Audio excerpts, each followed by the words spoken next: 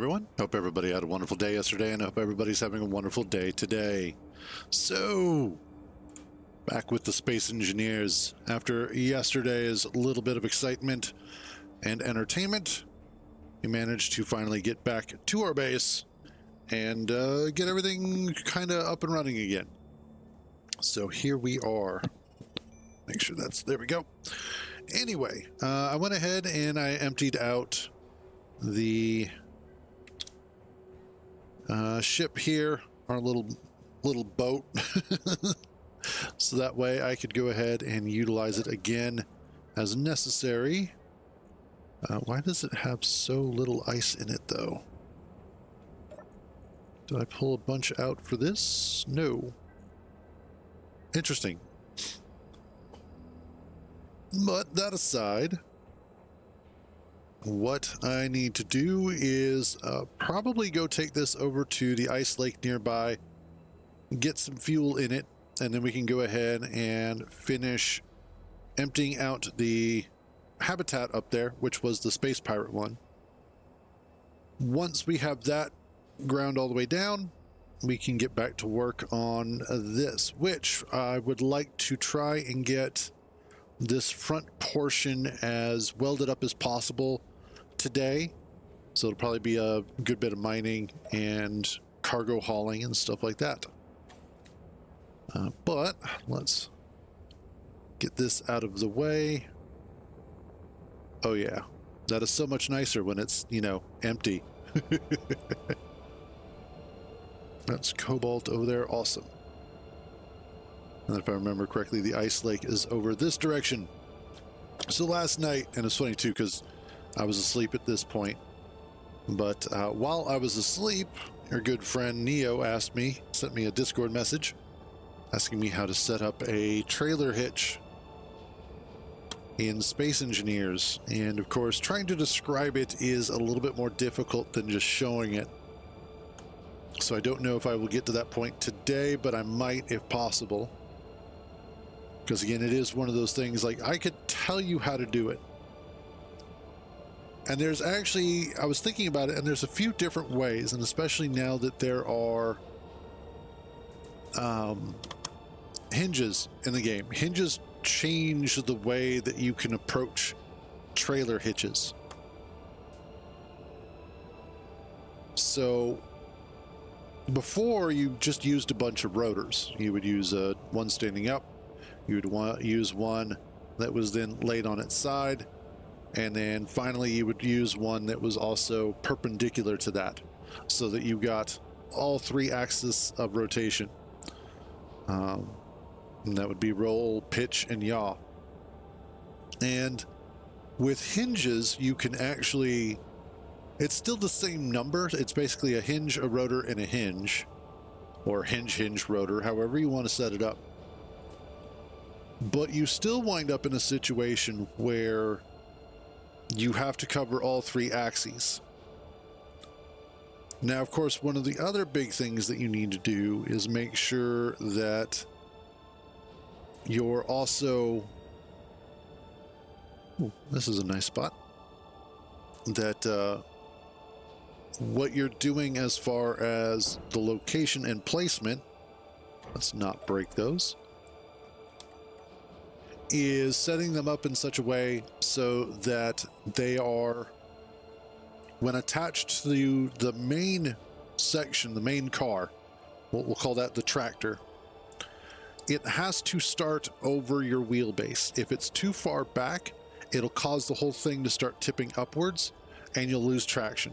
But if you push it forward so that it's attached kind of in between two wheels, or at least past your back wheel, you won't have that tipping problem. It's a center of gravity issue, or center of mass, both. The other thing is then on the back end, and you have to make sure that you are either limiting the amount of rotation that is available to the trailer itself, or make it so that the trailer can actually slide over top the back end of the tractor. That is an issue that can happen with jackknifing, so it's something that you have to kind of worry about there. All right, that should be good. How much ice do we have here? Oh yeah, that'll be fine.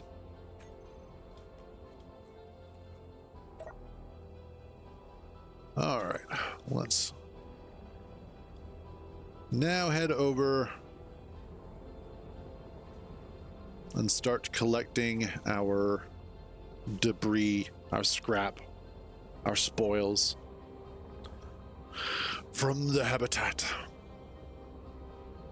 But like I said, it's much easier to demonstrate than it is to try and tell somebody how to do it, because there are a lot of different ways that it can be done, but there are also certain pitfalls that you have to be careful of, certain things that you have to keep an eye out for. So, and that is the wrong button. I want that one. Thank you.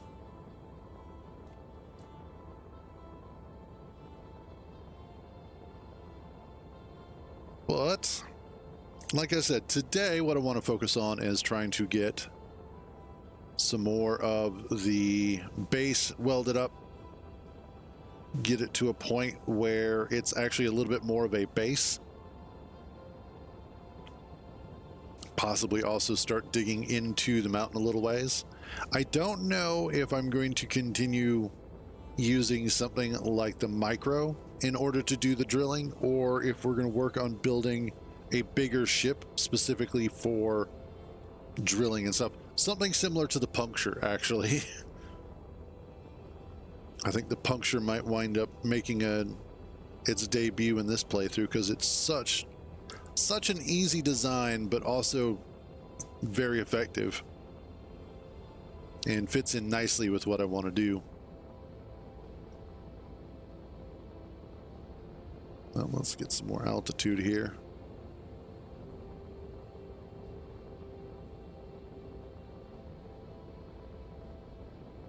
But this morning I was playing some Dune Awakening, as I often do, because in the early mornings it's supposed to be a little bit quieter. Most of the angry people aren't on yet. That wasn't necessarily true this morning. Hey, what's up, JD? How you doing? But apparently there were a few angry people out in the deep desert this morning, so I had to cut my travails short. But it was funny to watch the PvPers in the deep desert absolutely whining about how bad the changes are going to be for them. They're like, oh no, we're not going to be able to shoot everybody. We can only shoot most people. And that's good to hear, JD.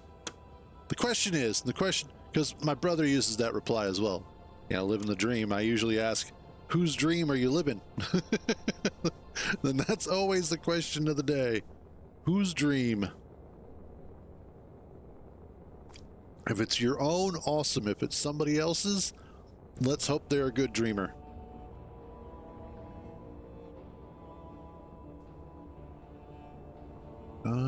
You know, I might want to add a couple more thrusters for both forward and reverse.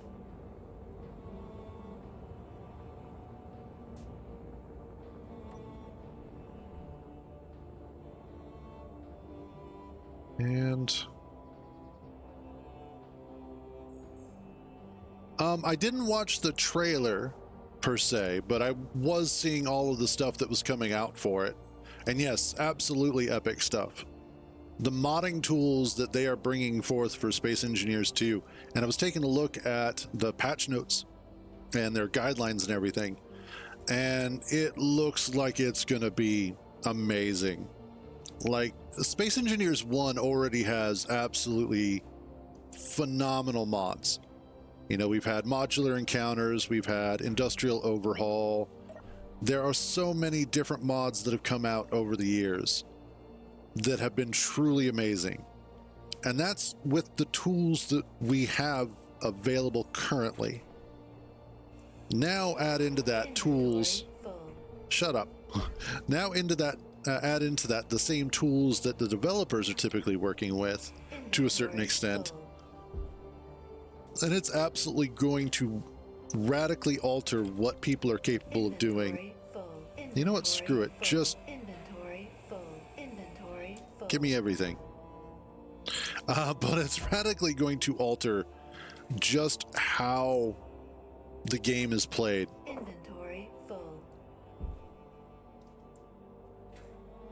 Yes, that's true. Which, again, there are a lot of games like that. You know, when you look at a lot of the games that are out there, I think Conan Exiles is a good example of this, especially because of the talk of Dune Awakening and everything, same company. But when you look at companies that have mod support to a certain extent, it's usually tacked on, and quite often, as you mentioned, one update screws the whole thing over. And all of a sudden you go from really awesome mods to, oh god, everything's broken, nothing's working right, it's going to take at least a month for everybody to catch up. So, yay.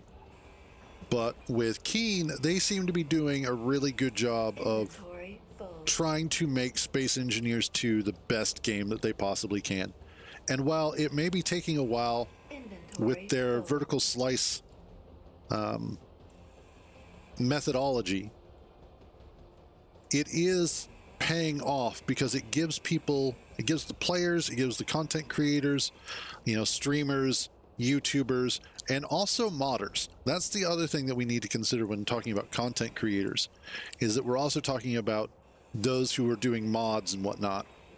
It gives them enough time to get their head wrapped around the game and where it's going, so that they can actually make informed decisions and help give back proper feedback that is going to be helpful for everybody. Where are my lights? And where did those... I know they're here. Oh, there they are. I was one block away. So all in all, I am excited for the future of Space Engineers.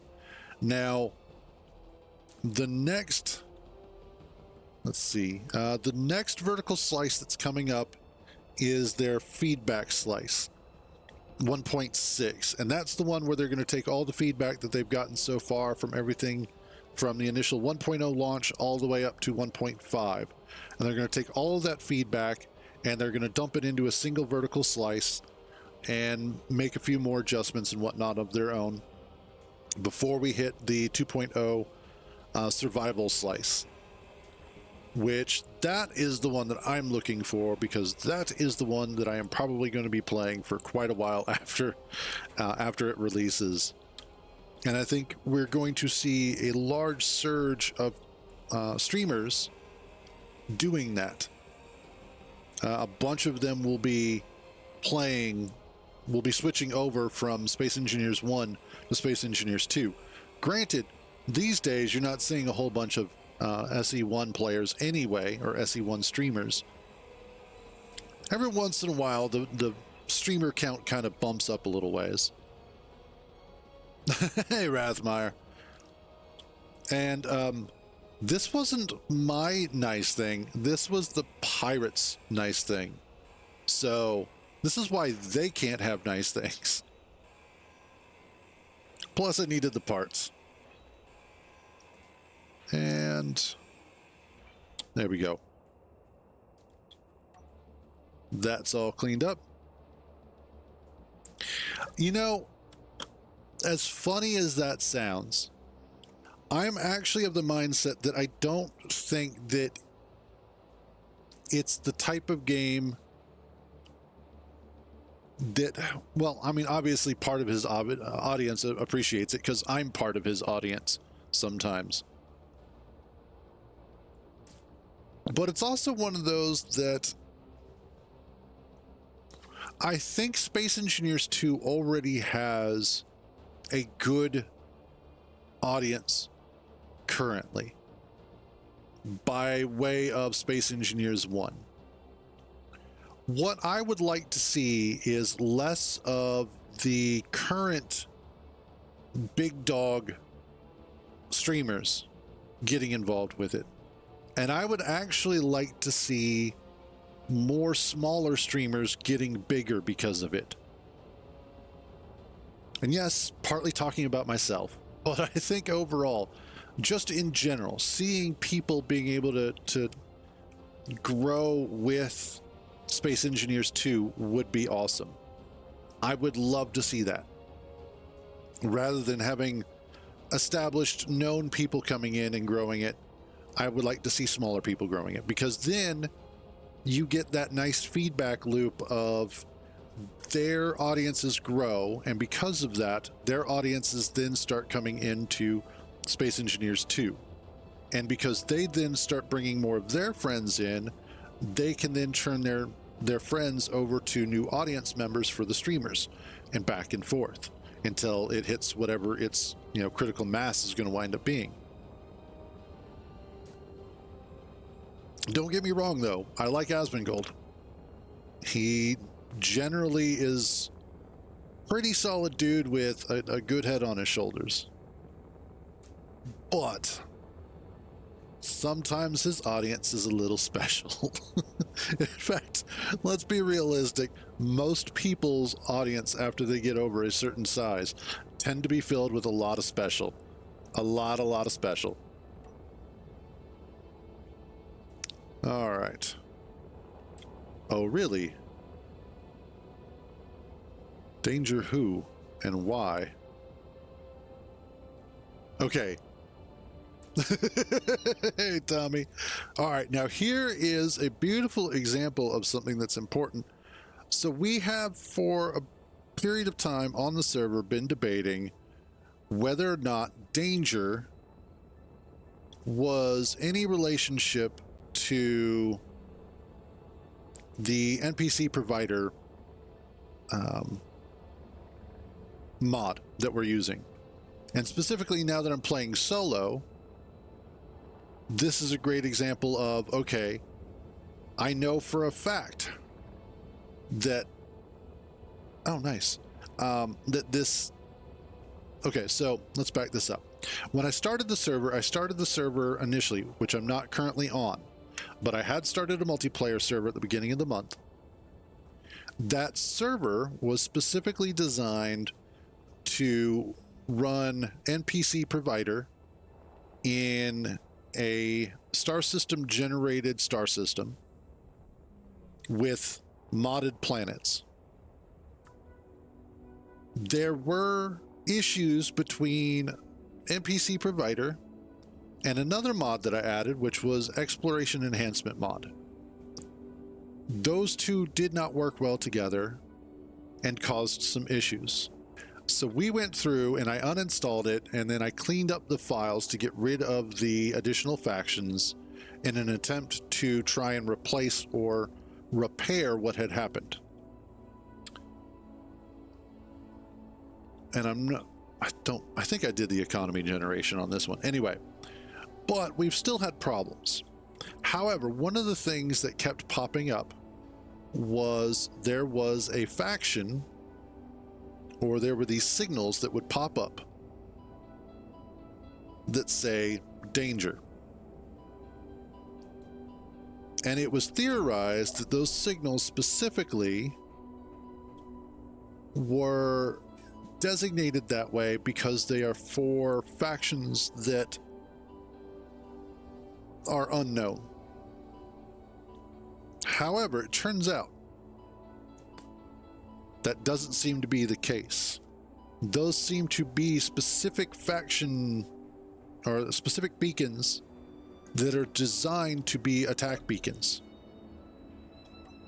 So, the reason why I come to that conclusion is because of the fact that, and we are going to try and get this, I need to get a hole drilled here that's kind of into the mountain. The reason why I say all that, and the reason why I go on that giant tangent, is because of the fact that this is a solo save, and I specifically set it up so that it was a clean install of the NPC provider mod. I had no exploration enhancement mod. The only thing that got installed NPC wise was NPC provider, and let's hope that's going to be fine. Also, can I get... Give me a second here. I'm trying to juggle like 2 or 3 different thoughts at once. So it only has the NPC provider mod plus its NPC packs.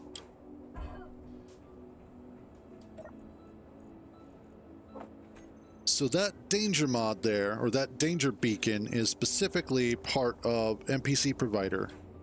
And I believe it is specifically to cue us to the idea that there is some nasty stuff that way. And more specifically, oh, I already had them on my bar. Cool. Nasty stuff that way that may be coming this way. So now I have to hurry. Control production.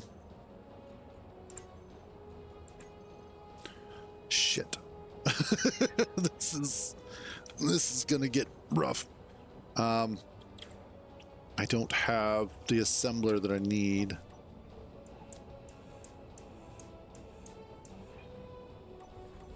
Okay, I need you. I need this.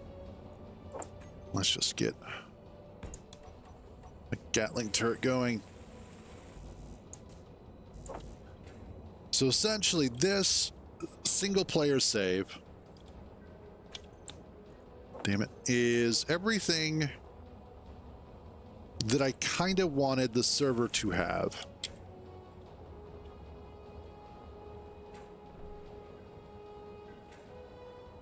Let's hope I get everything here. I did. Awesome. And also an experiment in how these new mods are going to work. The other thing that I have going here is a mod called Camp, which is a construction and material something other. Construction and material processing. But more or less it is... Ooh, that's going to be fun. Do I have enough magnesium powder for that? It is what is replacing build and repair. And so far we've used it on the server and it has done a fantastic job. It has done a great job of replacing that. It is easy to use. It is low impact. It has all of the features that we are looking for and then some. I need... And the guy who's been working on it has done a fairly good job of getting it updated and getting it up and running to a suitable level.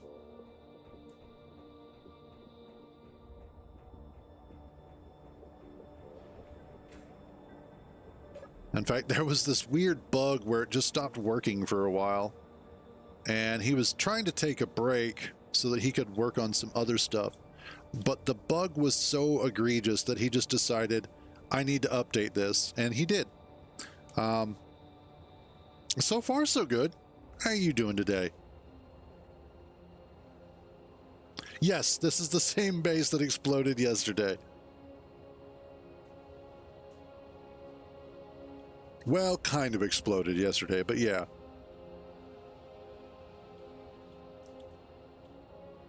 It was egregiously attacked.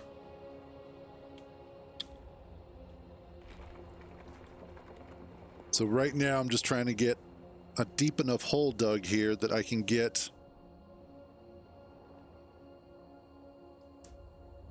the survival kit pushed back and out of the way. Oof. Yeah, you gotta watch out for that. Stomach doesn't always like activity. Especially as we get older. But good to hear that you're trying to get out there. That's always good.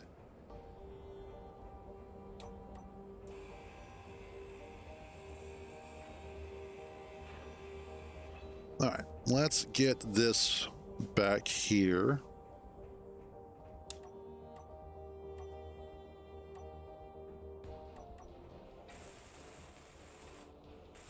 There we go. That makes me feel a little bit better. I will feel a little bit safer. There. And then what I should do is see about putting a battery in front of it.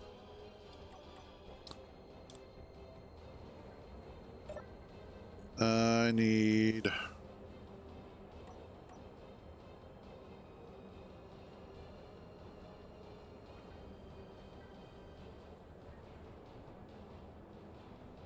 What had no ammo?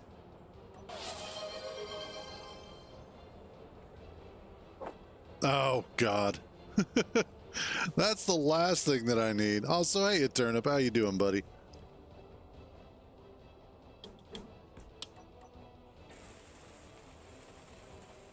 Let's see if we can get that. Oh, gotcha. Okay. I'm like, what has no ammo? Well, I already know what has no ammo, but what else has no ammo? Let's try and get this up and running here. You are facing the wrong damn way, and you know it. Nice. Or not, it depends on if you like your job.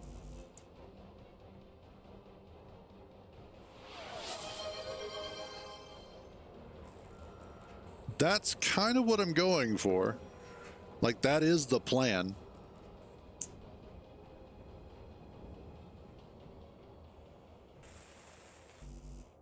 Oh, come on. Let's see. I should and probably could. Oh, absolutely. Like, I'm totally going to be adding guns to it. In fact, what I'm thinking of doing is make sure I have time here to extrapolate.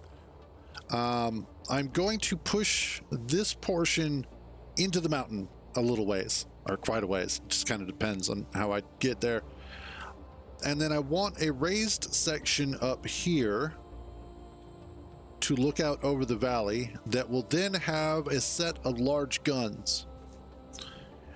And I want the guns to be able to shoot outwards in a 180-degree arc.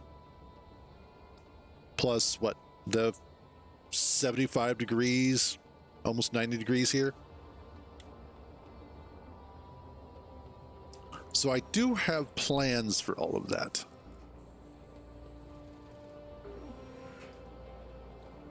And I do love making massive bases. That was one of the things when I was working on the mountain base with my 2-kilometer long tunnel. That was one of those things that I just truly enjoyed doing, was making a massive base for no reason. And so now that I have a reason, that makes it even better. Almost there.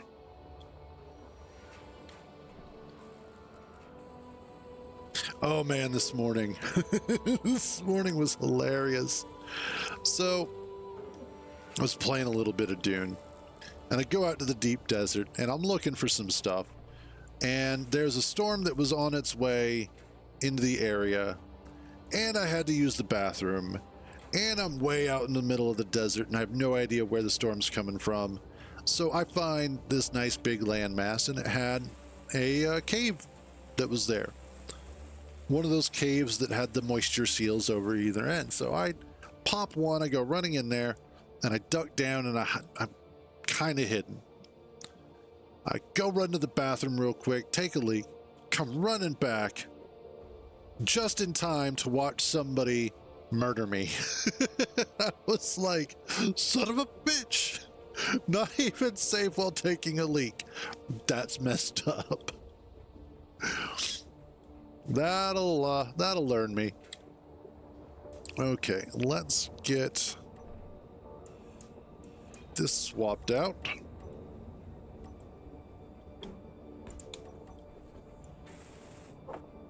And then I need to grab... Yeah, that'll be fine.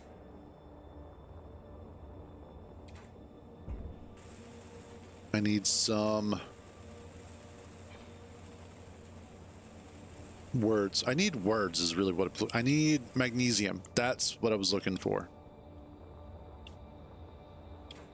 Which I have that there. Where do I have the magnesium? It's over there.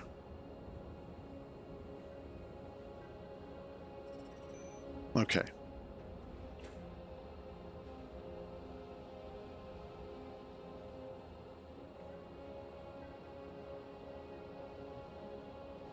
Nice. You know, it's funny. I was thinking about this because I've been going over the game director's letter a little bit more in my head.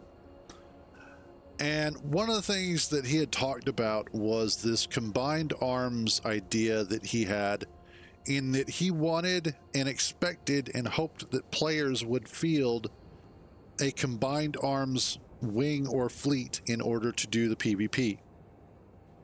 What makes that funny is, first of all, he basically made it so that assault thopters were useless. There is no reason why you need to take an assault thopter into combat. And that's because of the fact that scout thopters are not only faster and more agile, but they too also have rockets. And if you need to escape, you can just, store it away.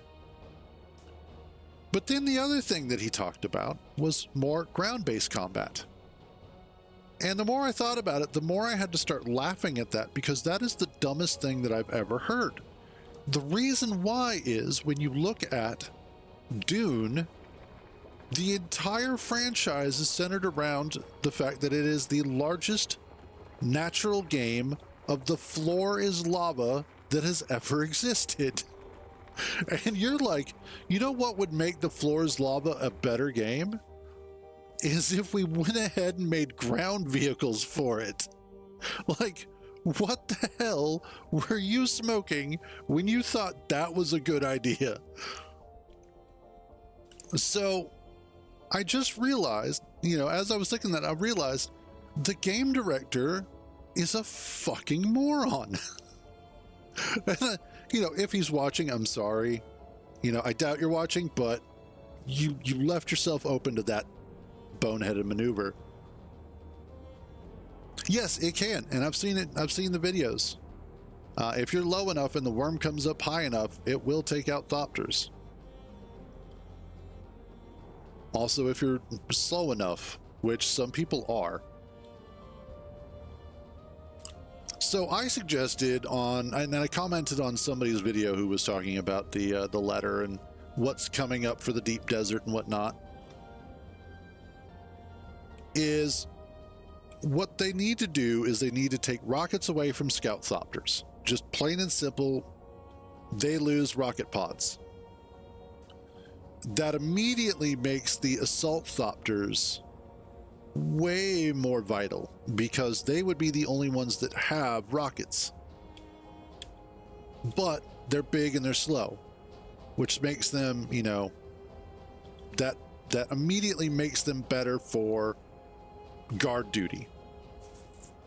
Then what you do is you give the scout thopters some sort of heavy bolt machine guns, and give them 2 of them. Something like the heavy machine guns that are in the game currently that you can wield by hand, the Gao 9 or 8 or whatever it is. You give them 2 of those, you give them huge capacities so that they're actually viable, and all of a sudden you turn the scout thopter into a strafe fighter. It's no longer about sitting there and trying to get up higher so that you can just lob rockets at each other. It now requires a little bit more dogfighting, because now you're actually having to line up your targets. It also means that you're more viable as a ground attack vehicle against ground vehicles and against human targets. And it doesn't mean that you're an automatic win against those either. And against light vehicles like other scout thopters, the heavy bolts should do decent damage. Not significant, not huge, but with a steady enough amount of damage being done or poured out, you could conceivably take out other Thopters in maybe a minute or two of directed fire. So if you're sitting there right on top of the Thopter, just, you know, full blast on the trigger, you should be able to take it out. No problem. But of course, that's if it's standing still. Now, what that also means is that you have this new sort of paper, rock, scissors game going on. Because if you get one Scout Thopter against one Assault Thopter in a one-on-one, the Assault Thopter should win against the Scout. Just a head-to-head, just straight up. The Assault Thopter should win, period. However, as the number of Scout Thopters increases versus the Assault Thopter, its chances of winning that engagement in a head-on-head or head-to-head should decrease over time and significantly with each additional Scout Thopter. That's the way it should work, because then you start being able to field the combined arms fleet or wing that you're looking for. And I think that's the problem and the short-sightedness of the development staff currently, is that they weren't thinking about how the various vehicles can interact with each other. They were just thinking about how cool would it be? And that's what's gotten them into trouble, and it's why so few of the PvEers want to actually actively engage in PvP. Because you basically just get murder gangs of a bunch of Scout Thopters, which are A, cheap, B, fast, and C, overpowered. And it takes 3 or 4 of those guys to just come in and gank you, and you're done. There was one guy who was talking about the fact that his server is so fucked up right now because they've got a guild of like 25 that'll just sit at the border between the PvE entrance to the deep desert and then the actual PvP area. And they'll just wait for people to try and go out, excuse me, or come back. And then as soon as they see a target, they just jump on it and blow it up instantly. Like there's just no chance to try and escape. And so it's one of those that because of the current design of things, it's going to be a big issue. And then of course you've got all these PvPers, all like 14 of them, that are whining about the fact that, oh no, they're taking away our PvP. And I just, like, one person legitimately said in my server, I just wanted a PvP game. And it's like, really? Really? Because a bunch of us named like 5 or 6 of them right off the top. Daisy, Rust, Ark, what else we got? Oh shit. There's a few others out there that are open PvP, that have PvE, that have construction, and yet you're sitting there going, but I wanted something for me. Yeah, exactly. So at the end of the day, I think certain choices that they're making are in a good direction, but I don't think they're going to be enough because it's still too easy. Oh, it did? It did? Because I didn't see Automod pop up. Oh, I wonder. No? Weird. Let's refresh this. Huh. And now I still have... Okay, weird. Because I didn't see Automod come up with anything. Automod usually is like, hey, so-and-so said something naughty. And I'm like, yeah, and? But anyway. I don't... Alright, I got you.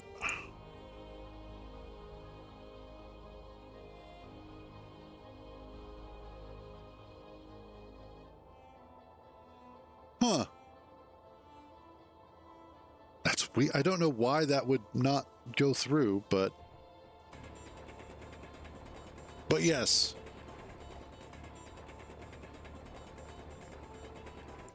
And that is something you do have to worry about as well. As Rathmeyer pointed out, he said, I watched someone make the mistake when the big storm was going through, lose everything to the Thumper because they got the Void.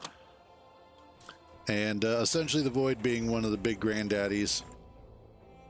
Those things are nasty, and they literally will just come up. They come up from underneath and just swallow everything. And it's massive, and it's gorgeous, and it's beautiful, and it's frightening. And see, that's the other problem. I was thinking about this as well, is that the current issue with the deep desert is that when you're out there, you currently have three simultaneous threats that you are constantly looking at or looking for. Oh, Shazbot, we have incoming. I need...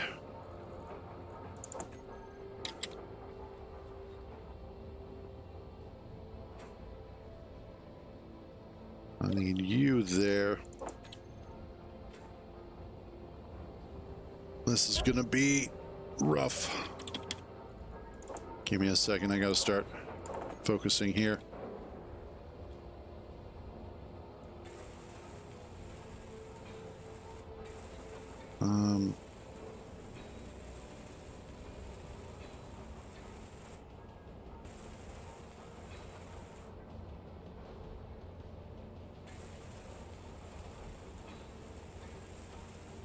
God damn, I'm just not ready for this.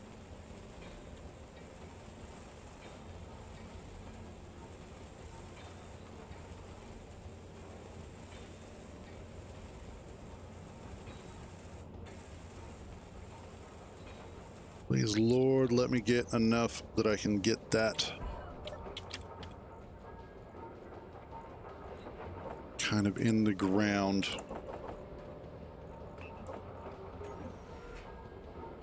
How close are you? Yeah, it is. Actually, I was out there this morning looking for just basic stuff and found a nice big spice blow. But then as I'm out there, people were complaining about how difficult it was to find spice at that moment. And then while I'm out there, I'm just watching explosion after explosion after explosion of all these spice blows. I was like, yeah, no spice. It's funny, I can't find it. I don't know where any of it is.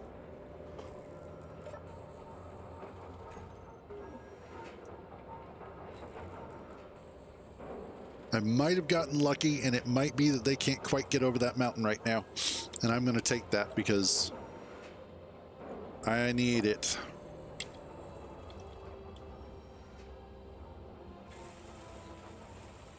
I'm mostly just trying to make sure that I get this kind of stabilized. I'll worry about it being pretty later.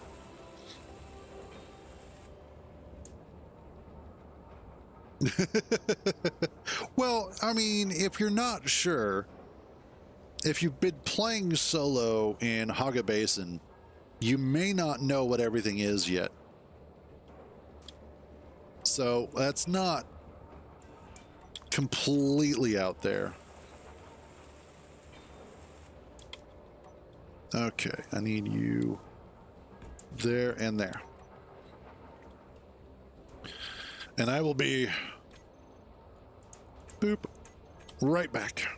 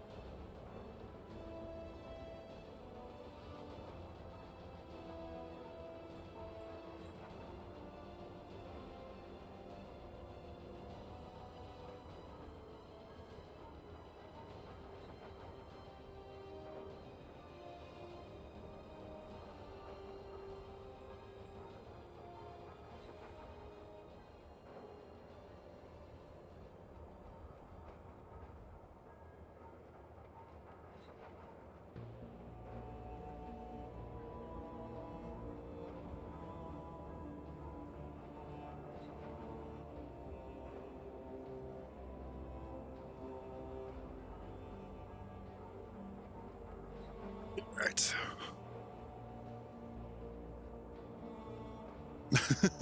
Fair. Okay. It looks like I might be okay here. Yes, rigid structures. Amazing. Rigid structures. New from Mattel.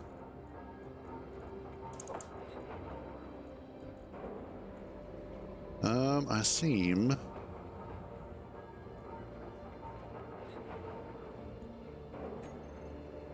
Okay, that was all I needed.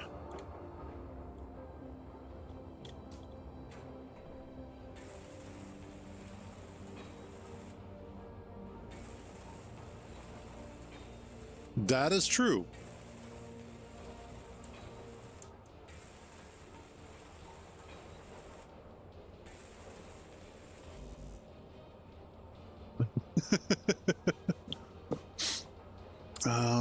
Let's see.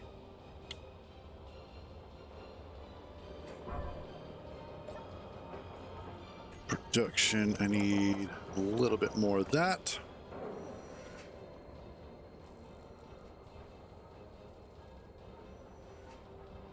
Okay, I think we might be in the clear.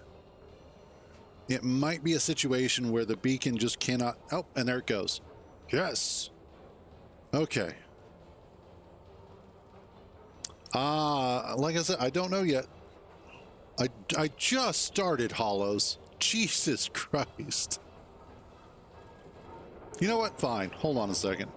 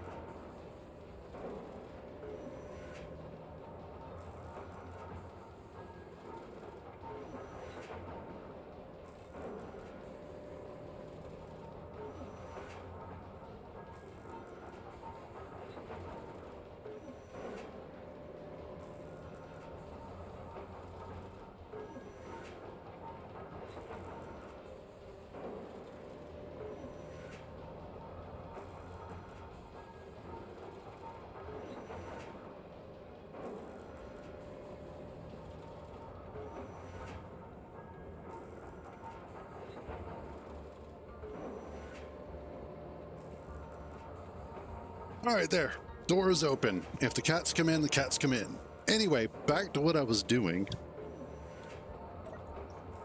Hi, Smudge. There we go. I need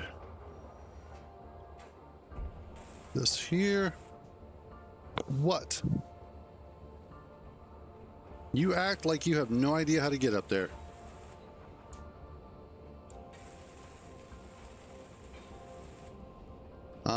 No, didn't notice a thing. What? Yes. Hi. Are you gonna actually jump over here?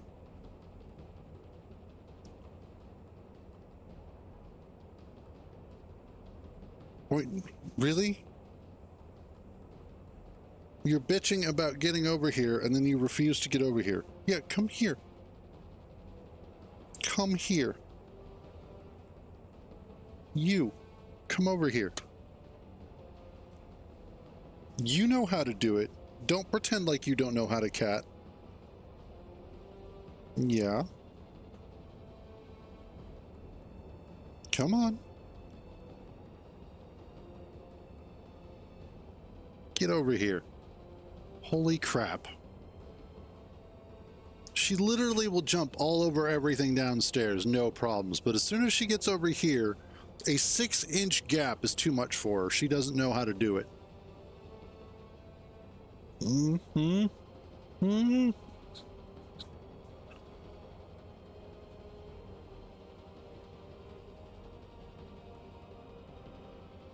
She's not a baby. She likes to pretend, but she is not a baby. No, no, no. What are you doing? You know better than that.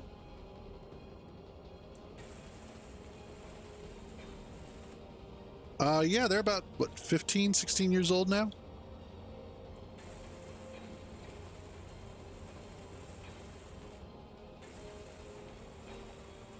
Yeah, we've had them, because we got them when, just shortly after they were born.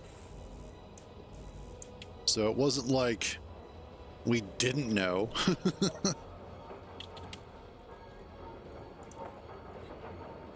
Production.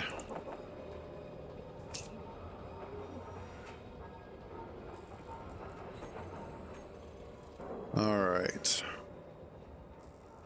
What I want to try and do is get... Yeah, all of them came from the same litter, all 5 of them. Even though we only have 4, one had to be put down years ago.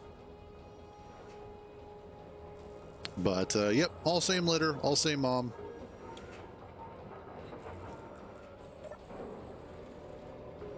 And then it's Dad's fault that we kept him. Because he was like, well, you know, I know we were talking about maybe keeping 1 or 2, but I don't want to separate them. So how about we just keep all of them? Yeah, of course, Dad. Of course.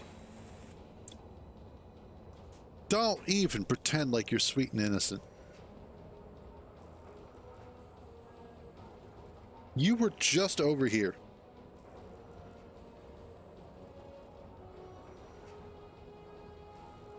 Oh, now you're... Yeah. Such a pain in the ass. I need power.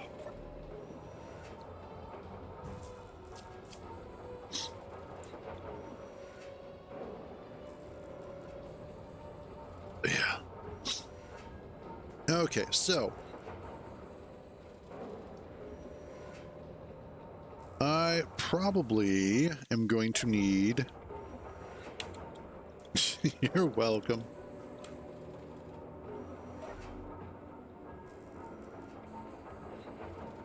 Let's see. Something I wanted to look at. Okay, good.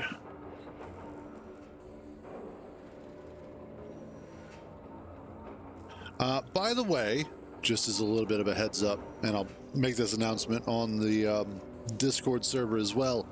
I have gone ahead and put in the cancellation order for the Space Engineers server, so it should finish up at the end of this month, whatever the billing period is, and so should shut down. If you have anything on there that you want to keep, make sure you log in and get it blueprinted and get it saved, and then on the last day I will go ahead and make a backup save of the server, and that way I can go ahead and publish it up to the workshop if you guys want. Yeah. And hit up Turnip if you're looking for some place to migrate to.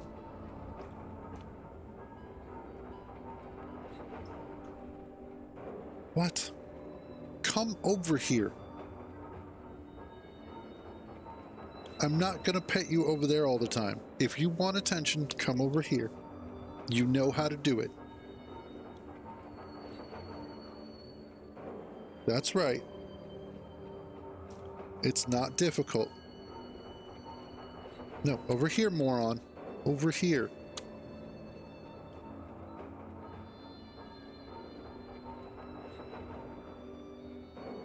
It's like she can't figure it out all of a sudden.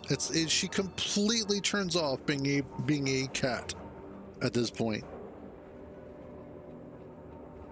She'll jump like 2 or 3 feet gaps upstairs, no problem, all day long. But this tiny little gap right here, and she can't figure that shit out to save her life. Yeah, that's the arm of the chair. That's fine. Keep going. There you can look at you. I'll start talking shit about you, and all of a sudden you remember how to do it.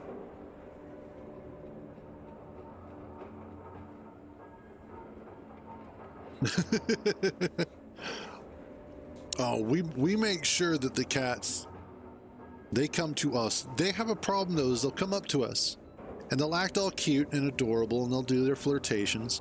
So you start loving on them. You bend down, you start rubbing them, and then they start walking the fuck away. Like, what is wrong with you? I'm standing here. You're standing here. Why do you suddenly then have to move away from me? Is this like, I want you to prove your love? No, that's not how this works. Yeah, I'm rubbing your belly and holding you up at the same time. Yeah, exactly. And it's like, nope, that's not how that works. We're all too old and don't give a damn enough to sit there and follow you. Did you get yourself stuck on my pants? There you go. See, just lay down, chill. It's okay. I'll eventually play the game, but first I have to appease this cat.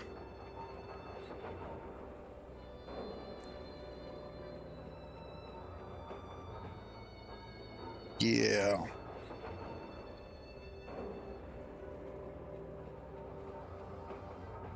Okay, get out of my lap. I love you, but get out of my lap. I'm busy. All right. So what I need to do here is I need a better drilling machine. I need more iron.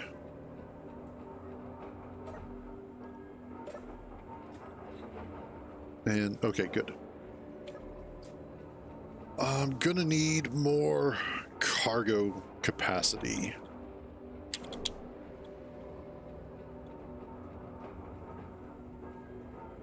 So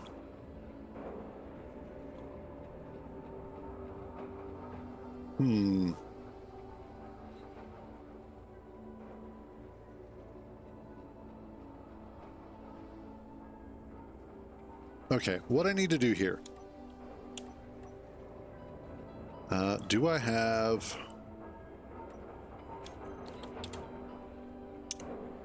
Good, I do have my weld pads. Awesome.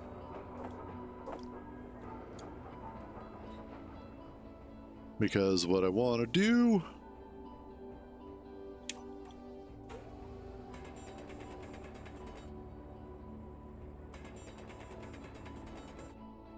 is let's drill this back a little bit. Give myself a little bit of room here.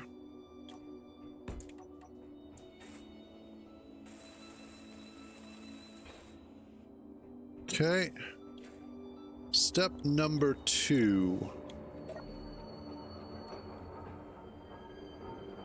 We're going to drill this out a little bit more so that I can try and use that thing to bring that other battery into here, where it is going to be a little bit safer and not be, you know, like directly out in the open.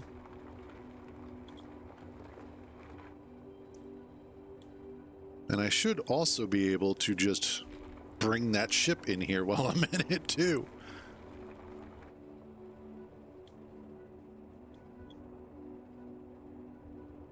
And we'll just back on out of here like this. And the reason why I want that ship to be able to get in here is because it has the landing gear on the bottom. So when I disconnect that second battery and give it a little bit of lift, I'll be able to get underneath of it and get the weld pad under there, and then hopefully use that ship to get it put in the correct location and position that I want without too much fuss. That is the plan. However, I don't know if everything will go according to plan. So try and eliminate as many of the variables as possible and then hope for the best.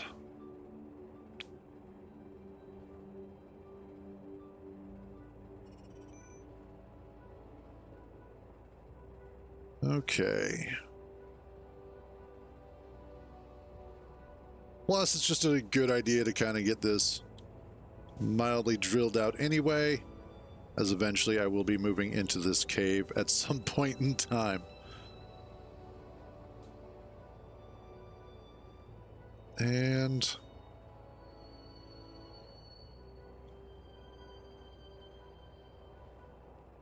there we go.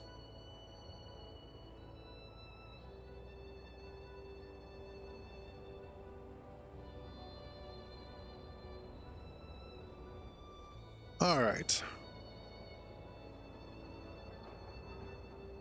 Yeah, that should be good. I'll have enough room there to maneuver inside.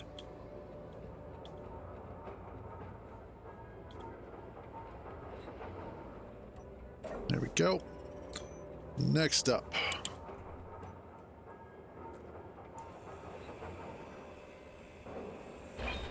And we are detached. That's what I've been saying to my therapist for years. No, I'm kidding. I don't have a therapist. I do drugs instead.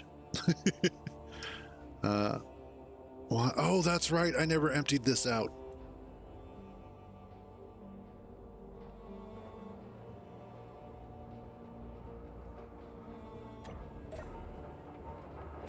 It really is. I'm not saying you should do them, but if you do, I'm not going to judge too much.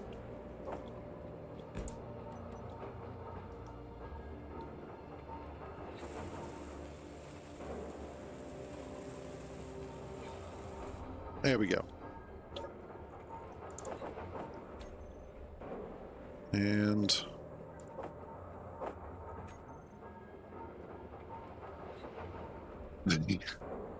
you know, I do miss marijuana for that fact, because I used to get some absolutely amazing sleep when I was getting baked all the time. Weird dreams, but man, the sleep was amazing.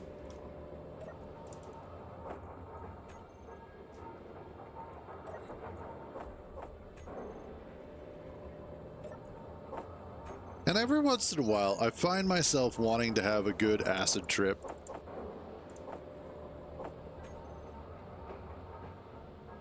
That's true.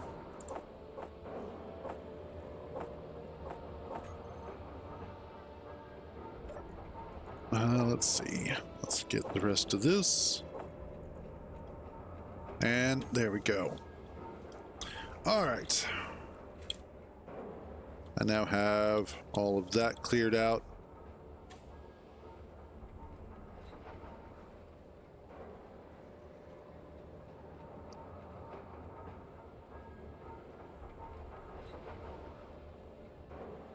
Yeah, let's attach to it like so.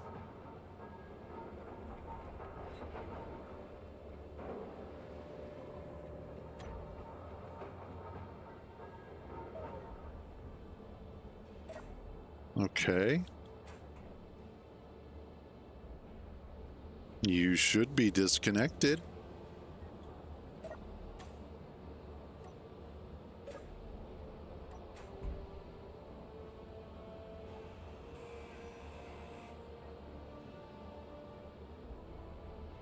All right, why are you not?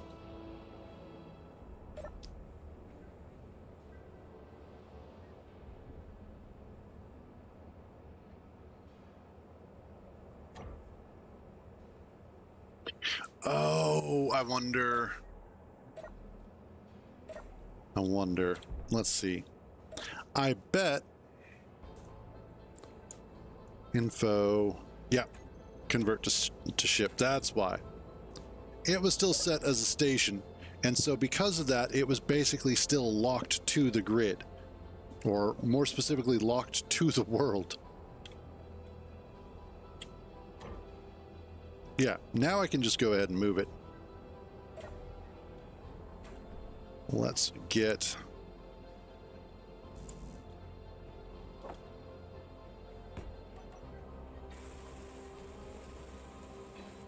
Excellent.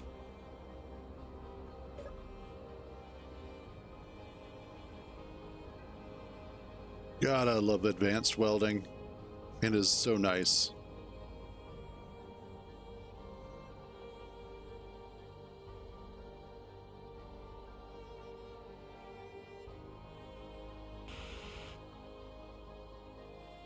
And there we go.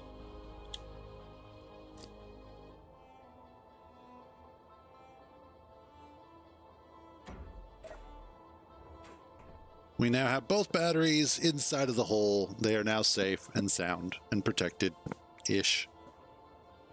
Until I make the hole bigger. But for now, they will be one of the last things that gets shot at, I hope. So where does that leave us? That leaves us with an awful need. Hey, sweet. There goes one of the corp freighters. So one of the things that BB, who works on NPC Provider, I know, right? One of the things that BB has been working on with NPC Provider mod is making it so that there are air-based ships now that are going to be terrain aware, so they'll be able to navigate the terrain better. And there goes one of them, which is cool. Let's go grab some iron. Where is iron? Is this way. Okay. Honestly, this is kind of a fun little ship. If I took the drill off of it and kind of cleaned it up a little bit more, it'd still be a fun ship to just fly around with, just to go out exploring. But even with the drill, it's still an enjoyable romp. Okay. There we go. There it is. I could probably do with some lights on it. And maybe another forward and reverse thruster. Maybe. But I don't want to overload it, is the thing.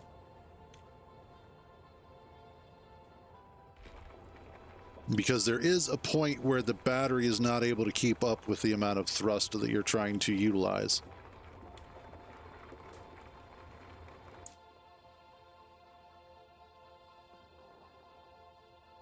So that's why the next iteration of our mining ship, yes, too much thrust. Sometimes happen. Well, actually not enough thrust. It would be the opposite problem.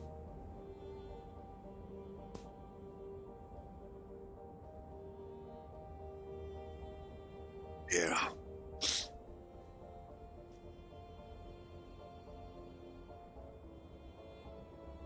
Oh no, the problem is she is incapable of returning the favor. Because what I'm asking for is more than she is capable of delivering. That's all it is. High demand, low supply.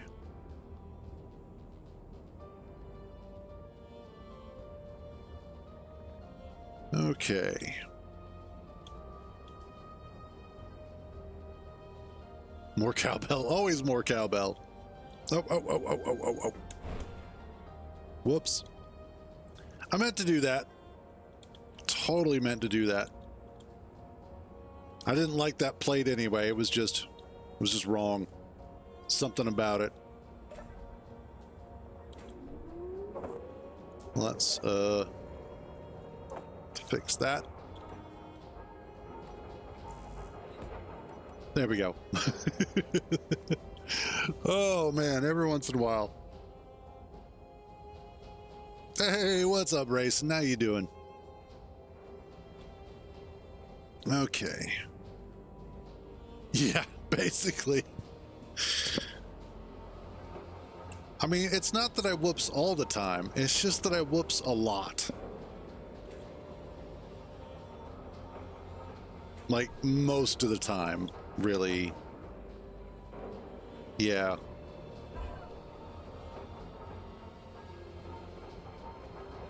Also, Cruz, what the fuck were you thinking?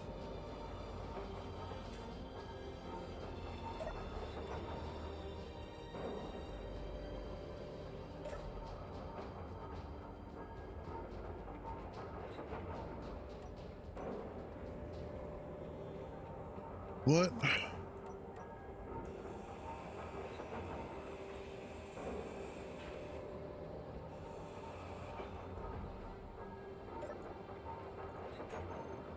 Oh, damn. That had a lot of stuff in it. Okay.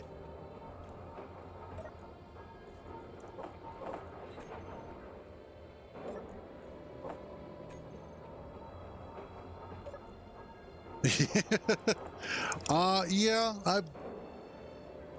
it's budget. It gets the job done. That's really what I was going for.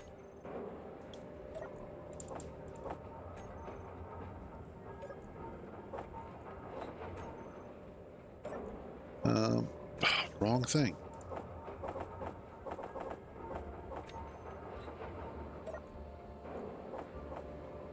And there we go. Okay.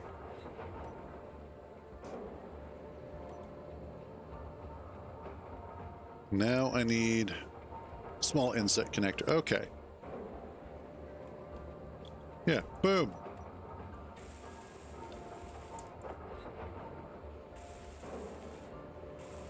There. I didn't... Stupid... Wow, Cruz, you are so dumb sometimes. I totally didn't need these. Wow. It hurts. The idiocy, it hurts. I don't know if I grabbed those or not for this playthrough. No, I didn't. I grabbed a bunch of other stuff. Oh, nice. But they can be, yes.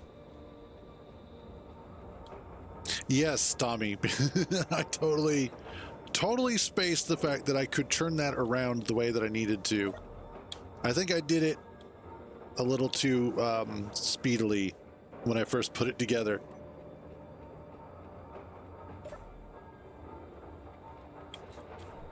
There we go. Okay. Now everybody should be happy. Theoretically. I know the other cat came down, but I don't know where she went. Anyway, let's look at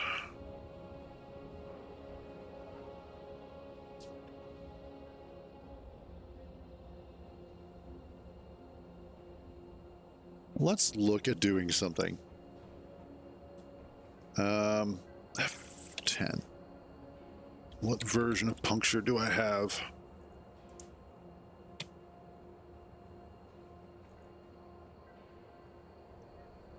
Okay.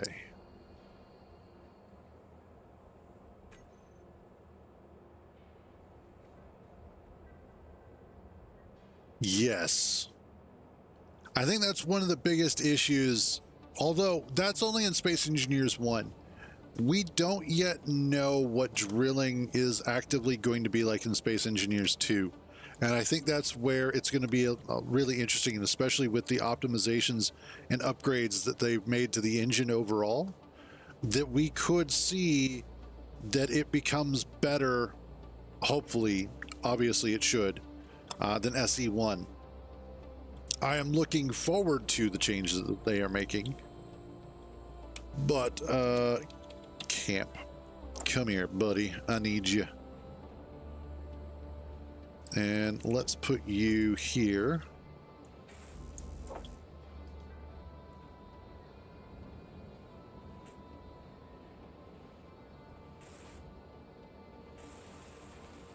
Oh, wow.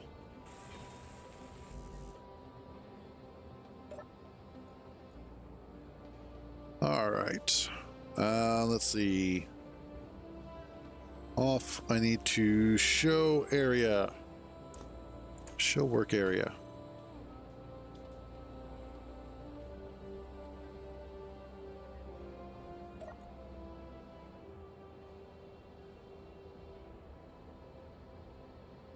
Area radius. Okay, awesome. Let's do 10.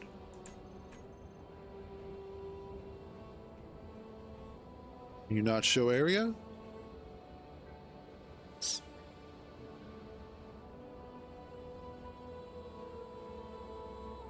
We'll do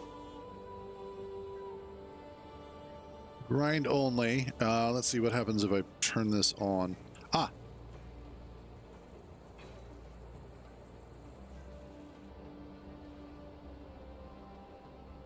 Well, it grounds something down over there.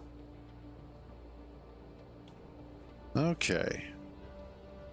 So what I want to do is I'm going to try and set camp's area, work area, to be smaller. So that way I can use it primarily just to weld up a ship. And I want to set your work area down. Looks like 5 blocks is about as small as that goes. Okay. That's too far. So maybe...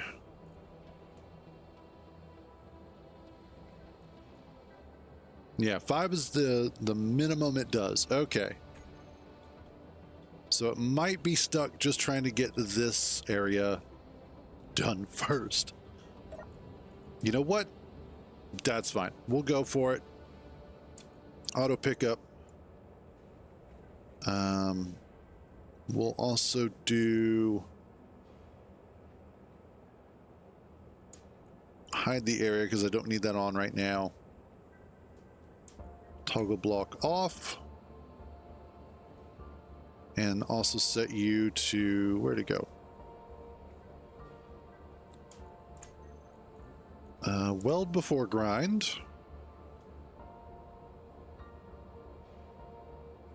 Awesome. Good to hear there, Tommy. Okay, so camp is going to help us get a new welded or a new mining ship put together. But first, it's going to sit there and weld up the blocks that are currently around it, which is fine. So we're just going to go ahead and let it. Also, I really like the model. It looks really cool. I kind of wish it was animated, but, you know. Now, hopefully, one of the things that is going to happen is if he's capable of porting this over to Space Engineers 2, that'll be cool.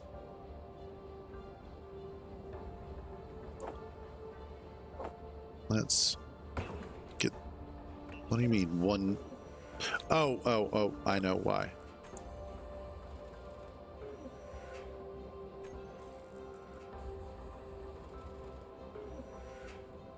Awesome.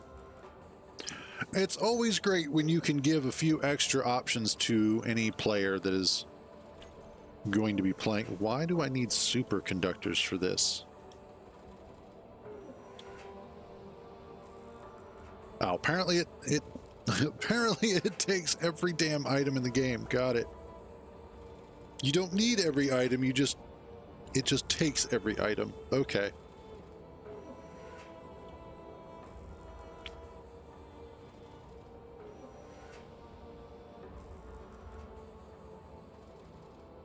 Oh, coffee good.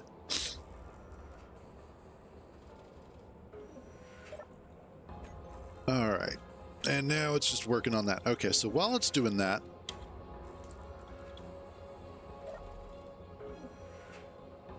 let's go ahead. Actually, you know what? No. We're not going to take this. Let's take this guy here.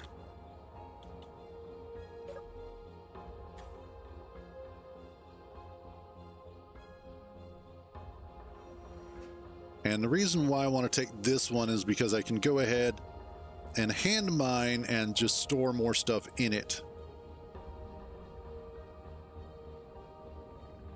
Oh, I think it was trying to weld up that block. It may have been a little damaged or not quite full.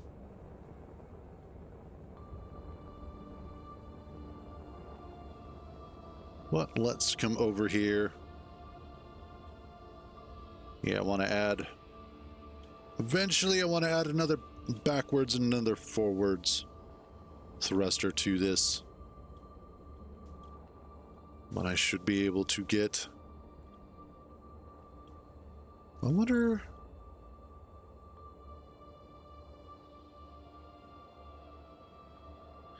if I'd be able to add a collector to this, an ejector to the little mini drill, to micro, and then basically just have this sit here while micro regurgitates stuff out of itself into the collector.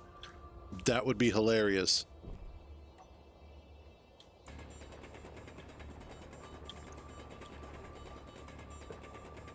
But this should work a little bit better for what I need, only because of the fact that micro is a little small and a little underpowered for just the sheer amount of iron that I need.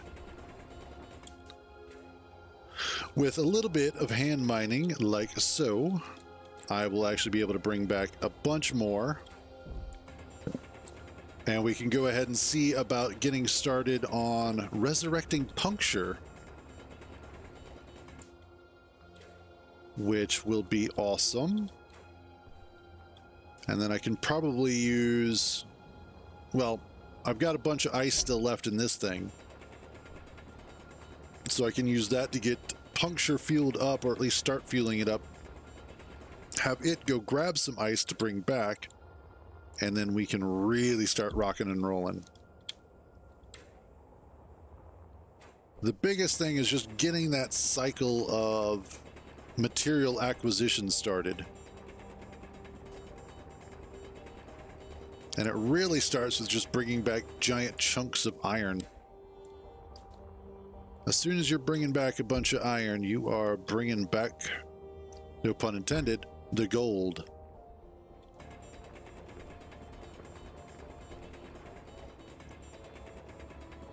Inventory full. Yeah, it is. Nice of you to notice. And a little bit intended. Kind of 50-50. Inventory full. Inventory full. That was a big rock of iron. Okay. How much do we have so far? Good enough. That'll be a good start for what I want to do. Yeah. Yep. Awesome. Okay. Not quite full. Actually, about half full. That's more than enough. That'll get us started in the direction that I want to go in. And then from there, it's just making sure that we can start getting stuff constructed. Please, Lord, slow down.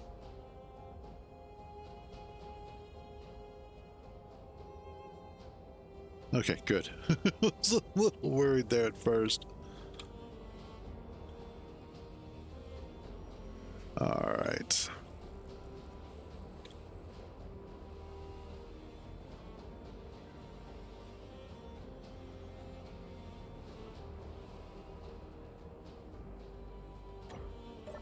There we go. All right.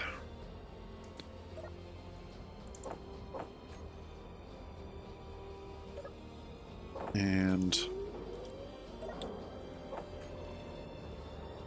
the next set of things that I need to do is also look at getting a proper assembler started, as well as a proper refinery.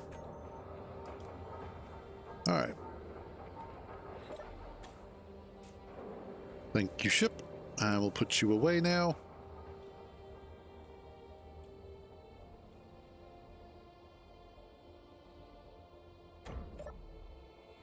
Awesome.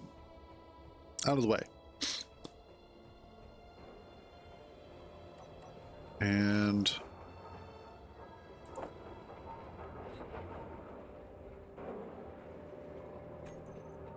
why do I have all that?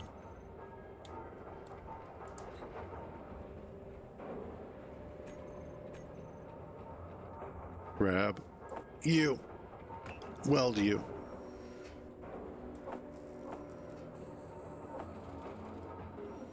Get those started. Now that I have some iron coming in, let's go ahead and let it do its thing. Let's, oh, where? Okay, yeah. Oh, wow. Much bigger work area than I thought. And unfortunately, I can't make it much smaller. I kind of wish I could. I could lift it up, though. I just realized. Duh, Cruise.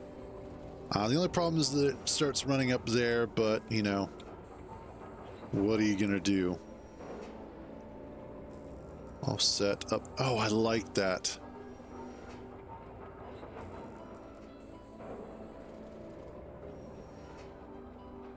That does put it up here. So it may just be better to go ahead, bite the bullet, and let it weld up down here. I think that's what I'm going to do. But I do like the options. Whoops. And how they look in build vision. Or build info. Nope, build vision. Alright. The other thing that I want to do is, well, it is doing its thing. In fact, let's just toggle this off for now. I need... yeah. A rotor. And I want steel plates. Thank you.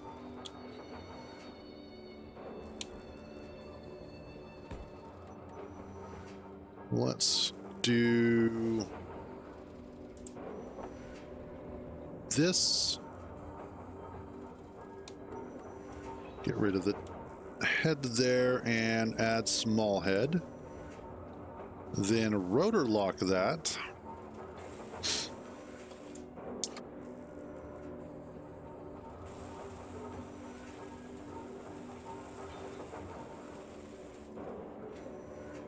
And then also make sure that we adjust the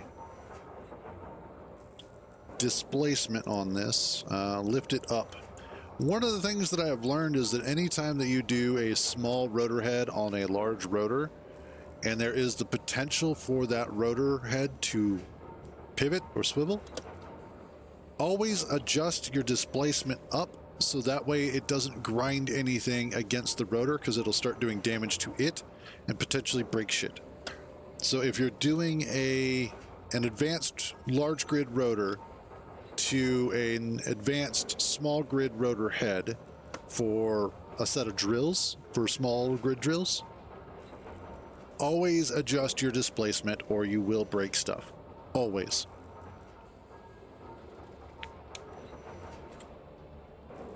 Let's bring this up a little ways.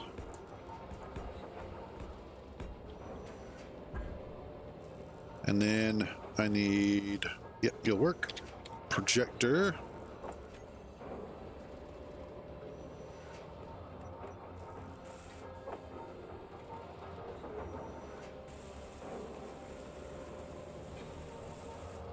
There we go. And then you are puncture projector. Now, typically, when I am playing, I do not bring blueprints in from other playthroughs. I usually build things from scratch that playthrough. However, I have not gotten a chance to use puncture nearly as much as I've wanted to. And so this is the one time where I am kind of breaking my own personal rule. I will deal with it. There, I've dealt with it. Moving on. So, but I have wanted to utilize it more, and I think this is the perfect opportunity for that. Blueprints. Puncture. Awesome. Okay. Pitch.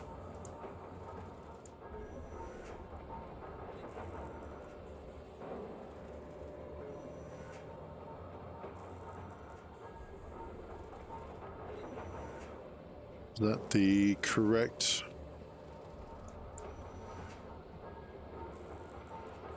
Yes, that is the correct orientation. Okay, and you need to go vertical.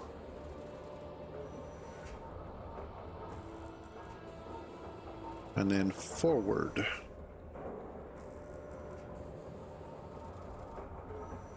And those are half blocks.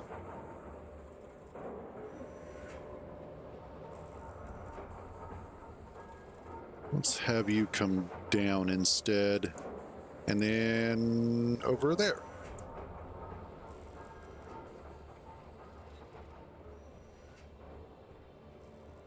Yeah, that should work.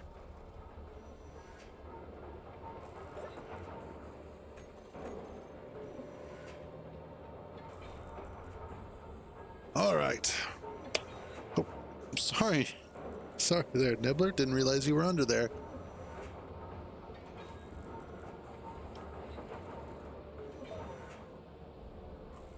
Okay.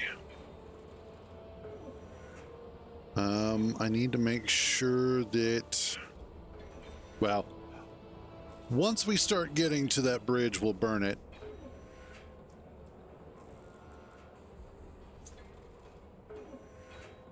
Awesome. But primarily, production. Okay, cool. What's up? All right, fine. Big baby. Come here. Yeah. You just a big old baby, aren't you?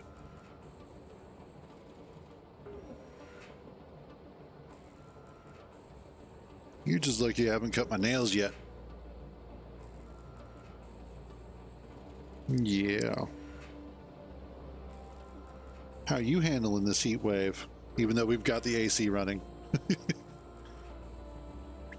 I wonder how outdoor cats are dealing with it, though. Because I know there's a point where cats actually do start to get hot. Even though most of them are like, it takes a little bit. You don't want that.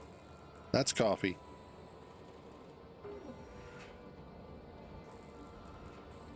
Yeah. Uh-oh. Oh, housing unit. Okay. Ow. Actually, a housing unit, I don't know if housing units are dangerous or not, because I know the habitat is fine, but I don't know about the housing units. So kind of a wait and see on that one. We're going to shut off our projector for now. And I want to finish up. Yeah.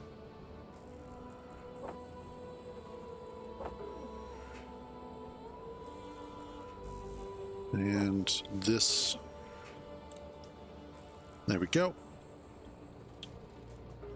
It might not be a bad idea to look at getting a proper assembler started now. The only problem is that I don't want to keep putting stuff here, since it's like, if anything's coming up, the first thing it's going to hit is all of this crap. But it's also kind of where everything is centralized at the moment.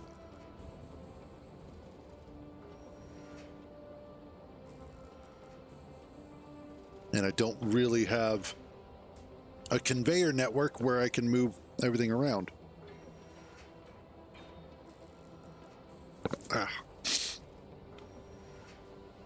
What I might do is go ahead and do another iron run while this works. In fact, I think I'm going to do that.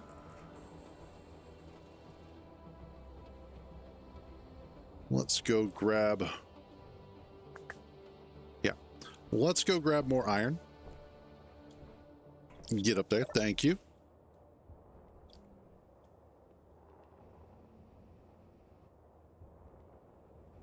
And make sure we don't go flying through that. I will say, the work that he's done, that Crimson has done on camp, has been absolutely amazing. And it really does feel and act so much better than the build and repair system. Build and repair has been nice because it was kind of the GOAT. It was the original Wi-Fi building system that did a great job of propelling large build construction forward. Because before that, building large grid or just large construction projects was a huge pain in the ass. There were all sorts of augmented welders and printing machines that had to be put together, which is cool. Don't get me wrong. Oh, yeah, don't do that or it explodes. Okay. But with build and repair, it really did help to change the way that we approached those sorts of larger scale projects.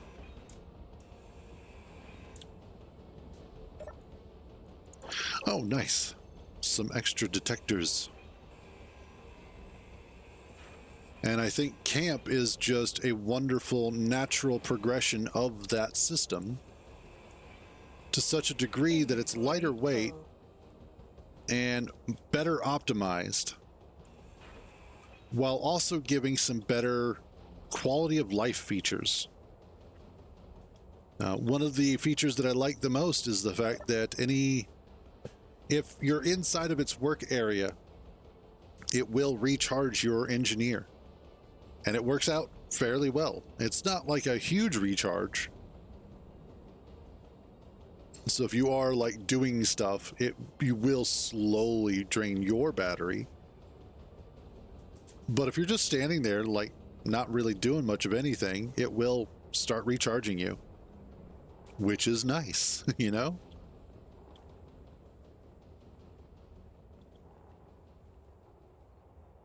And it just feels better. So that's one of the things that I do love about modding communities, is how many amazing individuals are part of them that come up with such amazing tools. I think another great example of this is the Cyberpunk 2077 modding community. The Skyrim community, hell, Skyrim's modding community is probably one of the best. Those guys have come up with such exquisite tools over the years. And it's interesting to see where the modding community has gone over all these years too. I mean, you look at the way mods used to look and how Skyrim used to play, and these days a fully modded Skyrim experience is almost unrecognizable. You'd look at it and be like, that's not Skyrim. I don't know what game you're playing, but that's somebody just took the map from Skyrim and ported it in, that's all. It's like, nope, that's Skyrim. That's Skyrim with like Dark Souls-esque combat or Elden Ring combat. That's Skyrim with a fully realized camping and survival system. And hell, if you've got a VR headset, that's Skyrim as a survival simulation in VR. So have fun with that too.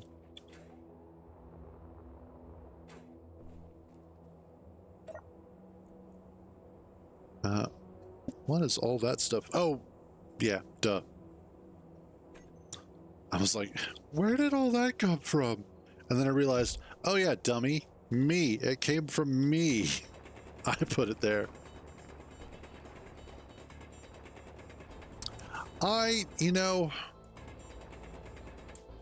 Riot is an interesting company.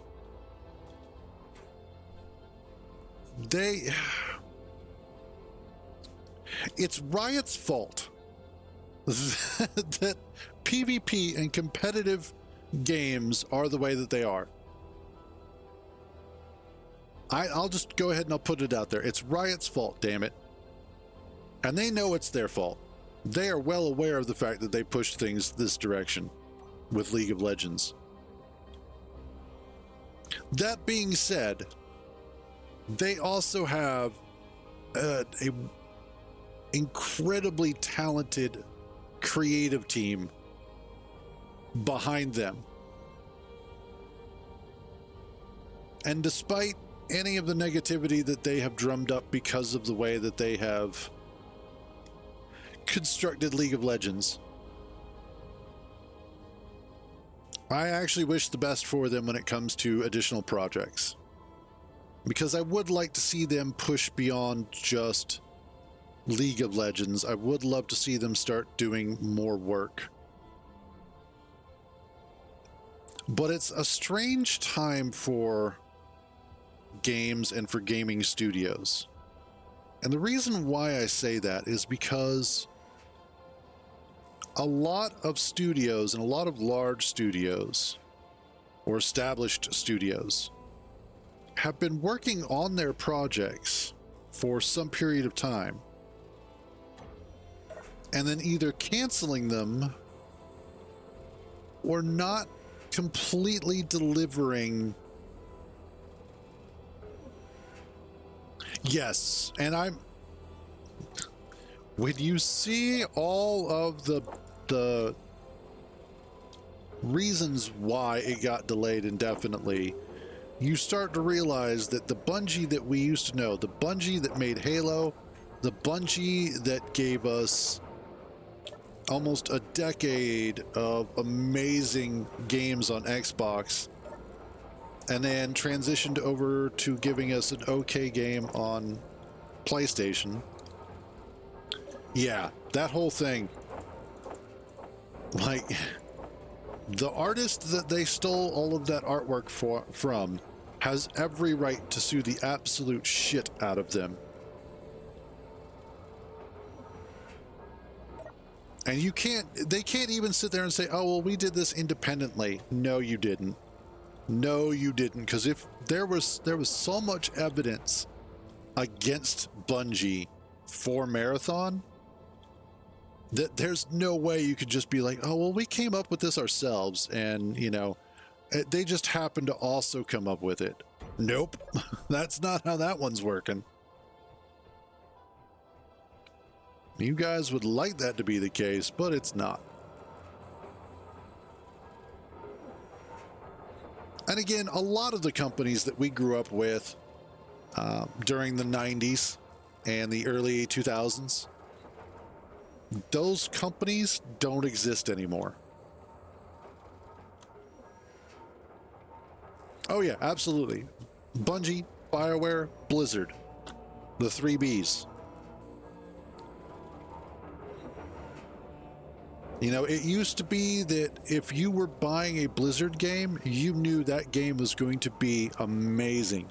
You knew you were getting 110%.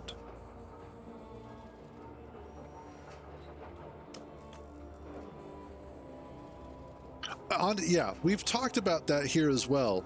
In fact, yesterday I was talking about how much I would love to see, and especially once they get in things like the fluid simulations and all of that, I would love to see what people are capable of when utilizing the V-Rage 3 engine. I would love to see Keen being able to license it out as a software engine. Oh, there's so many other companies out there that started out as really good companies and that have changed over the years. Rockstar is right on that edge, and I think GTA 6 is going to be kind of the telltale sign as to whether or not Rockstar is still the company that we remember them being or not.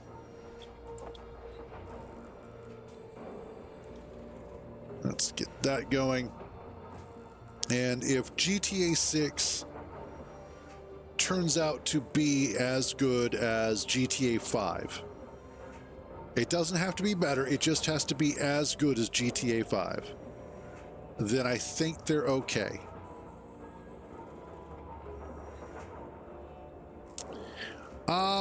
So part of the problem that the Helldivers 2 engine has is that it was already obsolete when they were working on it.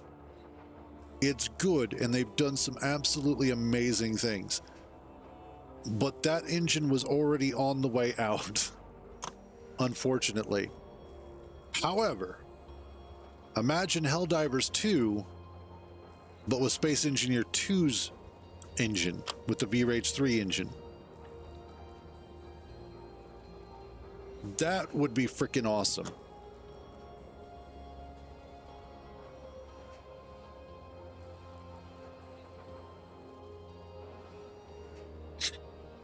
All right, let's come on. Give me this last one. That's all I want. This last one. And then we can start working on the proper mining ship. Oh. Oh, there we go. I think I can still walk. It's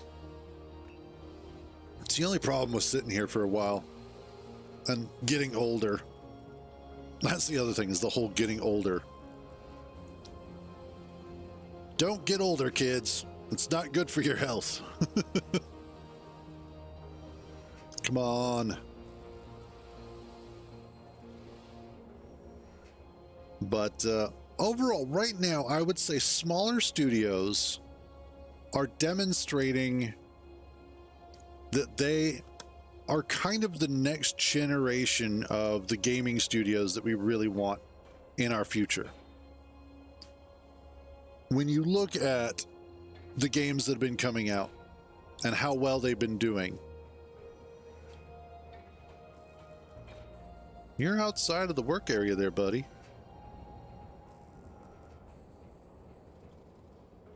All right, whatever. All right. Let's get that to work. Production. That.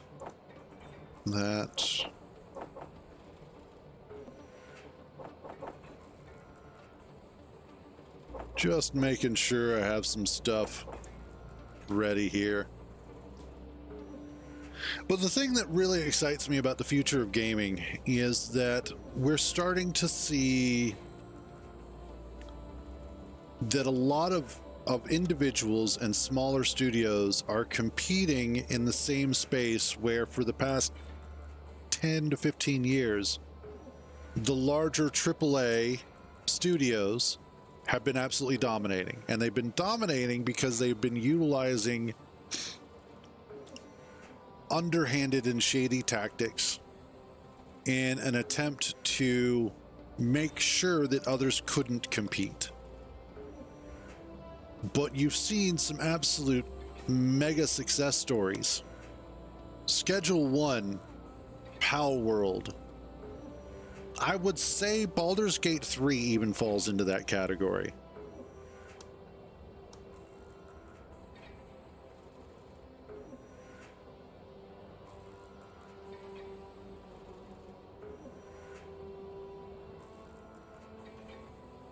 Well, and you're right.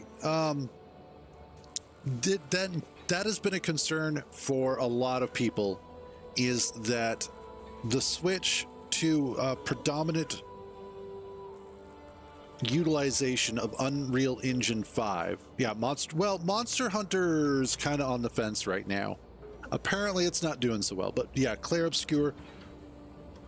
And honestly, I wouldn't consider Monster Hunter from a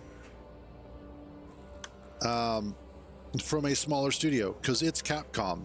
Capcom is behind that one. But just in general, the shift in the market towards specific engines, I think, has been kind of a problem. Now, of course, it wouldn't be so bad if Unity would stop shoving its own head up its own ass all the time. I don't get why Unity keeps trying to sabotage itself. I just don't understand it. But that's like every week, something new comes out, some new way to try and screw itself up.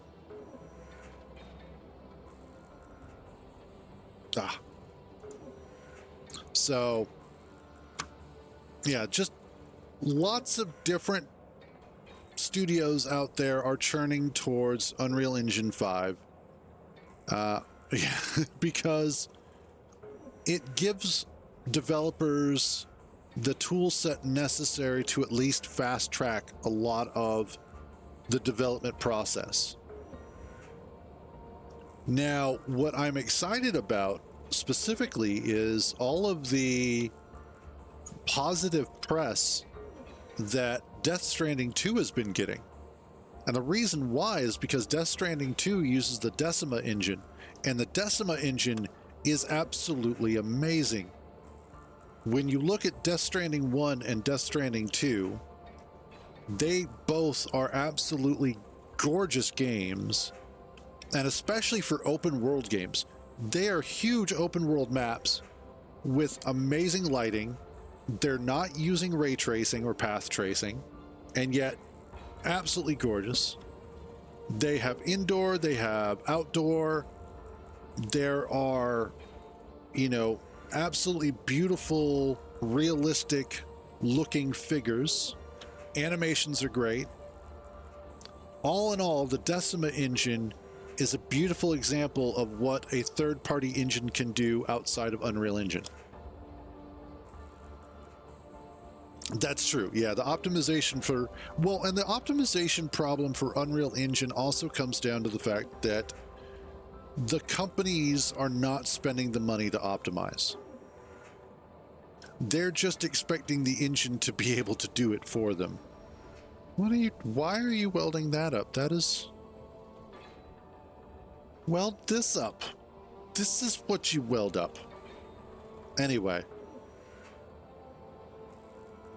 Now I've not played, was it Horizon Into the West or whatever it is, or Horizon Zero Dawn. So I don't know how it utilizes or how good it looks, because that runs on the Decima engine as well.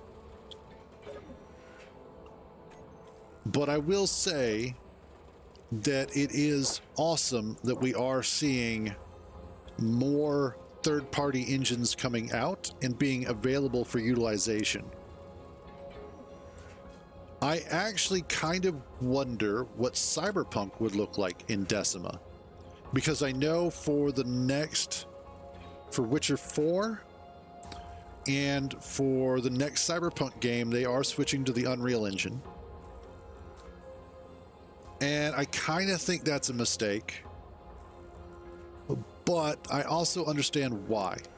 Because they've been using the Red engine for a while now. That's what they've been working on for the past 15 years, is the Red engine. And it's kind of become convoluted and expensive to work with.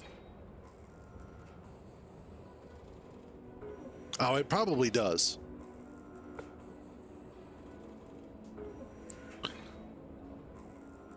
I mean, if the work that was done on Death Stranding is anything to go by, then I imagine that Horizon Forbidden Dawn, or for Horizon Zero Dawn, is also a beautiful game.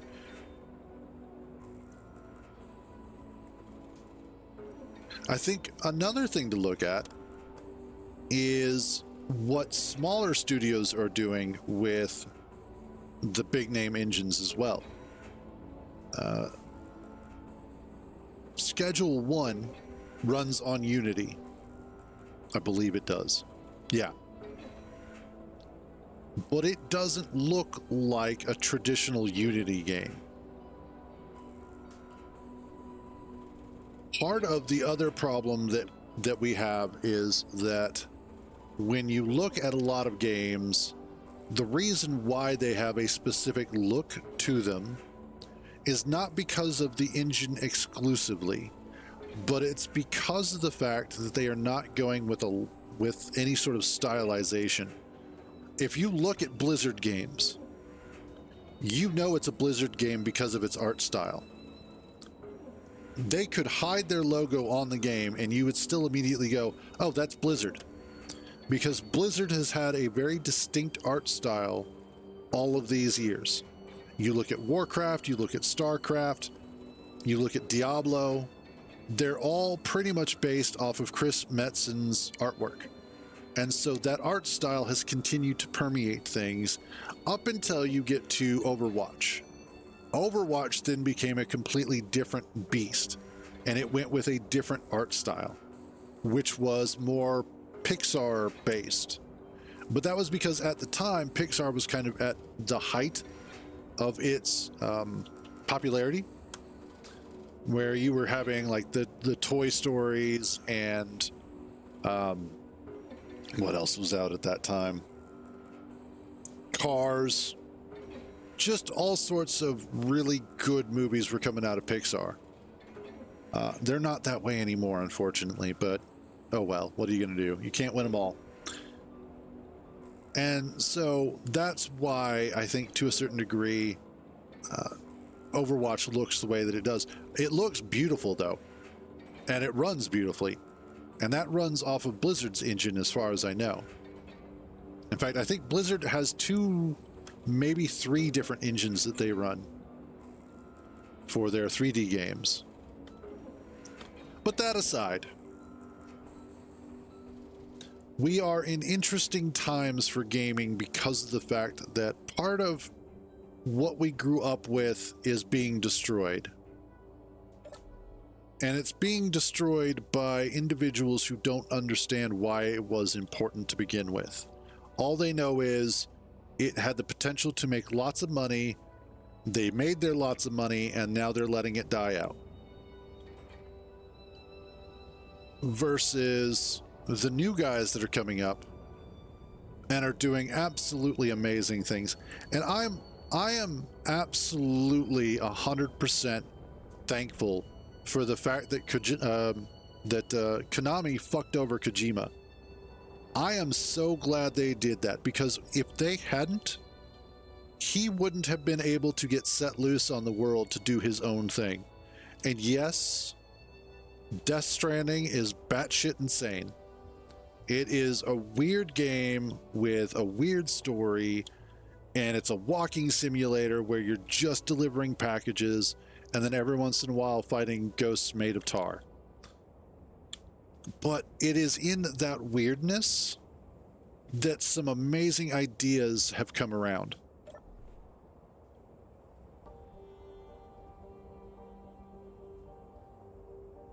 Yeah, those are all perfect examples. Realism is great, but style can go so much farther than realism. There are so many games out there that if they had just adhered to realism, they would not have the lasting impact that they do to this day. Now, that's not to say that completely detaching yourself from realism is a good idea. But there are a lot of games that don't have the lasting power because of the fact that they went too realistic. A little bit of style, a little bit of substance can go an incredibly long way and really make a game stand out for a long time.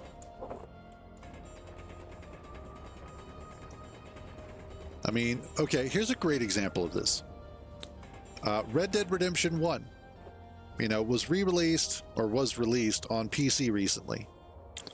It's an older game, and it definitely shows that it's an old game. But it still has that graphical style that makes it stand out and makes it still an enjoyable game to this day.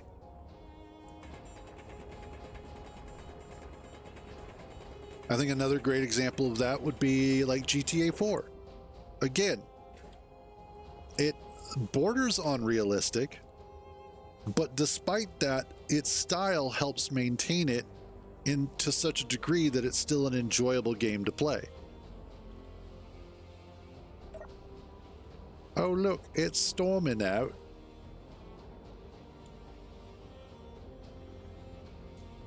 FromSoft games have all had style oozing out of them. All of the Dark Souls games, and then by extension, like Bloodborne and Elden Ring, all of those are massively based on style. And even to this day, they still look amazing. Now, I'm not a huge Dark Souls fan. I have Dark Souls 2, but I haven't really played it. But that aside, it is one of those situations where style can help more than anything else. And I think to a certain degree, more companies need to invest more money in style. I will say that despite the way that it looks, and despite the fact that it very definitely feels like a Funcom game, Dune Awakening does a good job with the style that they use. Yeah, it does. I have that too. I have like 2 or 3 versions of that on Steam. But you're right. The art style helps it hold up.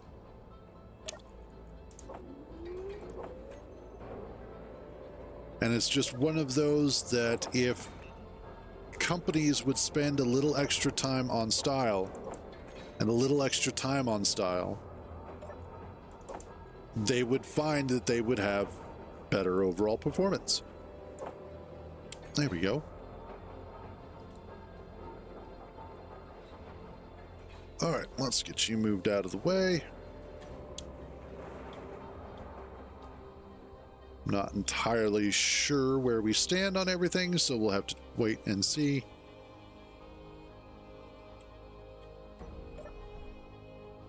Our batteries, though, are all charged up. That's awesome. Out of the way.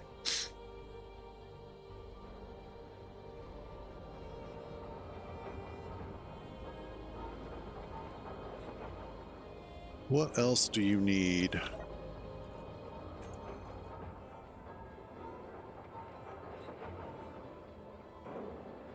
Current target, none. Okay.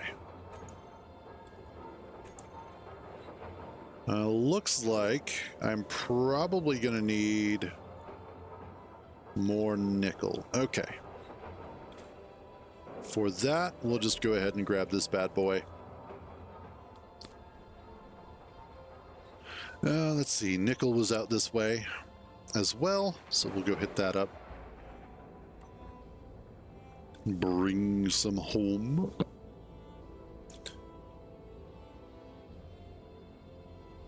Diablo 1 and 2 are also examples of really great games that have style and do a good job with their style.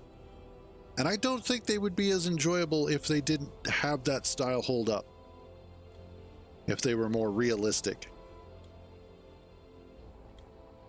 What we might want to do is come in at it.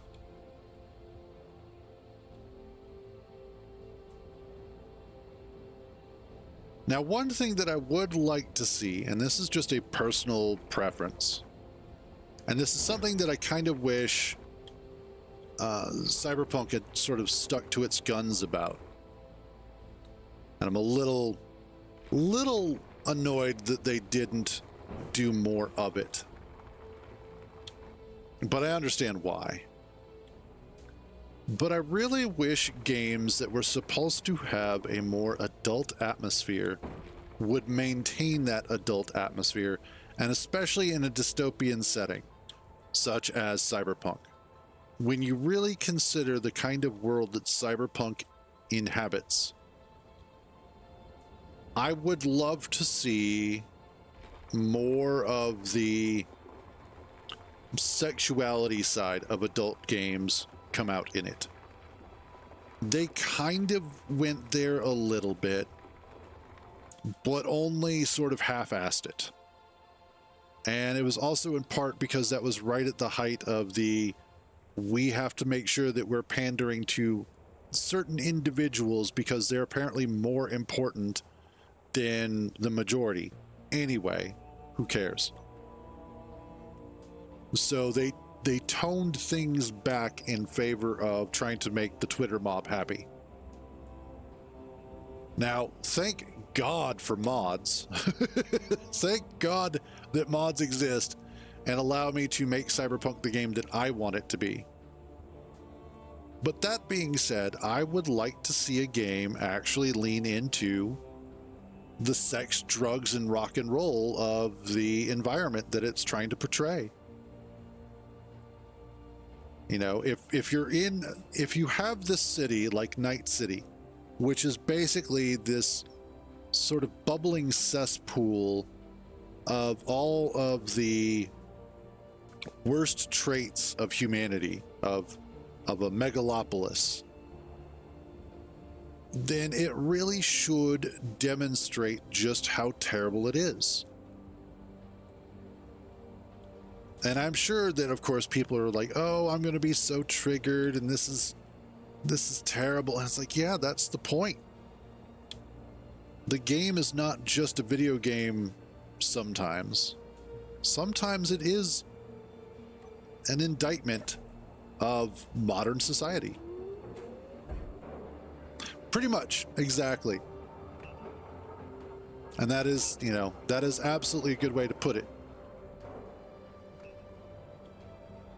Those should be just inside. Awesome. And I'm not saying that every game has to do that. And I'm definitely not saying that every game has to have that adult atmosphere. But if that is your selling point, stick to it. Yeah, see, Postal was one of those games that was completely unapologetic about what it was doing. But it's weird. And this is the thing that I find the most comical about specifically our country here in the US, but other countries as well, to a certain extent, is that we will happily and openly embrace the most violent murder possible. There are people out there that will absolutely celebrate how amazing Doom is, the glory kill system, ripping arms off and just absolutely going apeshit on everything that moves. But as soon as you put a pair of female breasts out in the open, immediately that is the greatest sin that you can ever commit. How dare you? What is wrong with you, you heathen? You're going to hell. And it's like, what? Talk about whiplash. So it's one of those that I think, and especially because video games have matured so much over the years from where they started at, that we really do need to examine their place within society a bit more than we currently do. We need to look at them as a bit more than just a child's toy. You know, there are so many out there, so many great games out there that have explored all of these different storytelling tropes, archetypes. Yeah, archetypes. All of these different ways of telling gripping, compelling stories that are either moral tales or a deconstruction of a potential future that's coming for us. They're societal warnings, or they're just really cool places to explore. They're really awesome locations that you want to exist in for a while. And so I think that overall, as we continue to progress as a society and as we continue to make better games, we really do need to broaden our perspective on what should be allowable in games and not constantly clutch our pearls going, well, that's maybe just a line too far. It's like, well, then don't fucking play it. It's that simple. If you don't like it, don't play it. Don't spend your money on it. You know, yesterday, I think yesterday or Monday, when I was talking to that person about games and the fact that I won't play The Last of Us or The Last of Us 2, it's because I don't want to give them my money. I'm sure those games are great. Well, I'm pretty sure The Last of Us is great. I don't care about The Last of Us 2. But it's my decision not to spend money on those games and not to give them my time, because I don't agree with either the games themselves or with the company that produced them. And it should be like that for everybody. I don't have to sit there and try and get the games canceled. I don't have to go out of my way to attempt to get the people involved fired. I just don't spend my money on them.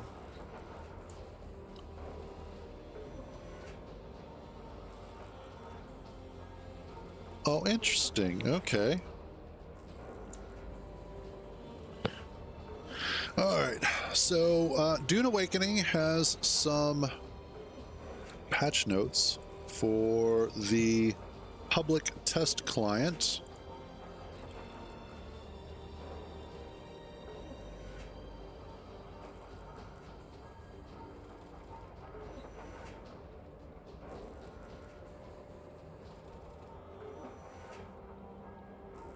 Okay.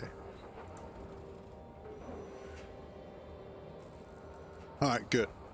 So, looks also like the server is going to be canceled, so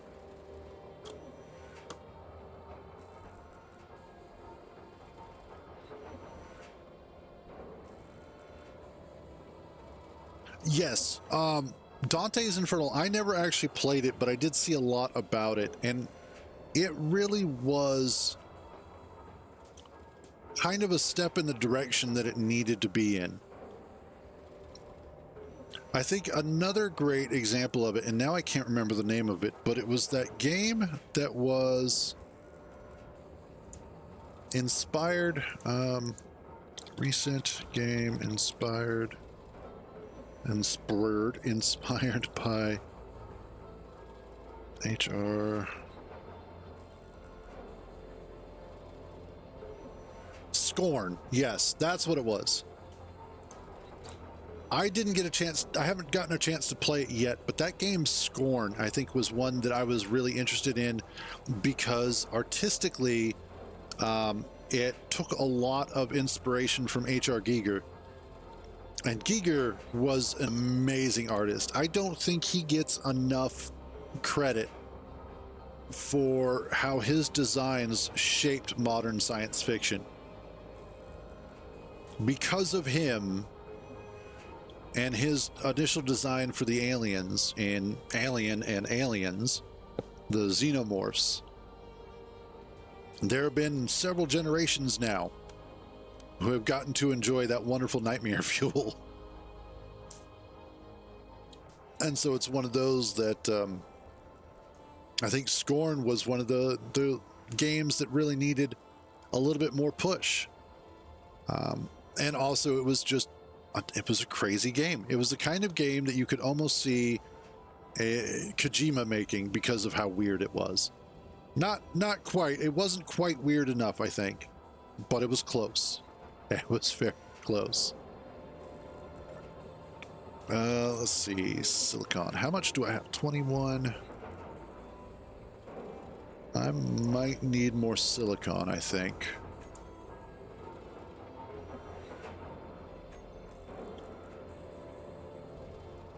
What are you stuck on anyway?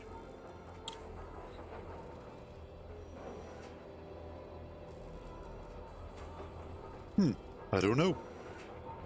I don't know, George.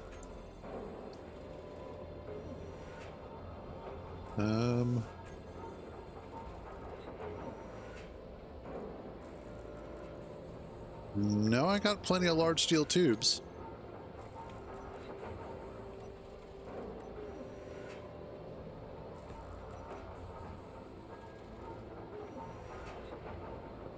Well, we'll see what happens. But anyway, I want to take a look at these patch notes real quick. Yeah, I haven't, I've heard of both of those games. I haven't had a chance to play them myself. But again, yeah,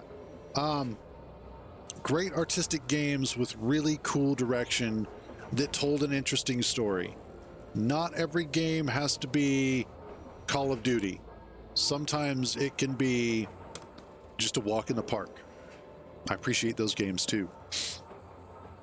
Well, let's take a look at this, and give me just a second here.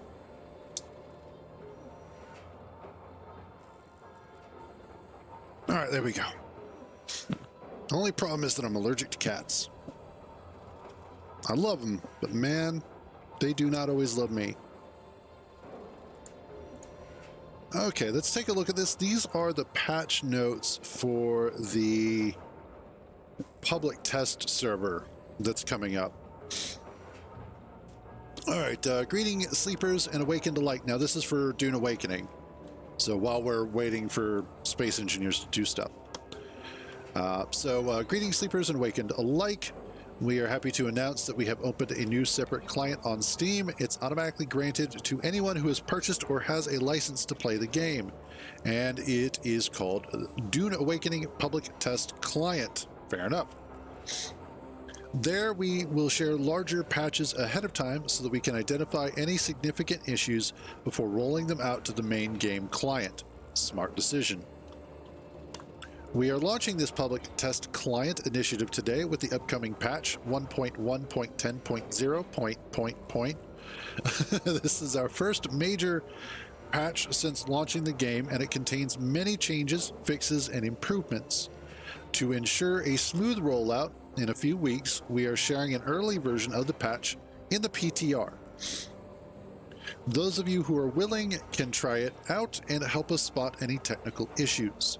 Funny enough, I actually had a strange bug happen to me last night where I was sitting inside of the guild hangar and I looked over just in time to catch that one of the columns, one of the support columns for my sort of personal cubby holes was just spewing mud out of the top of it from the front and the back, just absolutely spewing out this shower of it. And it just went on for minutes, and when I got close to it, it stopped. I was like, well, that's interesting. I walked back like one or two tiles, and it just starts spewing this mud again. And I was like, that's fucking weird. And then every time that I would make a change to my graphic settings, it would start up again, as long as I was outside of that range. So I went ahead and bug reported that one. Anyway, let's continue. Let's see. You can read the patch notes of this patch below, but before that, here are some important notes about the public test client. Please note, this is a work in progress build of this update, and as such, it may have issues. Fair. The main purpose of this public test client update is to monitor for critical technical issues and address them before the general rollout. While we will monitor feedback, our team will focus primarily on critical technical issues submitted via the bug report option in the game. Understandable. We will leave this client and servers open for a week or two until the patch is ready to go live. Character progression in the PTC will be saved so that you can test any future patches released here without having to restart each time. I think that's one of those things that it should depend on the patch itself, but I can understand that. Even though you can play on these servers, please understand that they are for testing purposes only. As such, we won't be able to provide active customer support for them. Please be aware that our terms and service still apply here. Yes, that all again makes sense. As mentioned, we are only monitoring critical technical issues submitted via the in-game bug report option for this patch. To help us ensure a smooth rollout, please send us any reports that way. We have also opened new channels on Discord and a new subforum on Steam where you can discuss the PTC. The focus of future PTC updates may not just be technical, so please stay tuned to upcoming PTC releases to learn how you can help us ensure smooth game rollouts in the future. Again, makes all sense. We are extremely grateful for your support since our launch, and we aim to continually improve our communication and collaboration with you, our community, as part of this journey. Bilai Kaifa. All right, that all makes sense. It's all good stuff. I think that's what the majority of people want, and especially those who are more interested in the testing side of things. They want to be able to just make sure that a lot of the bugs that exists within the game are taken care of and help make the game better.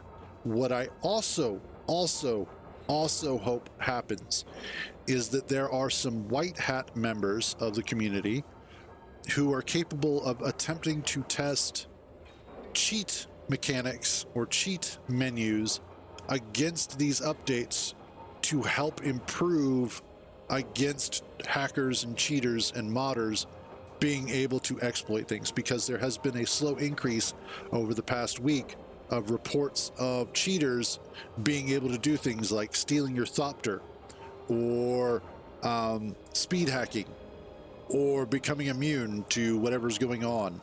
And just, it has been real bad lately. So definitely something that I'm looking forward to. Yeah. Let's also check on, looks like the ship's coming along nicely. All right. Let's see, public test client, blah, blah, blah. Patch notes. Important note, this is an early build, so it may contain bugs. Please help us identify them. Report any critical technical issues you encounter while playing this build, blah, blah, blah. Okay, highlights. Okay, interesting. Sandworms now linger for a bit around spice fields that have been recently harvested from. That's interesting. So that's going to make it take a little bit more time to harvest spice out of those fields. Reduced the frequency of Harkonnen attacks on certain Atreides bases and vice versa in Haga Basin. Yeah, that's true. Main menu Play Now button has been set to filter out private servers. Okay. When streamer mode is active, map creator name is hidden if the player created the sync chart. In addition, while in streamer mode, sector name in the deep desert is now hidden as well. Okay, yeah. In the exchange, items can now be listed from and claimed to the vehicle inventory of your ornithopter. Thank God. The PvE area near the shield wall has been expanded to cover row A, B, C, D, and half of E within the deep desert. That seems kind of weird, but okay. Features and changes. Now the question is, how much of this change, because that basically brings it forward. That'll be the first 4.5 rows of the map, because it goes 1 through 11 and then A through I. So the biggest question is, with it being pushed up that far forward, the PvP area, how much of an impact is that going to have on where resources spawn, and how many resources are going to spawn in those areas, specifically titanium and stravidium? I think, from what I understand, the larger spice fields are still going to exist out in the deepest parts of the desert, but we'll get small and possibly medium spice blows up until that portion of E. So it'll be interesting to see how that plays out.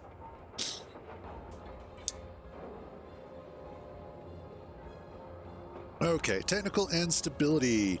Reports made with the in-game bug reporter system now contain an additional line about the storage location where the game is installed, type, capacity, and model to help diagnosing performance issues. Okay. Main menu Play Now, blah, blah, blah. After dying due to Coriolis Storm while offline, players now get moved to Haga Basin so that the respawn menu shows all respawn points in Haga Basin. Okay, cool. Trading post checkpoints can now be used as a respawn point while in different maps. Awesome. Updated the minimum required version of Intel GPU driver.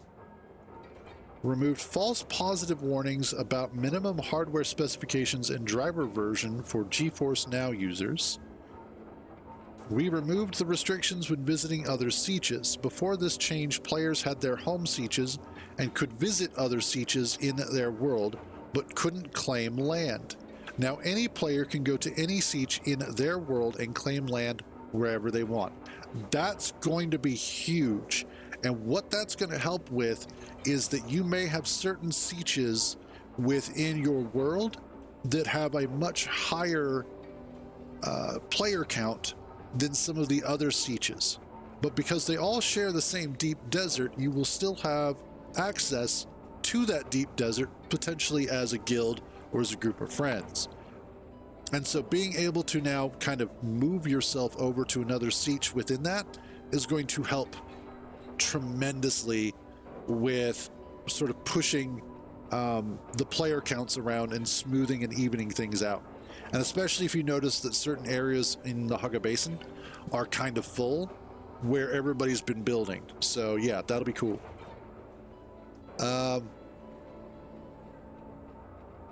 Okay. Resources building and crafting. Moved the Atreides decorations away from Asmara Effendi, Harko Village weapons vendor, and onto Ormunda Locks, Harko Village structure vendor. Loot containers dropped after picking up NPC corpses are now invisible if they're empty for the player who picked up the corpse.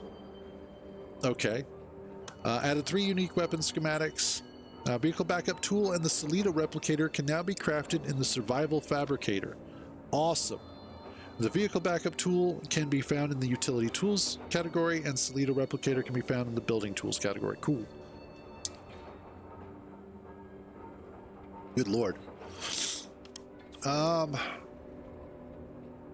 Okay, most everything else is just kind of unimportant. Yeah. Let's see. Anything else? Mostly they've just tweaked VFX. Okay.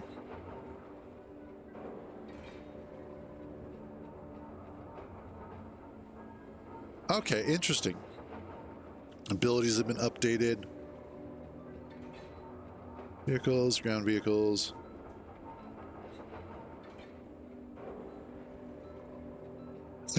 Okay, so here's something that needed to be updated. Exiting ornithopters mid-air will now make them drop straight down instead of gliding away endlessly. This should prevent them getting lost in cases of disconnection, crashes, or if the player accidentally exits it. Yeah, little bit of work there. Okay.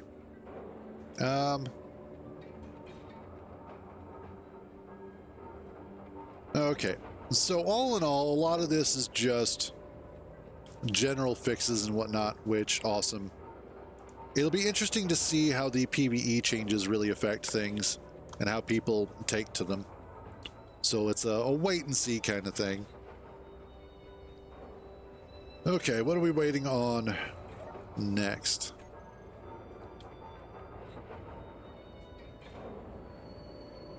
Hi. What do you want, girl? Huh? What you want? Oh, now you're gonna come over here? Or you just coming to say hello?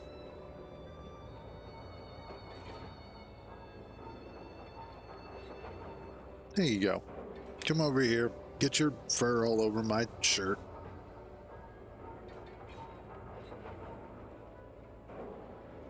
Yeah. Pain in the ass that you are. But you're cute.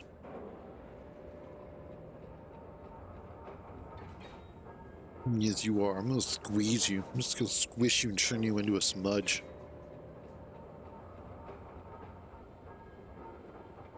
Hi, Nibbler. Sorry, I don't have more lap. This one's kind of taking up most of it.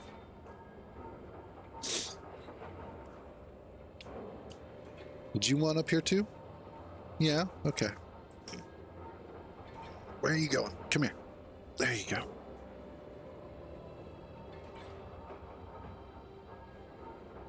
Yes, absolutely. It is funny how many people have accident, and also how many people not accidentally have been injected, but because they've been crossing a threshold from one grid to another, it has caused them to disconnect temporarily, which ejects them out of their thopter, and now they're screwed.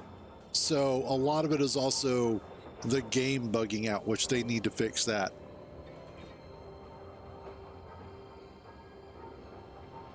Yeah, beat you up. Is that what you like? You like it when I beat you up, huh? Okay, down you go. Oh, wow, you are going to land, like, right here. Nice.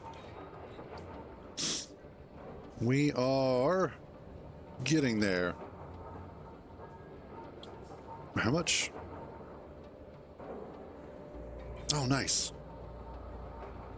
I like the fact that it tells you pretty much how far along you are. I'm sure there's plenty of moms who would like that. How far along am I?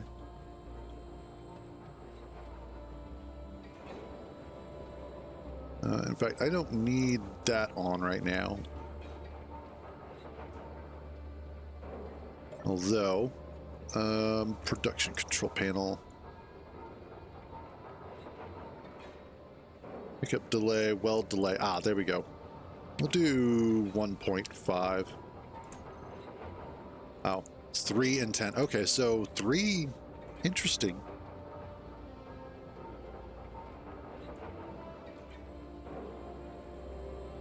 So that really is, I like that. That is a bit of a good balance right there.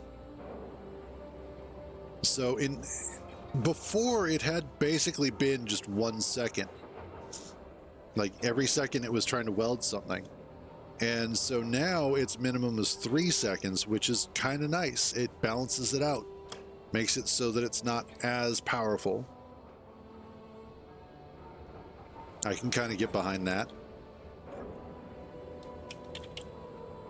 I probably need more silicon, so let's get that.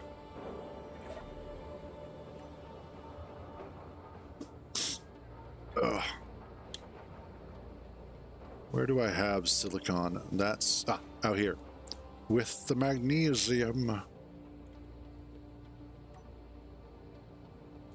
Let's get some of that too. Actually, no, we should be good on magnesium because I did grab that load earlier. So I'm not too worried about that.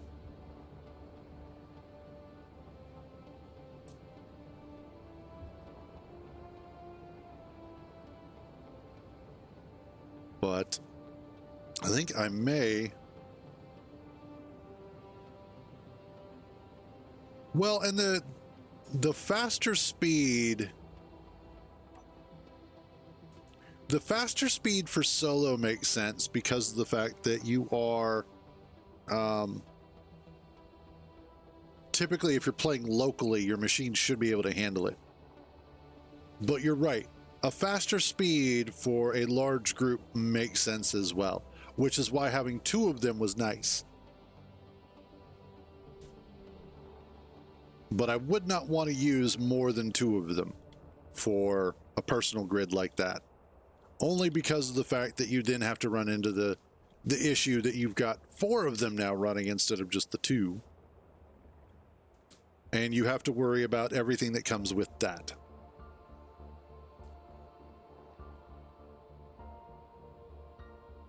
Okay, that's the magnesium.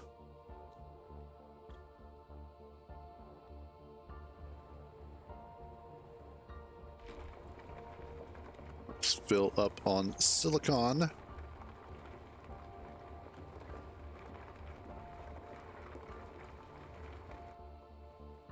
Which it'll be nice when...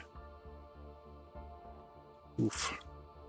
She gets a little weird when you start filling up with the silicon.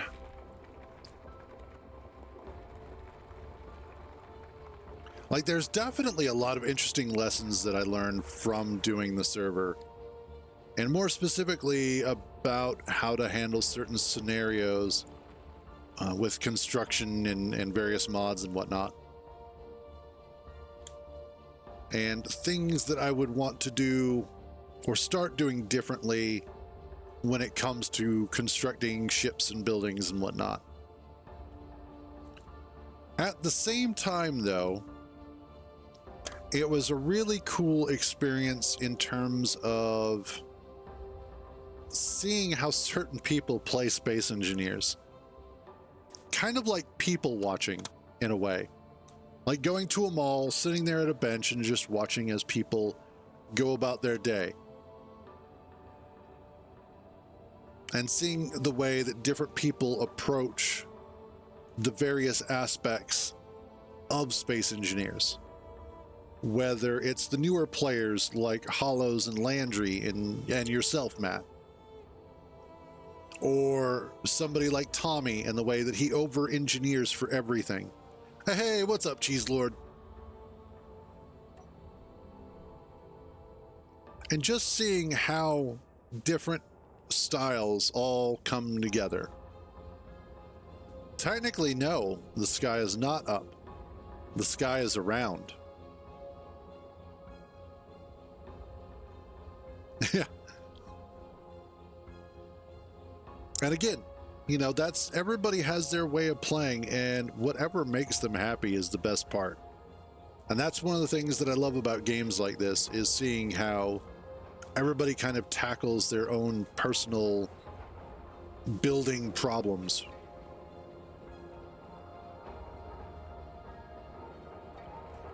Yeah, but up and down are social constructs. You're not wrong. And it's actually relativistic compared to the observational point of view. But that being said,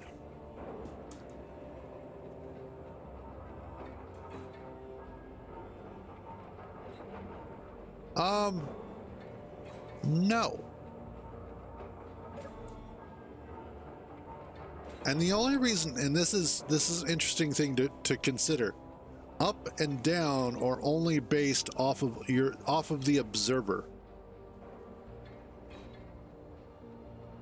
So yes, when aligned to a planet, or when aligned to a source of gravity, and more specifically in line with the direction of its pull, you do create a situation where the observer is going to notice, or at least respond with, that is up, that is down.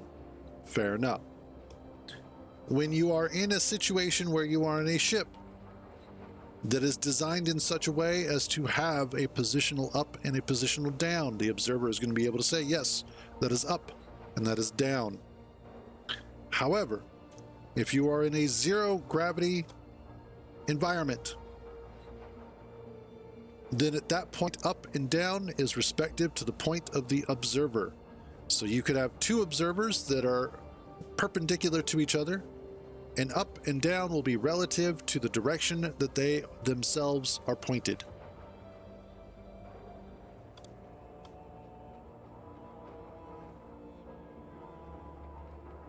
So yeah. But anyway, all of that mumbo jumbo out of the way. How's your day going?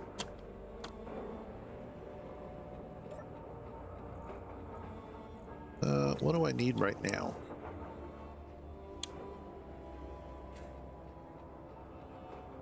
You have steel plates, don't you? Awesome. Glad to hear it.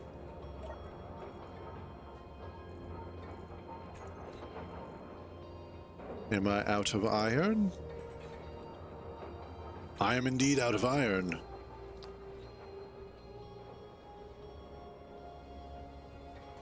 Let's go grab some more, guys.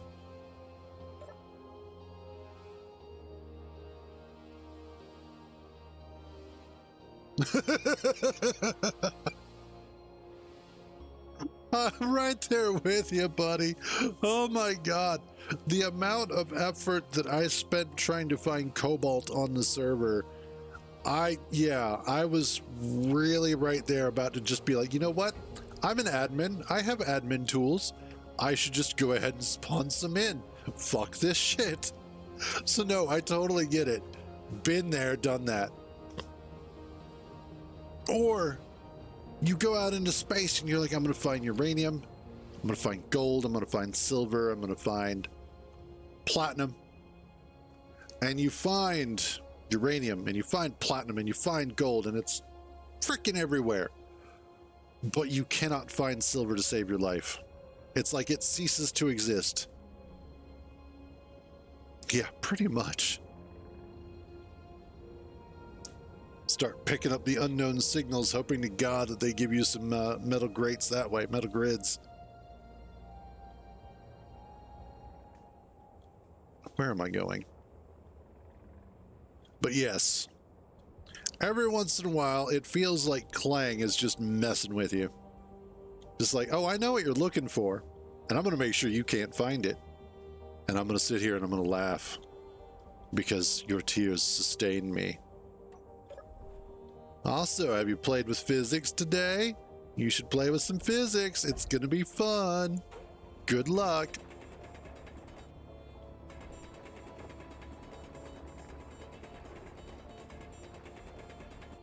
And let's drop this off.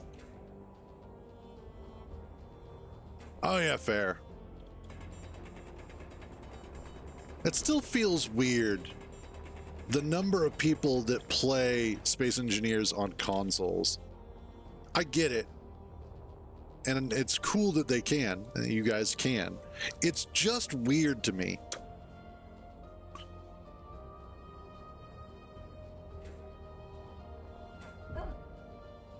I know, right? Ew, console pleb.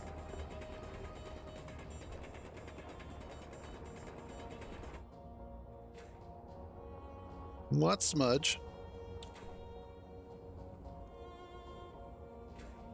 What you want, Smudge? Yeah? Why don't you just lay down?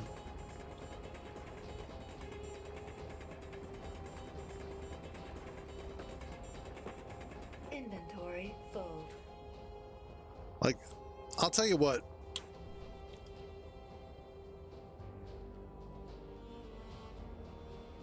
You can.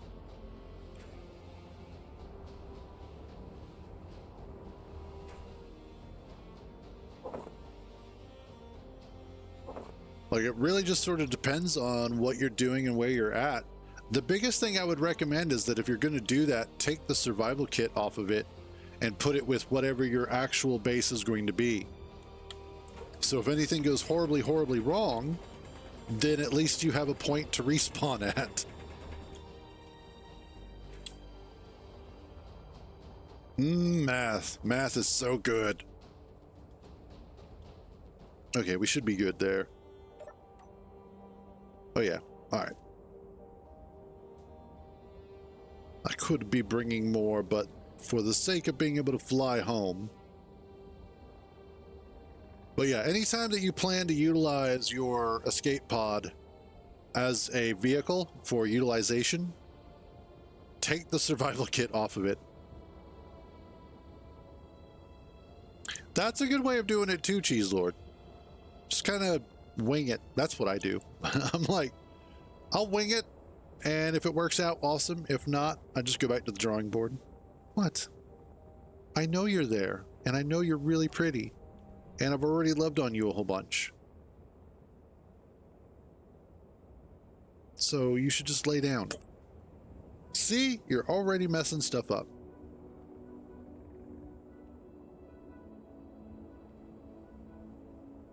Okay. That is some good mathin'.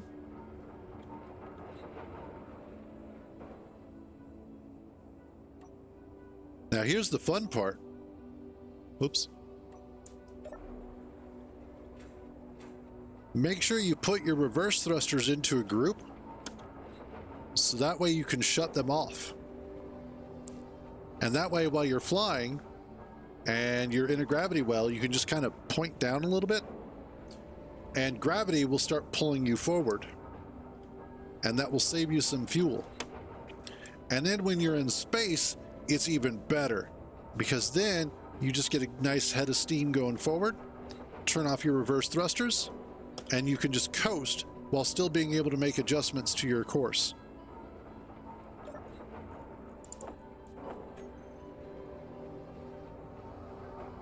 Drop off all of this crap.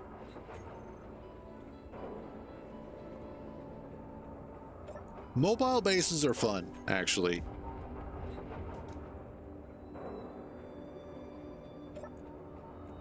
Well, see, the reason why I don't just turn dampeners off is because when you turn dampeners off and you suddenly need to make an adjustment, but you don't necessarily want to lose too much of your forward speed.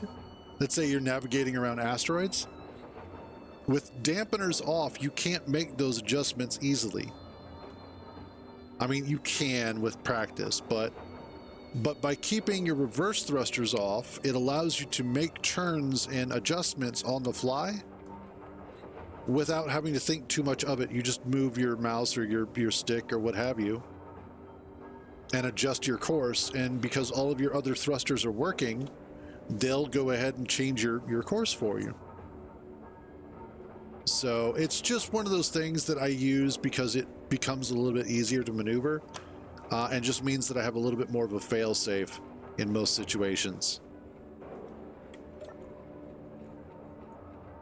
Also, what?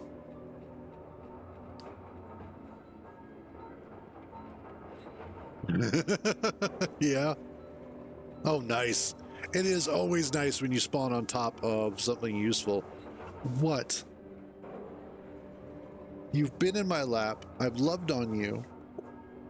Now you're knocking shit off of my table. Yes, I know you're pretty.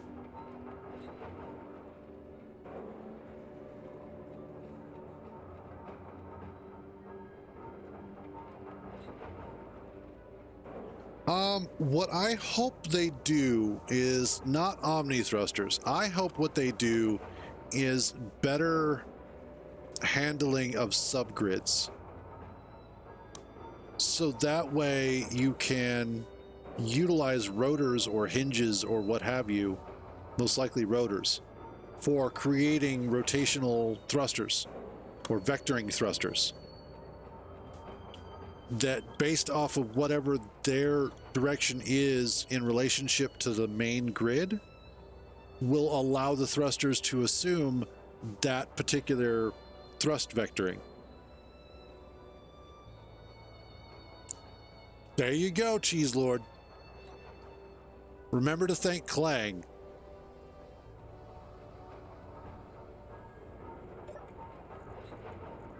Okay, I need not that much. The Omnissiah. That close enough. Similar temperament.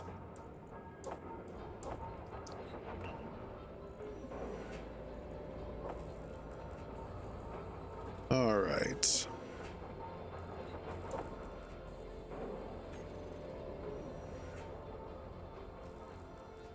What am I waiting on?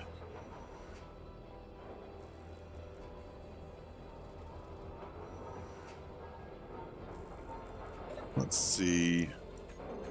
Production-wise.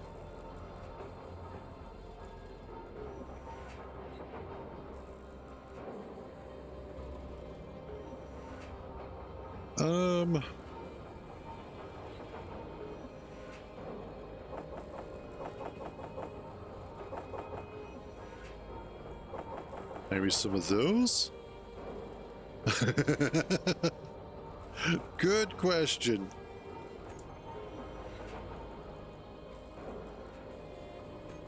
I need to know what I have for parts. Okay, I have some of those.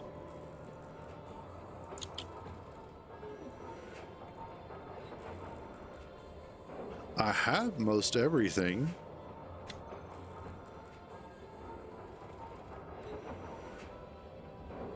I wonder. Let's see. Actually, let's grab a not prototype jump drive. I need a programmable block. There we go.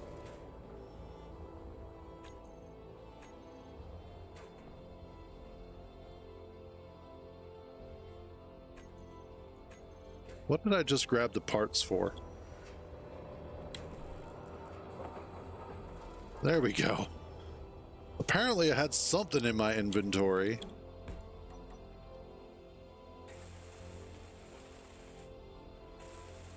Okay.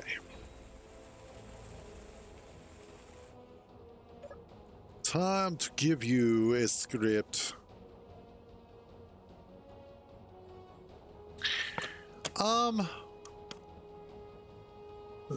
Technically they have those.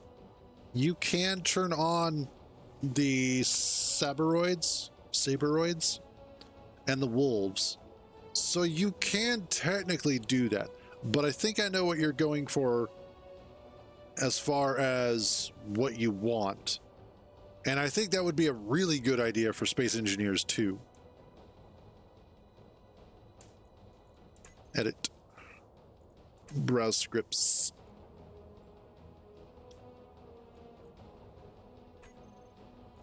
There we go. And I want IIM, check code. Awesome, go.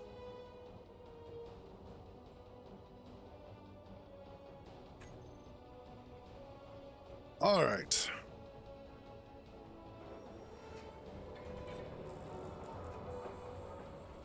There we go. That seems to be getting things going now. Now, with that being accomplished, what if...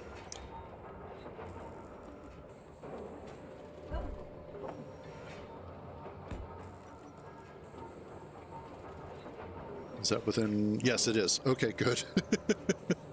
I wanted to make sure that was within range. And I want to get one put on the back of here. Awesome. And awesome-er. And we'll set you up to be rear connector with 2 ends instead of 1. There we go. G. And switch lock. Okay, awesome. And next up, I need to grab... I have no steel plate. Okay.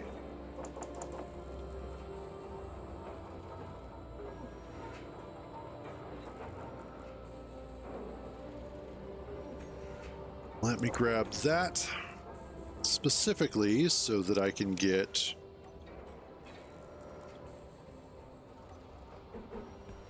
you and you made. And then also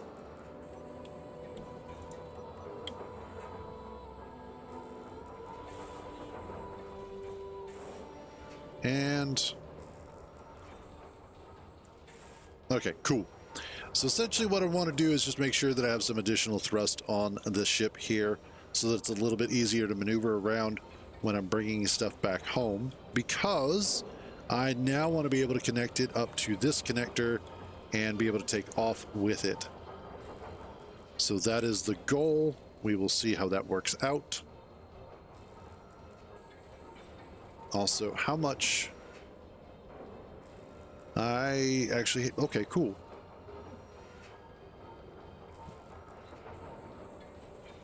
And are we all almost welded up? Yeah, sure, that's just...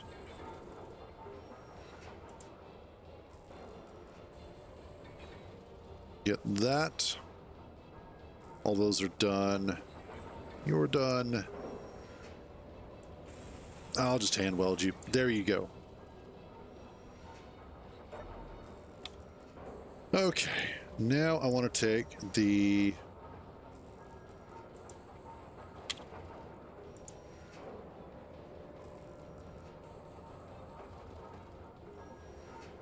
reverse thrusters. Okay. You remove groups. You get added. Toggle block on off. There we go. Oh. And then I think when I come back through here with more iron, what I'll do is go ahead and also drop maybe another gyroscope on here, just to make sure that once I do get kind of filled up, that I have a little extra turning capability, a little extra oomph in my ability to, you know, corner.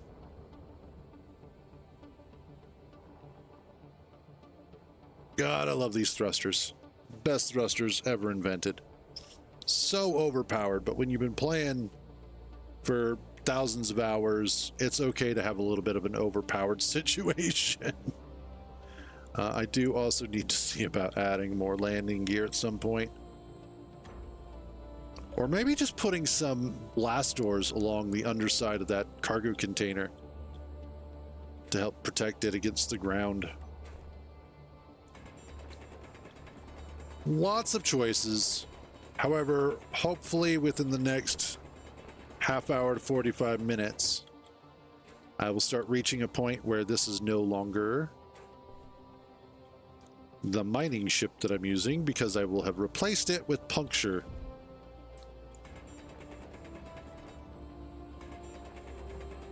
And then Puncture will start being the ship that I utilize for picking everything up. And it will be fantastic.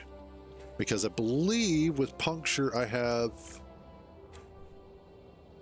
think I have 2 modular cargo containers on it.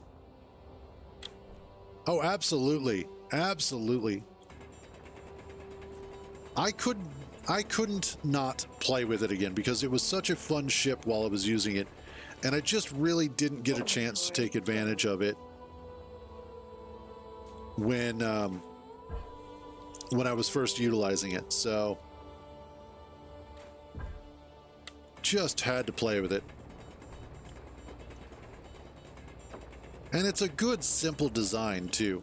That's the other nice thing. That's not overly complicated.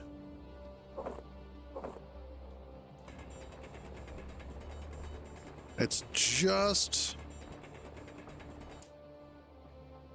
honestly, I think it's kind of just right, you know?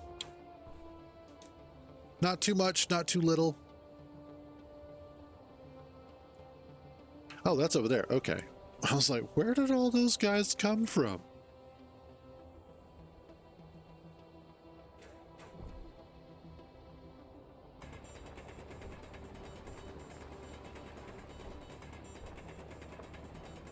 All right, that should be good. Let's see where we're at once I get this dropped off. Let's do a little bit more. Let's grab a little extra here. Take it back home, and then I think I might take a short AFK for some food because I'm getting hungry. And it is around lunchtime. Yep.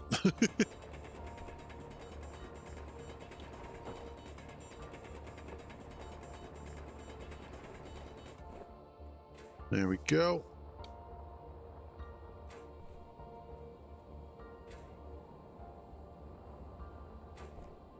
And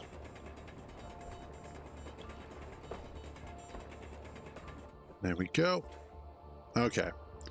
That should be good.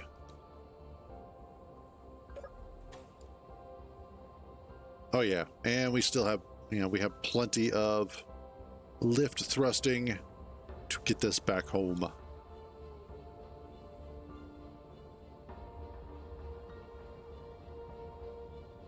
It would be kind of fun, now that I'm thinking about it, to make a monorail style train from the front of the base to where the iron deposit is. That might actually be kind of a fun project to do.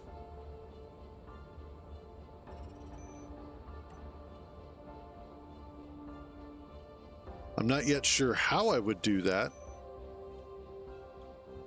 but I could definitely see about doing that. Also, that tree is probably going to have to go. I'm sorry, tree. I know you're just minding your own business, but I'm not sure if I could do that, but we'll see. If it was a smaller planet, maybe. But Earth-like is kind of on the big side, so...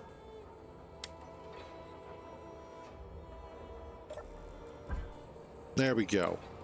Absolutely. I mean, we got to get paper from somewhere.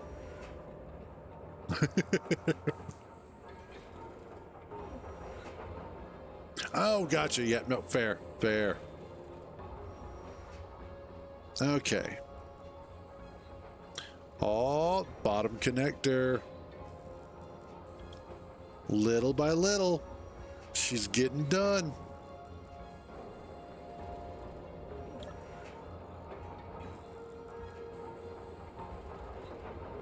Okay, let's move that over for now.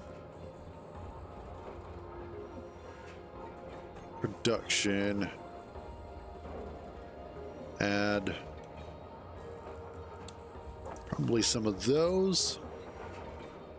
Some more of those. That.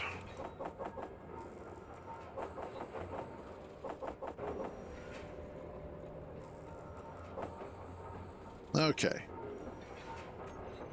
That should keep things flowing for a little bit. While I go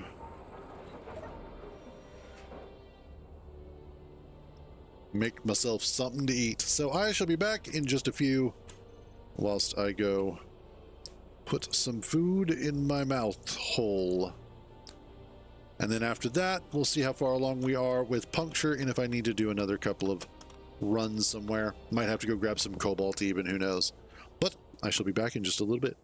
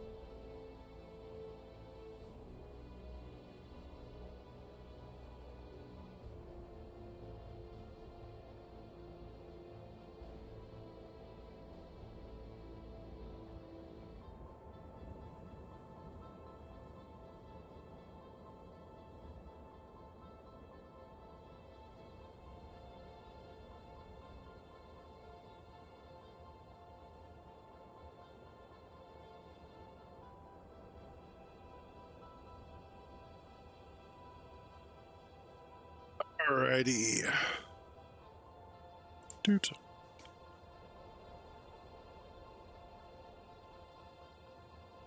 Let's see.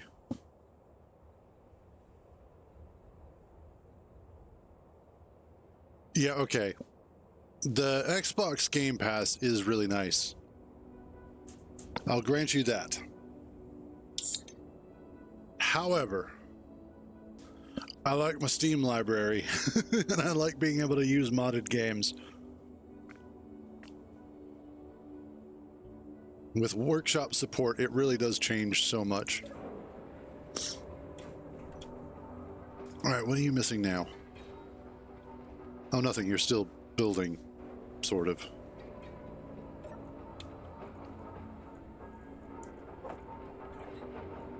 Production. Oh. Let's get more of those.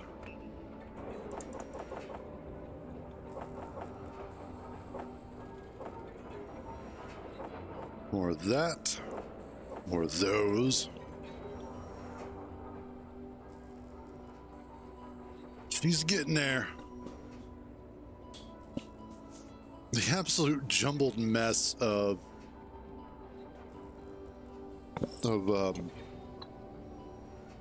conveyors back here. Now, a lot of the reason why those conveyors exist is simply because of the fact that it's for thrusters. However, I could probably clean that up at some point.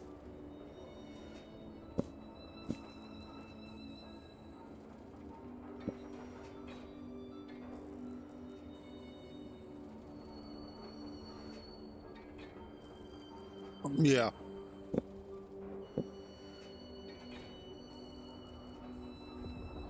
I will say this.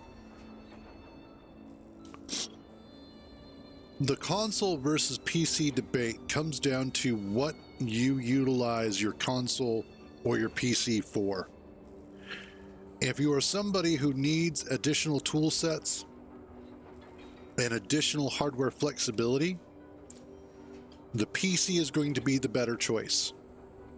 If you are somebody who doesn't need a computer, you just need a media console, a media player, whether that's video games or movies with some limited web capability and whatnot.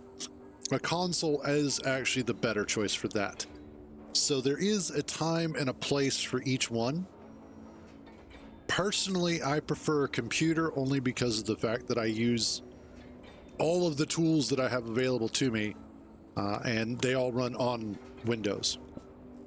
If I didn't have so many things that I was doing, like if I wasn't doing Photoshop and I wasn't working in Blender and I wasn't doing, web development sometimes or video editing or all of these other things that I do, I probably would prefer a console just because it's a little bit easier to just boot it up, play your game, and you're good to go. Also, if I wasn't heavily into game modding. If Nexus wasn't like my second favorite website.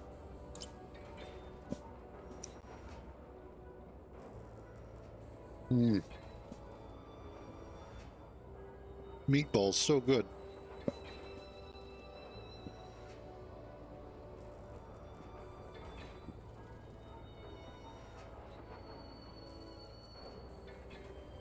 I almost want to build a second camp. In fact, I probably should.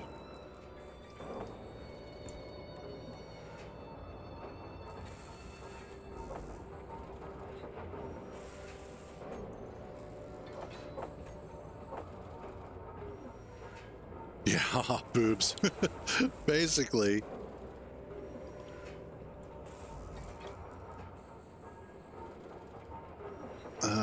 Am I that out of motors? Well, I guess.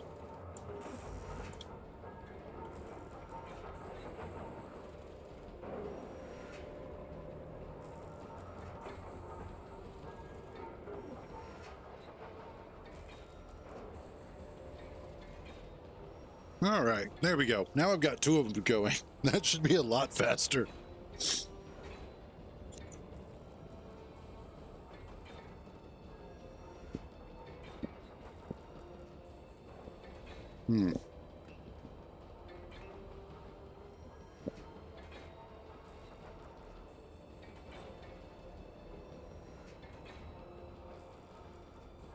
Well, that's because that... Oh, shit. Oh, shit. Oh, we are about to be in the shit show.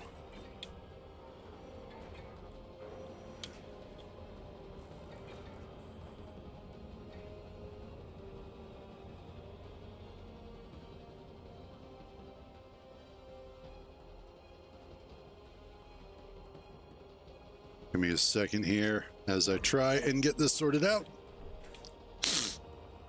Yeah, kinda. Nope. Let's get you moved in here.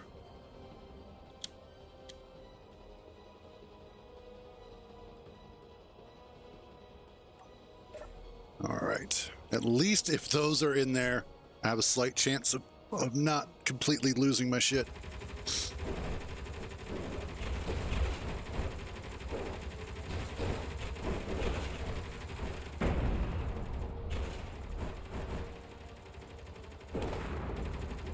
No!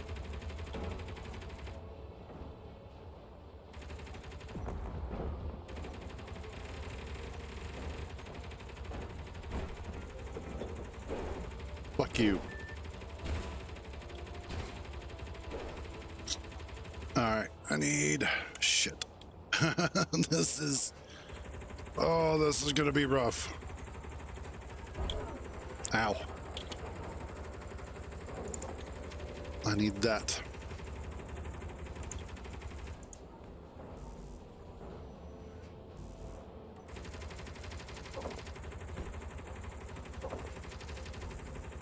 Oh, come on.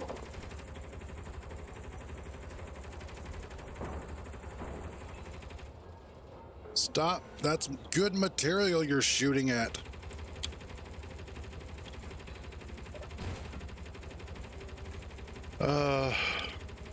You guys, both of you are offense. Nope. Offense. There we go.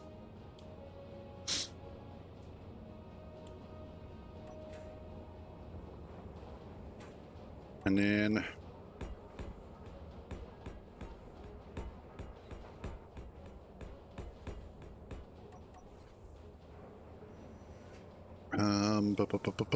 bum. I need a lot more stuff. Oh, yeah, I can't get to them from there. Got it.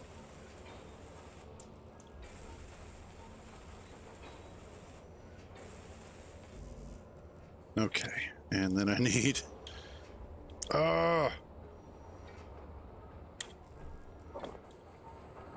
as Jack Sparrow would say, stop putting holes in my ship.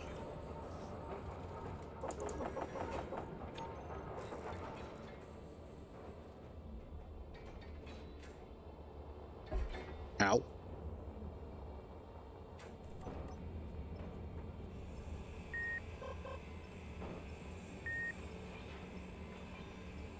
Let's try... Oh, get the remote. There we go.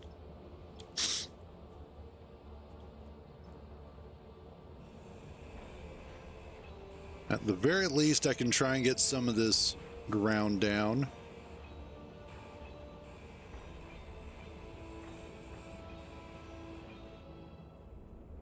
And can I claim this now?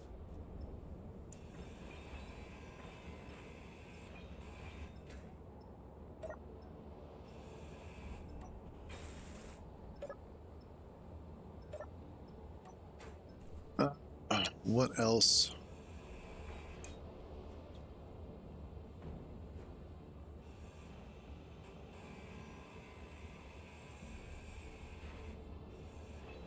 There we go. What else is on here? Aha, that. No, not the bat. You know what? Screw it. Don't care. Yeah, now the up is down. There you go.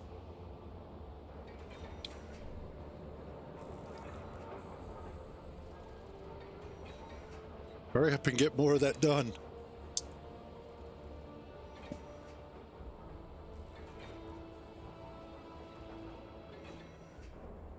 Mm-mm-mm.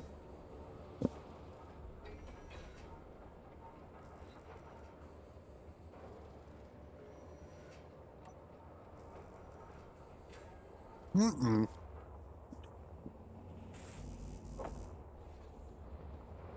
Hmm.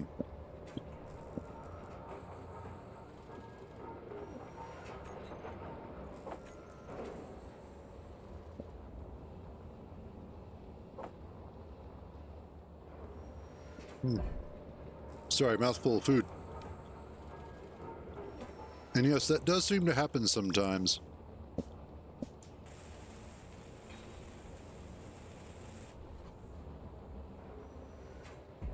It's interesting how we will go from like, I have everything I need, to I have absolutely nothing that I need.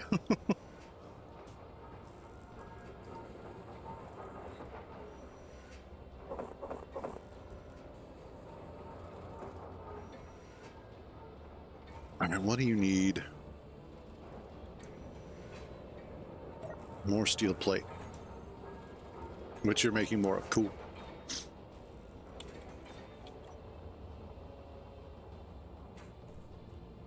Let's see about knocking out this stuff.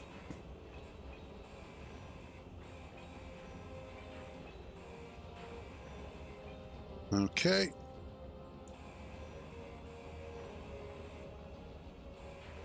At least I'm going to get a nice amount of metal grids out of this, so there's that. And the other nice thing is that there are some really scrumptious small reactors on here, which are going to provide me with what I need.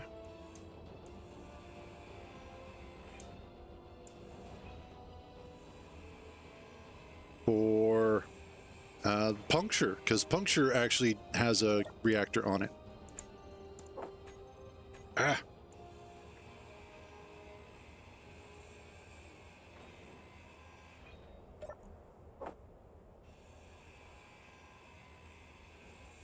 I am so glad that I thought ahead to go ahead and get those Gatling turrets up there, though.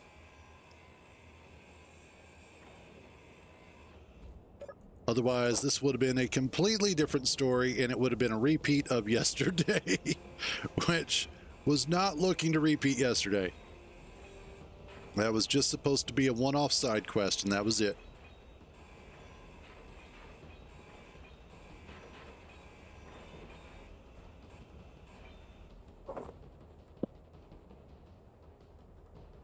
The hell? Uh-oh, more incoming.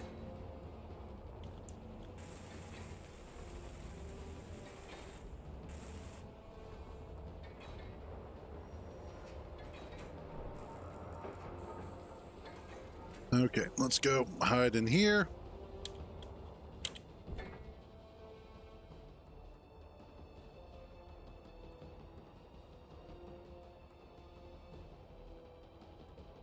I might need more Gatling turrets, though.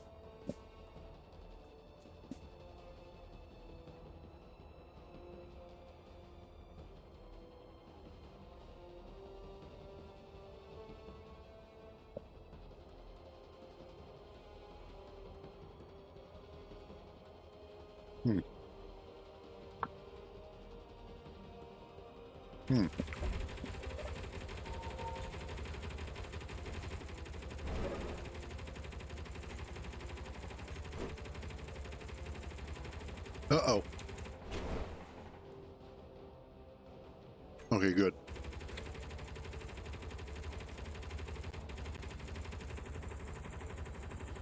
Okay, good, good. No, stop that. Shit, shit, shit, shit. Oh god, there's like two of them. Out of the way.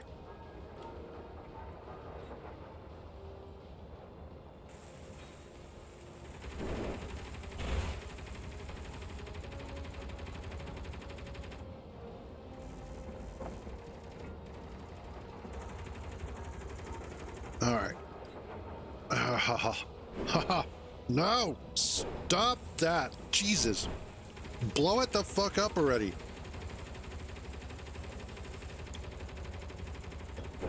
That's not the problem. The problem is they're not actually successfully damaging what needs to be damaged.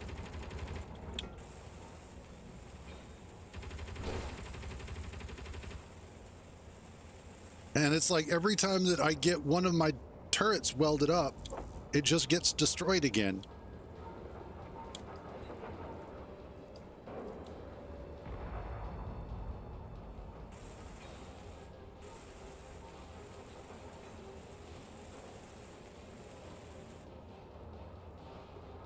And is that...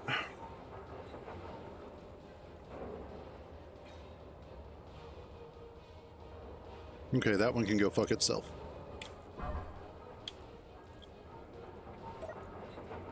Need...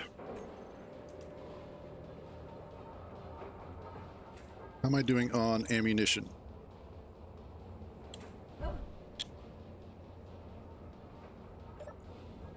Okay, you're doing okay. Probably not a bad idea.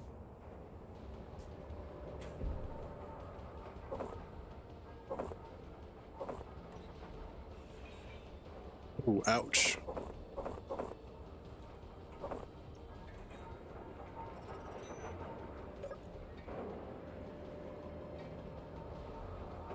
What do you mean by fan service? And in relationship to what?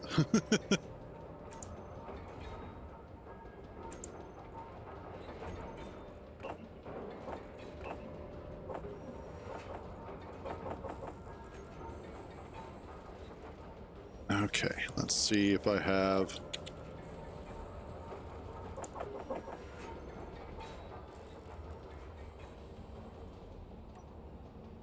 Nope. Nope. There we go.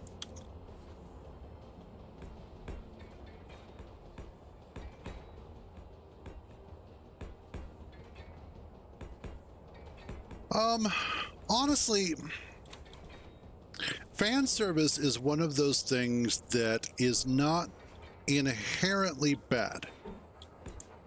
Anytime that you are going out of your way to make your fans happier, that is generally a good thing, especially if it's the majority of your fans. But it should not be at the expense of the main product, which is where the balance point comes in. It's one of those that if you are doing something that is fan servicey,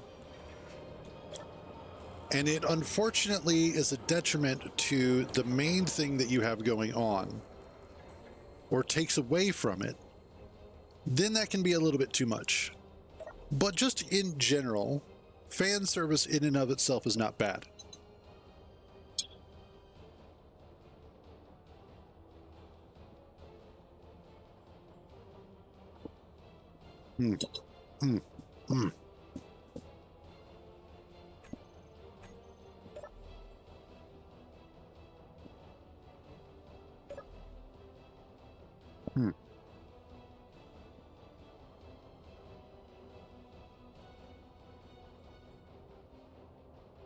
Oh God, not another one. I'm not ready for another one.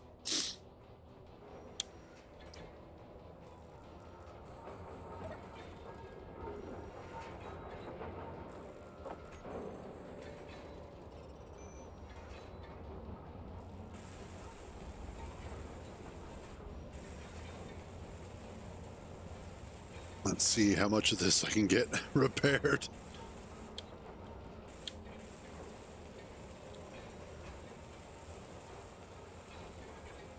I might have to go ahead and make some more ammo while I'm at it.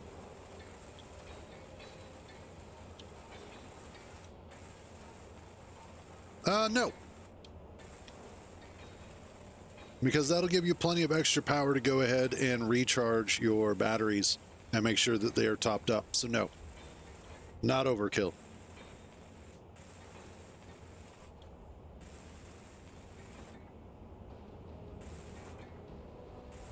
Well, that comes down to personal preference more than anything else.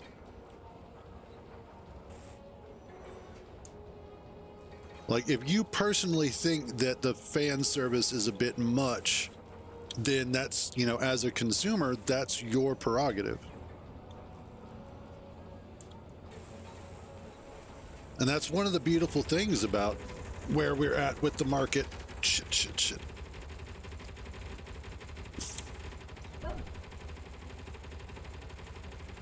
Kill it with fire. Oh, you son of a bitch.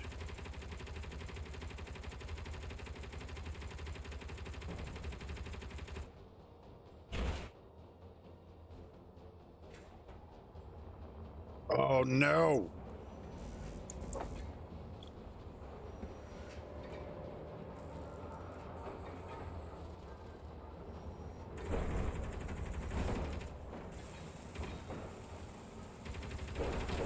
Stop it. Oh, Jesus.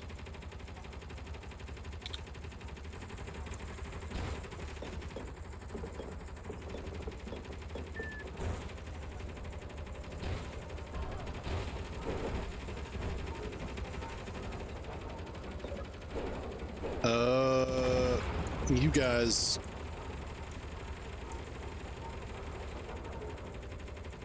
$20.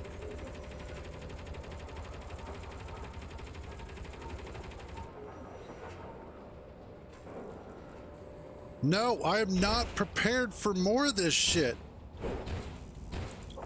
No, no, stop. Oh my God, just stop already.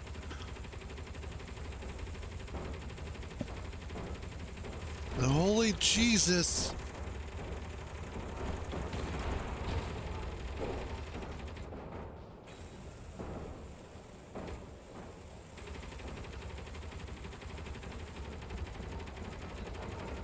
Where are you? You're singing. Okay.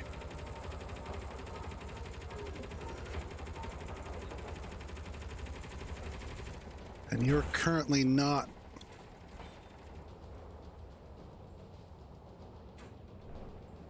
Fuck me. Fuck me. This is not where I want to be. For the record, this is antithetical to the direction I'm trying to go with this playthrough. Why? Oh my God.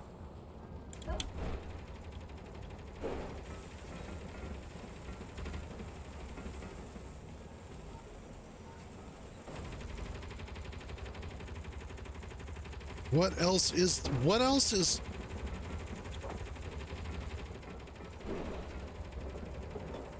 holy Jesus. Sorry, I can't pay attention to chat right now. I am chicken with his head cut off trying to make sure that I get these guns up and running and that I keep them powered.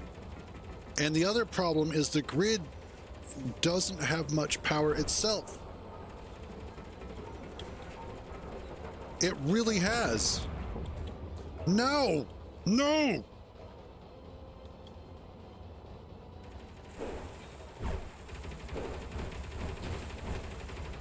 Just destroy that. Most worthless turrets. No! God. Give me a second here. Oh my God, I'm about to lose my shit.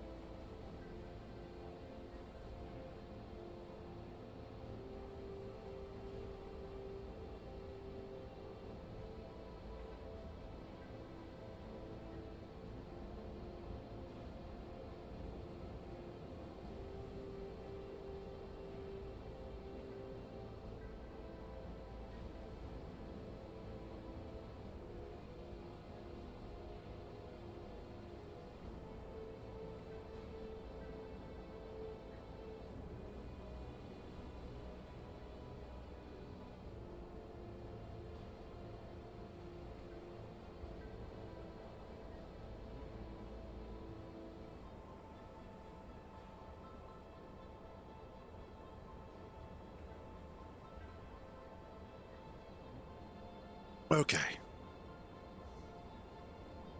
Here's my problem. My base is now currently disconnected from the 2 large batteries that I moved back. The ship that I'm working on and trying to get repaired and working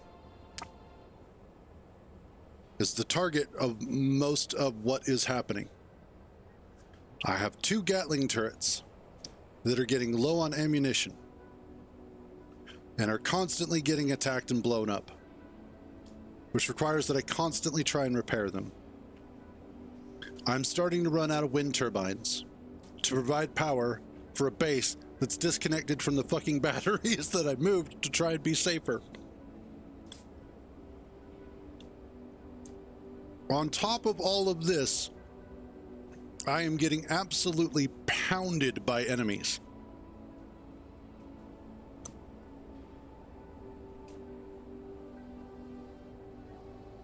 I don't have enough time, and they are not specifically targeting the turrets. I would love to, but right now, there's just too much going on, and I can't keep track of all of it. All right. There goes that one.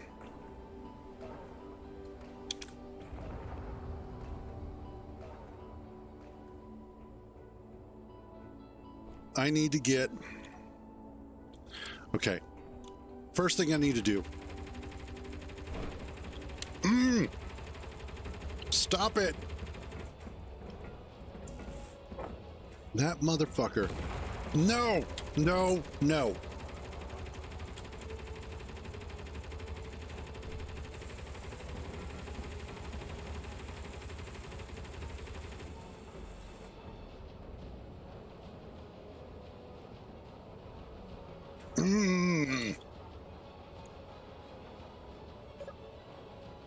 You have no shit.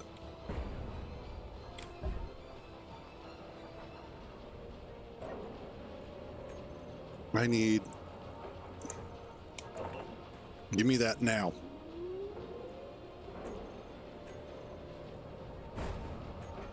What the... Really? Really?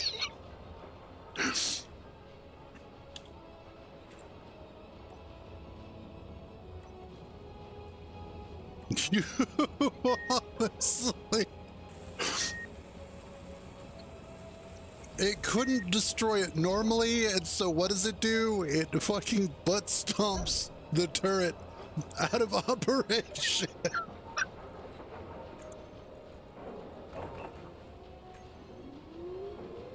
Why does it feel like...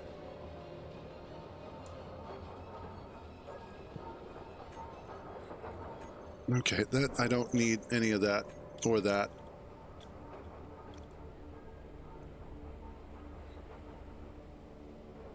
That really is. Okay, I need...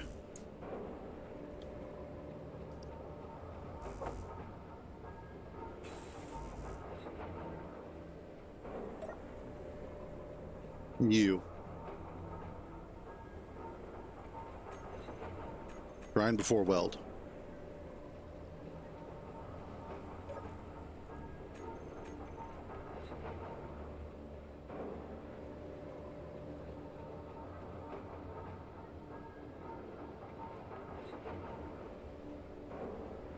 Are we... What is... Production, control panel. You don't have enough power. Okay. Shit. Shit. You, wrong color thing. You here. Okay. I need... You'll work.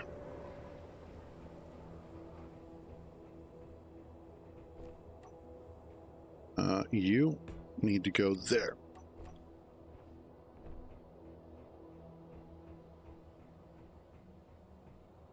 I don't believe that I have those Where?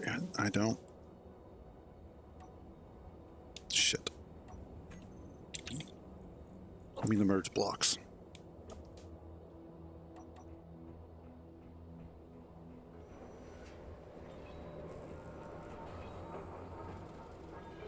Okay, good. It's okay.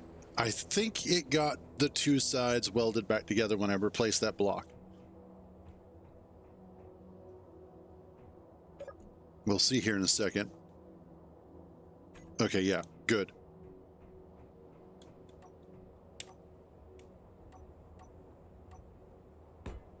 All right. This is all beat to hell and back. Enough of it is together that it's okay. I can work with this. Ah, I hate that. I am so used to when I finish with a container or inventory, I hit escape to close it. So when that is not the thing that happens, it feels so weird. I don't need this.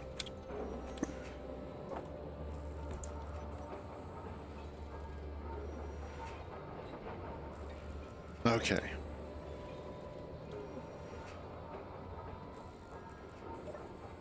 Don't need you or you. Okay. Oh, wow. That definitely got some distance there.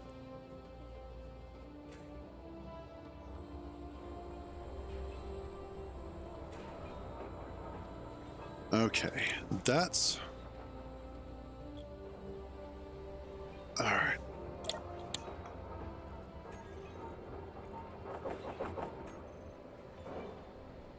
I need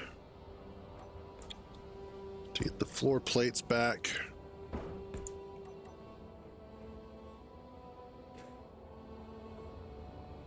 And you're still up there being a jackass.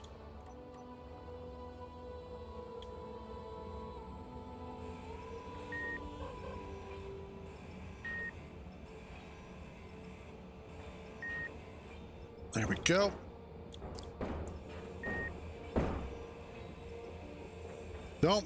Don't give me more shit. I'm tired of more shit. I don't.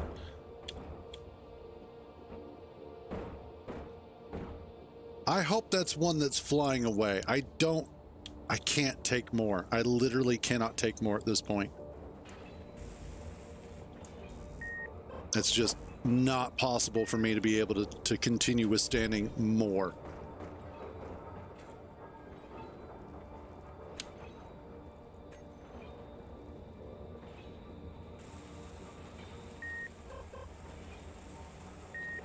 I know, right?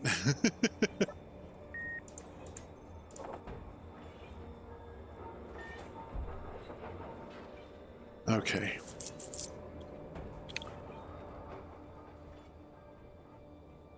We're starting. Okay.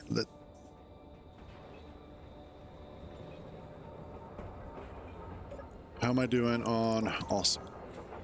That's how I'm doing. I am doing awesome.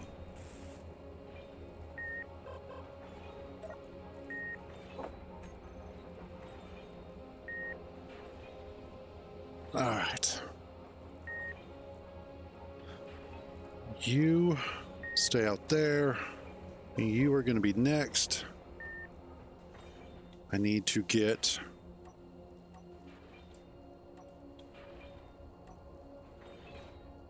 Okay.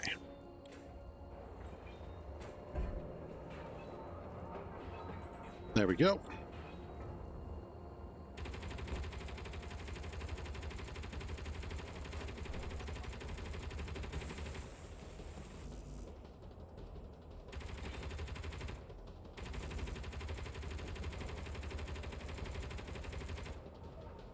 Who said you get to... Oh, you son of a bitch.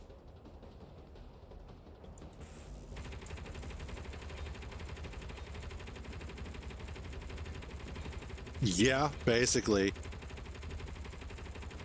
No, stop that, stop that, stop that, stop. Fuck, fuck, fuck, fuck, fuck, fuck. No, oh, you son of a bitch. No. Your turret is now mine. Fuck you. Your batteries are mine. Your remote is mine. You are no longer a functioning member of society. Let me out. Jesus Christ. Sorry, this is really pissing me off. It's like every time I'm starting to get forward with this, one of those sons of bitches comes along and is like, oh yeah, by the way, screw you.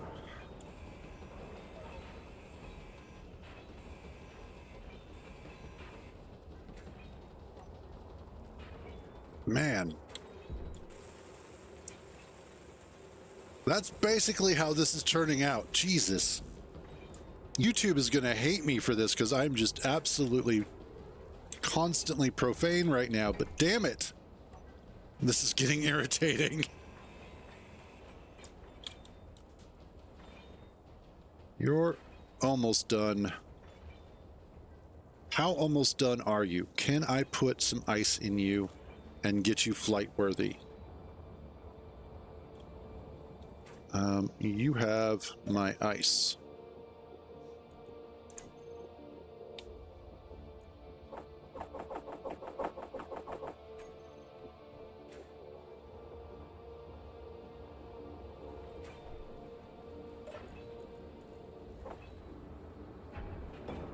Oh, damn it.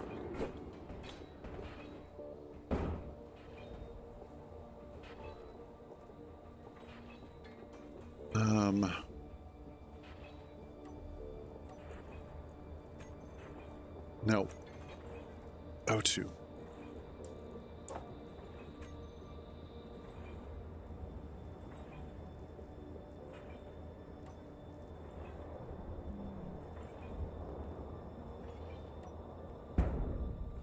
Ouch. That hurt.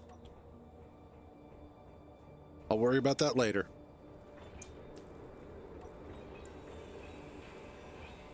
I just need you guys to stop existing.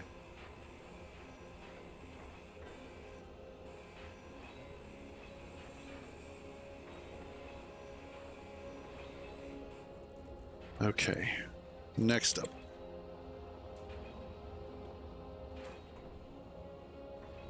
And of course, you have no ammunition right now. But I need to set your control panel.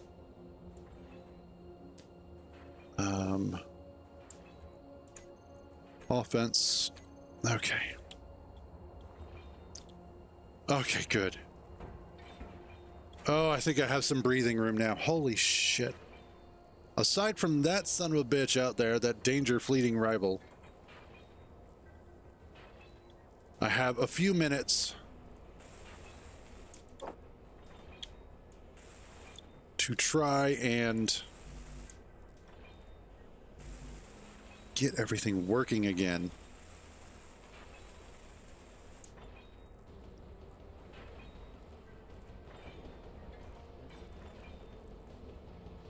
I'll be damned. Oh no.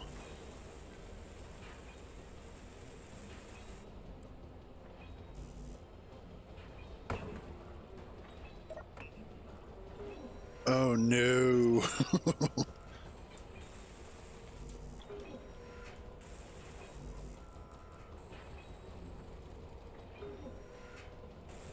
Let's see. Can I get enough parts out of this? There we go. Oh, there we go. Okay.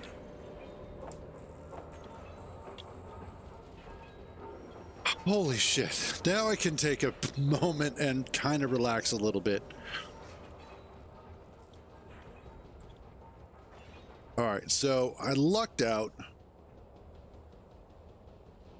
in getting a large portion of this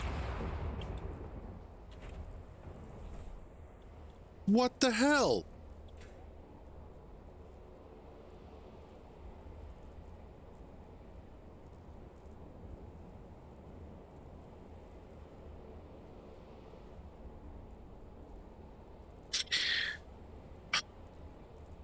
Just the hell? God damn it. Oh, why do you hate me today, Clang? Why do you hate me? Oh my God. Oh, how did you even explode?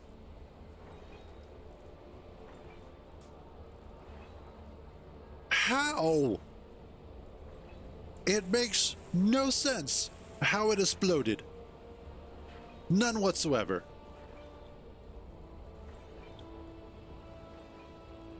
I don't don't get it right now.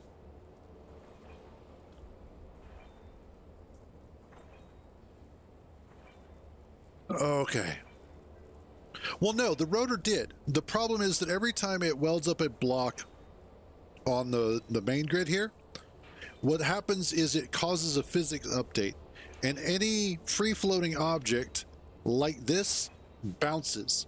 It's why Landry's rover kept rolling backwards into its connector in the base, is because every time that there was an update to the main grid, it would cause an update to all of the physics grids, and so it would bounce backwards until it finally bounced up the connector.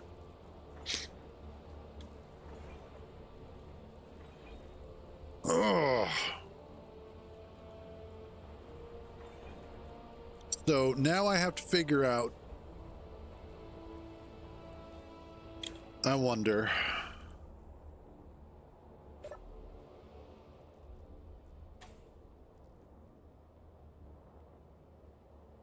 Let's see. Hopefully this has enough power to do this.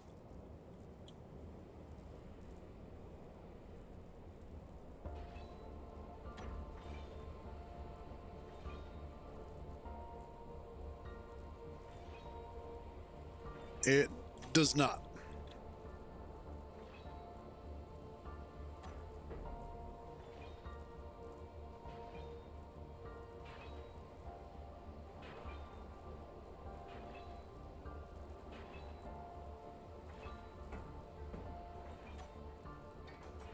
That is about the best I can do for that. Oh man, today is a day. Jesus.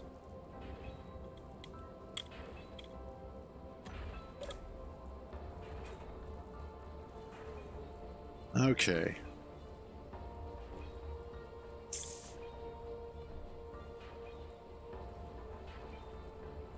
And at least the battery is still working. At least there's that. Let's get rid of that stuff. It looks like it's starting to try and repair the damage, so there's that. What I could potentially do here is a piston. Awesome. And I need a mag plate.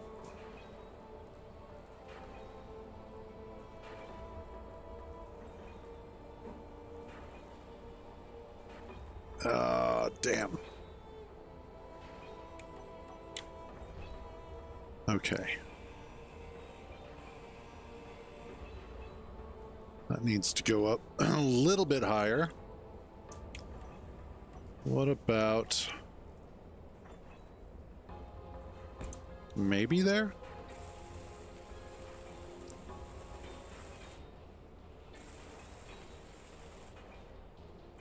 And then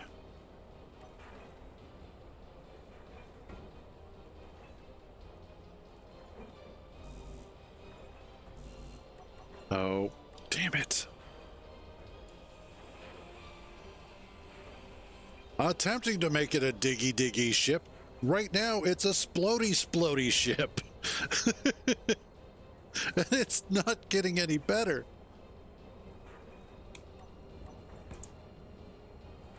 Nope, not there.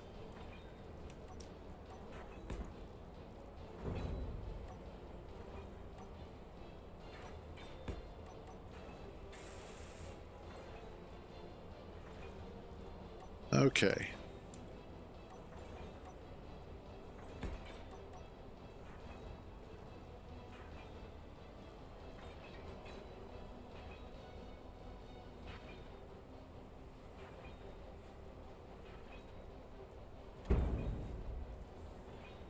There we go. Oh, man. Okay, that should at least help it so that way it can try and get repaired. Let's see if I can grab some of the uranium. We might have the reactor working.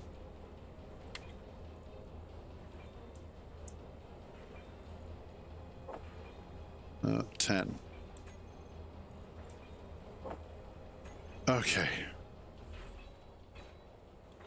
All right, so the good news is I might be able to get puncture back up and running, or just up and running. There's no back yet. It hasn't been running yet, period.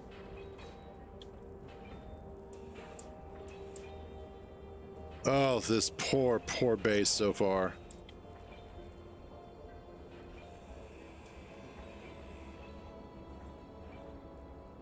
Oh, I am exhausted already.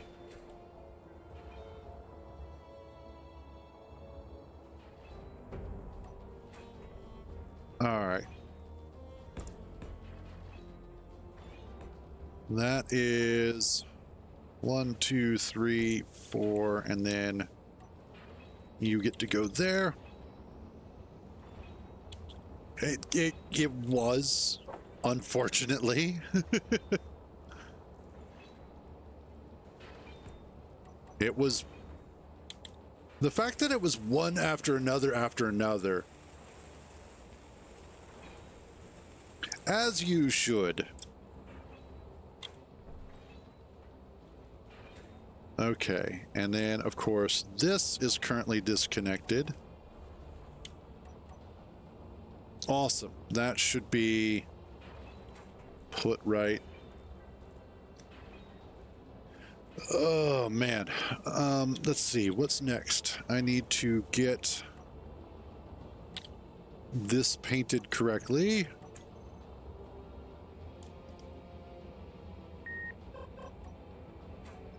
Oh, really? Come at me, bro. It's enough of your shit. Where's the rest of it? Up here. Okay. Red is the color that camp uses for grinding things down. So by painting it red, what'll wind up happening is that camp will eventually start grinding it down for the parts. These were the ships that were attacking me. And this isn't even all of them. Camp is a newer version of build and repair. So if you've used build and repair at all in the past, it is the thing that is kind of replacing it. It's actually made by one of the guys that modded build and repair. And he noticed that, of course, there were a lot of overall issues with it, with build and repair. So he decided to start working on a new version himself, which is called Camp. And let me look that up real quick. And that would be this. So for those of you who are on PC, you will be able to enjoy it. For those of you who are not, my apologies. Sucks to be you, I guess.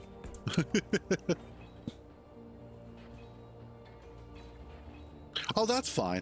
And that's, it's understandable. If again, if you ever have a question about anything that I'm talking about, absolutely ask. I am always happy to answer those sorts of questions. Yeah.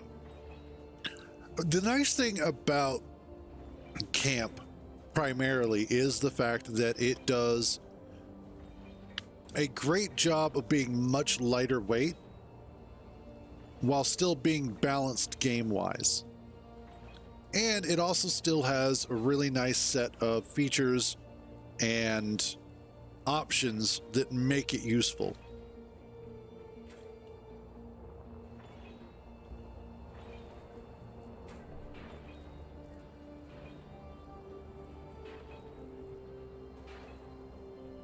Okay, where are we at here?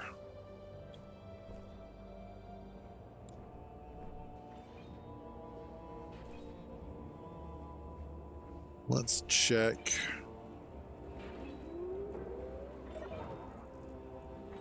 All right, you.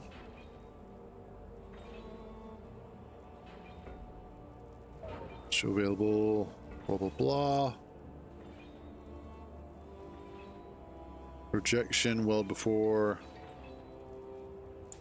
local and can actually, you know what, all. Oh yeah, super useful. That's currently what is. These two things are camp. One of them I have it set so that it's going to grind down blocks before it starts welding them up. The other one I have set so that it's welding before it tries to grind them down.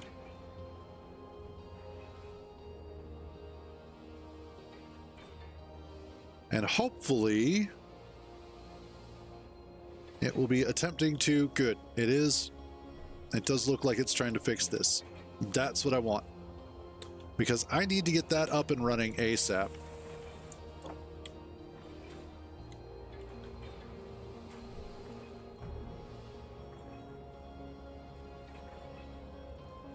There we go.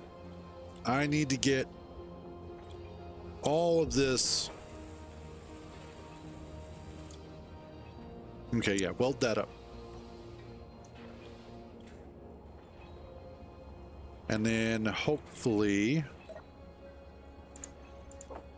Awesome.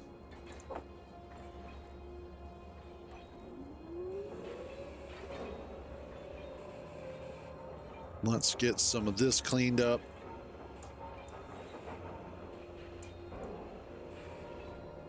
Okay. That'll happen.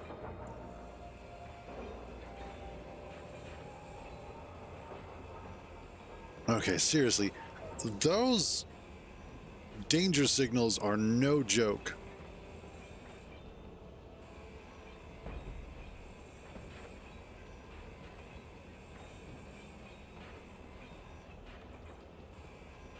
Let's try and get more of this done.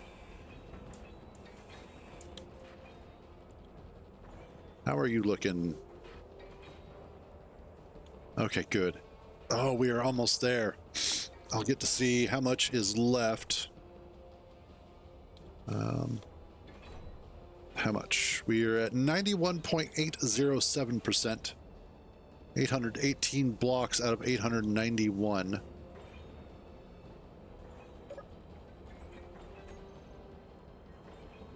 Components. Jesus. Oh, man.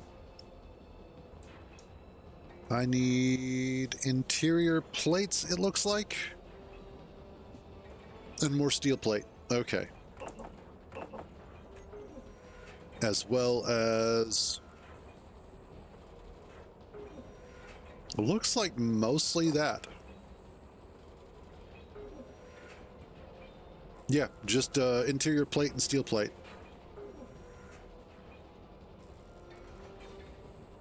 And then I can see about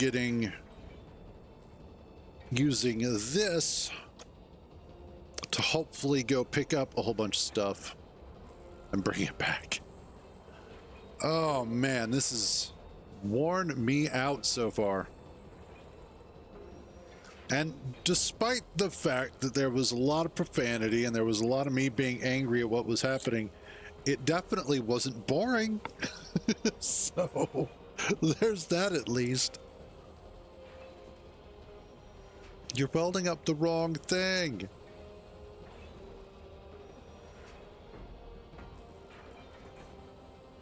Weld up this first.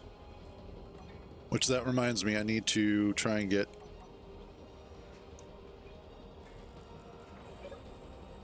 interior plate. Oh, perfect.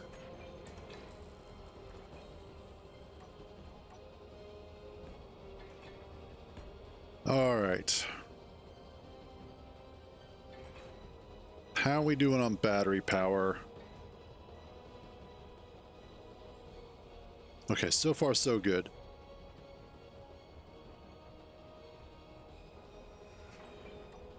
You know what? Quit blinking into my base.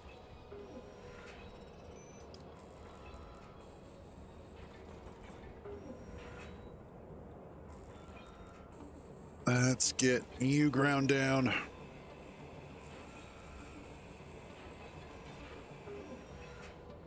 Oh, nice.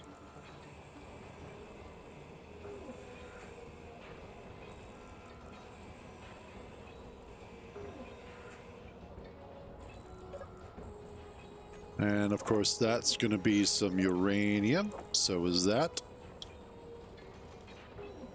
Awesome. You're in my way.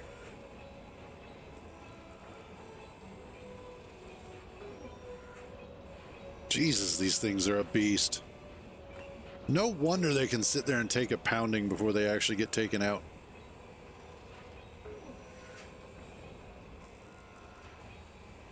All right, and that is that battery. That should be depowered entirely.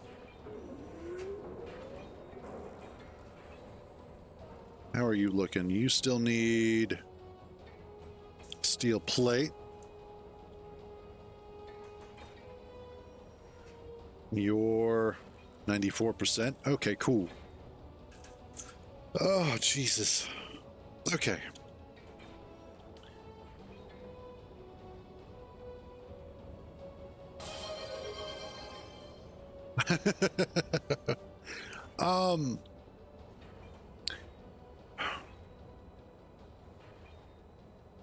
If I didn't need the parts so damn much right now, I might.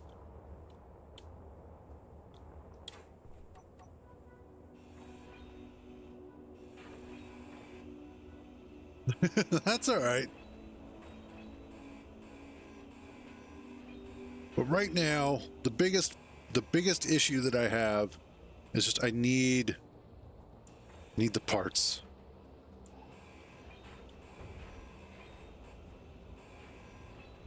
I'm gonna have to expand my working area, but I want to get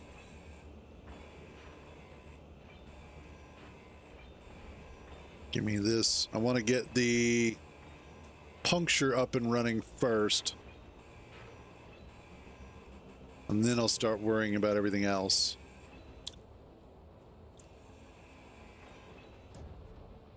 Inventory full. What do you have? Okay, we'll come back to you.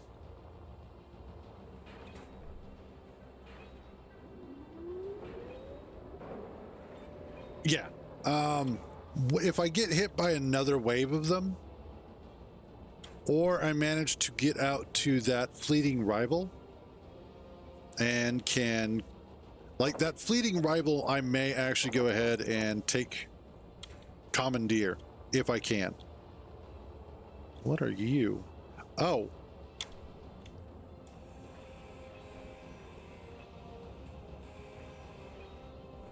You're one of the turrets. Okay. My God. That is just...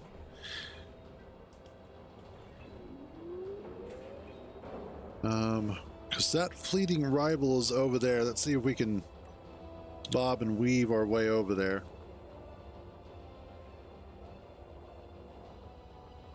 How much of this is still intact? Enough to be a pain in the ass.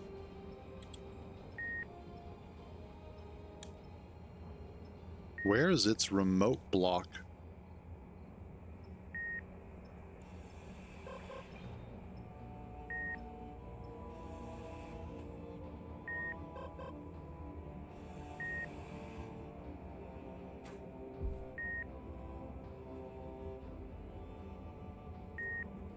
Where?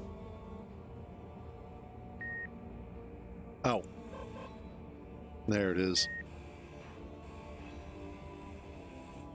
Okay, there we go.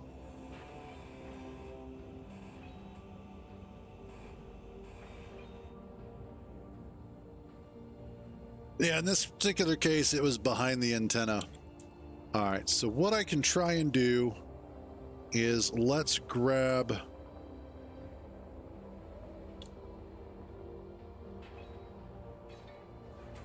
Let's grab you. And we'll see if we can use this. Yeah, hopefully. We'll see if we can use this one here. The Oops Pod. To bring it back home.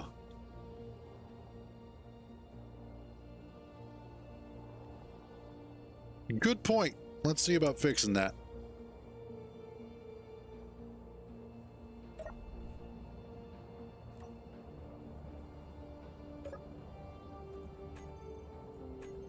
It is now no longer an enemy grid.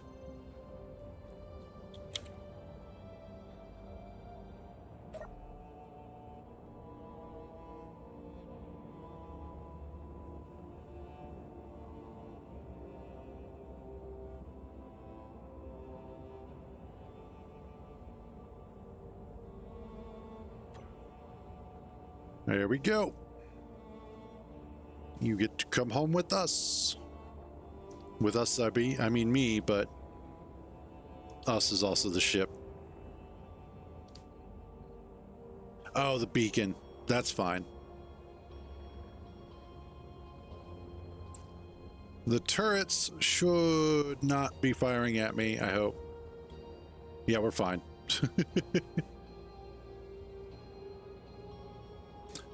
Because I was able to claim the grid, I should be fine.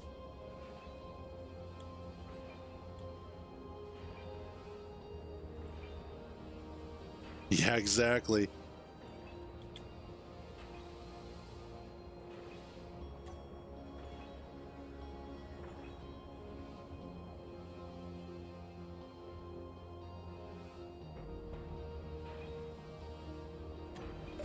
Okay, there we go. Although, honestly, there's not a whole lot here to work with. All told. Yeah, most of this is so beat up. You know what? This is going to get welded down, or ground down too.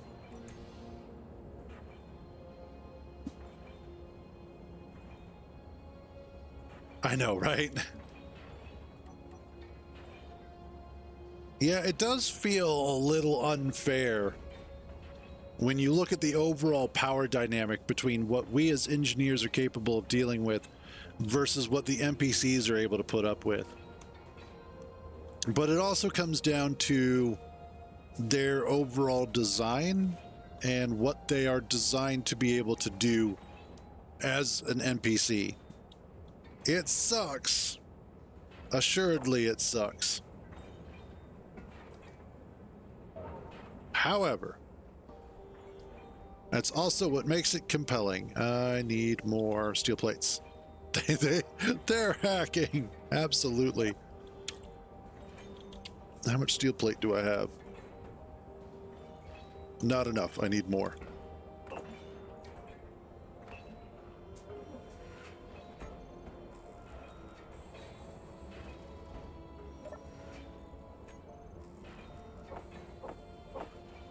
Awesome.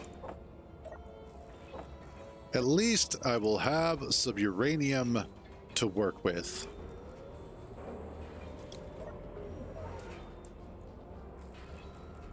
Let's actually ditch those.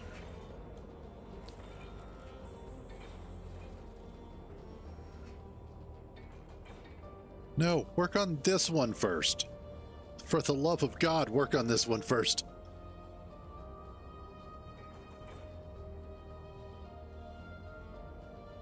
Yeah, I have to admit, I did like it when we were capable of doing damage to enemies first. However, apparently that wasn't fair.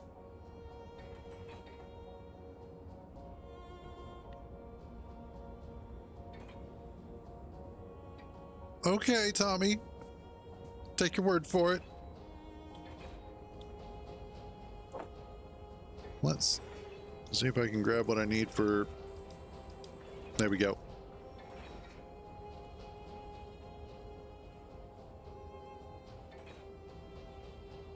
Oh, that's because I need what's behind it.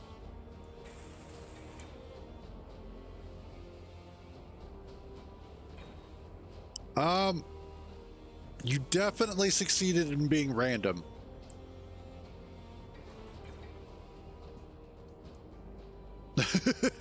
That's true. All right, so far so good. Oh man, I tell you what. I'm about done with this shenanigans. No. No. Okay. Oh, thank God. I was about to lose my shit.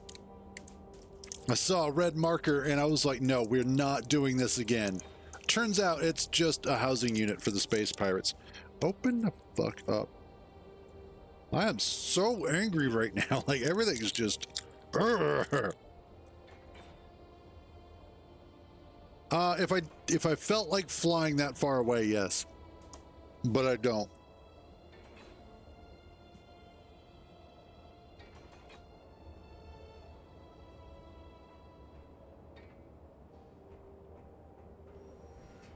Are we almost done?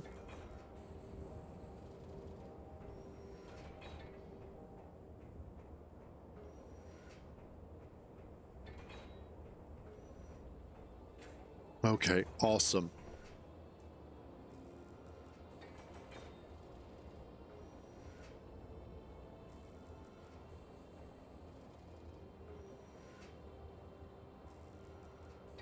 All right, and then what I'm going to do is I should have a... Oh, shit.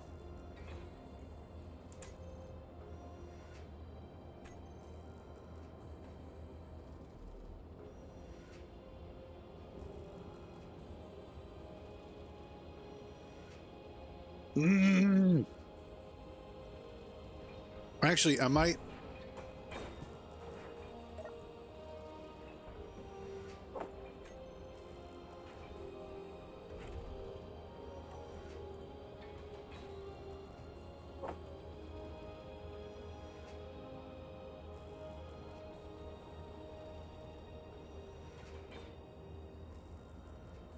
Okay.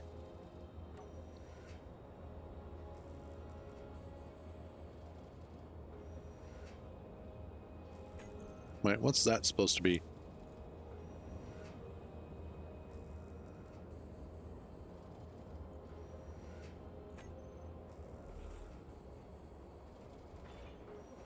Why are we not building my...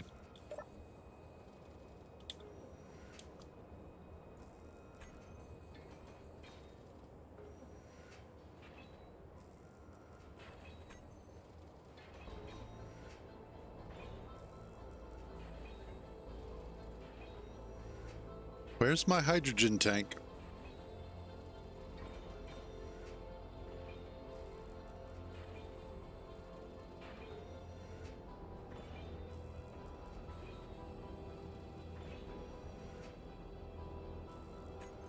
Why do I not have a hydrogen tank?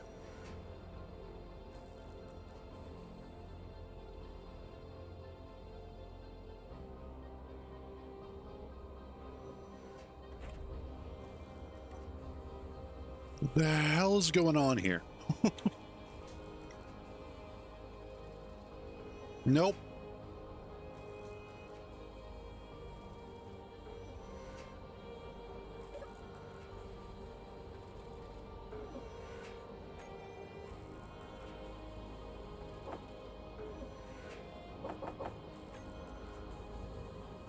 Okay.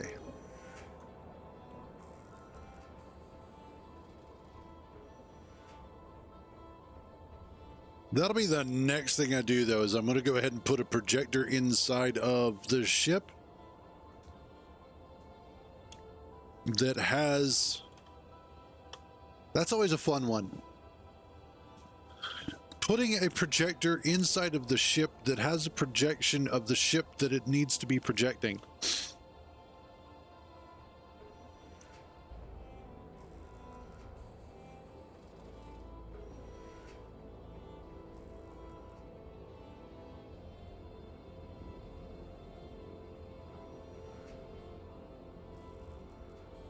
It's just a fun chicken and the egg sort of situation, because you typically want to consider putting...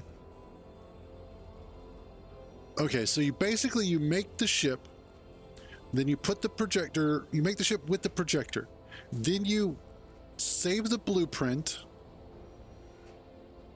put the blueprint in the projector to get it all lined up and ready to go. Then you blueprint it again that way so that the projector has the blueprint. Yeah, exactly. So it winds up being this fun nested doll scenario that you're trying to work through.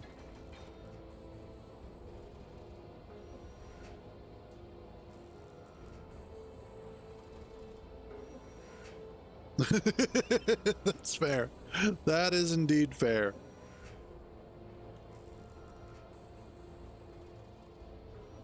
Hey, level up. Not too bad. How are you? Man, what a day so far. Come on.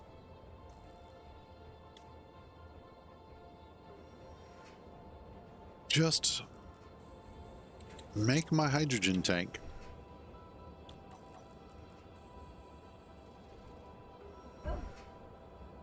I wonder.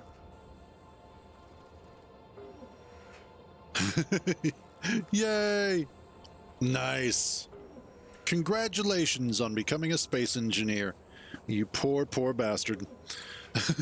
May Clang have mercy on your soul. Steel plate. Where are we at with that? It's getting used for everything else.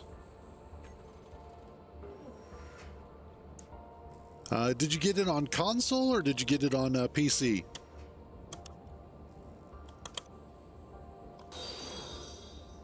Oh, hey, thank you for the follow there, Martin. Martin, what is that, Elgar? Much appreciated. Nice.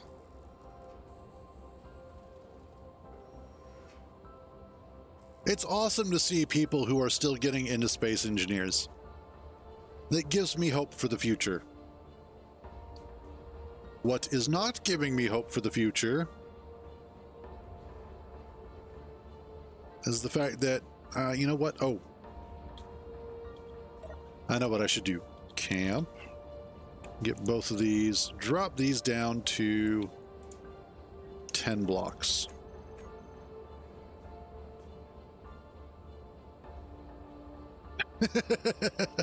Yeah, that is fair. Nice.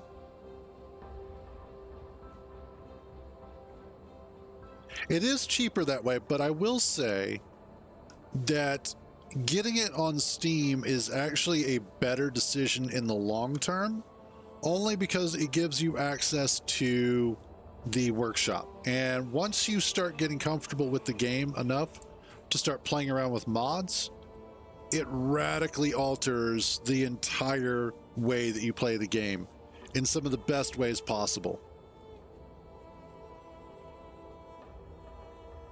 Yeah, the Steam Workshop has just a ton of various mods that you can download and add. In fact, here's some great examples. These thrusters here, these are part of a thruster mod pack that still uses hydrogen, one of the fuel types, but they are incredibly powerful. They're more powerful than the standard thrusters you use, and they're a little bit easier to use.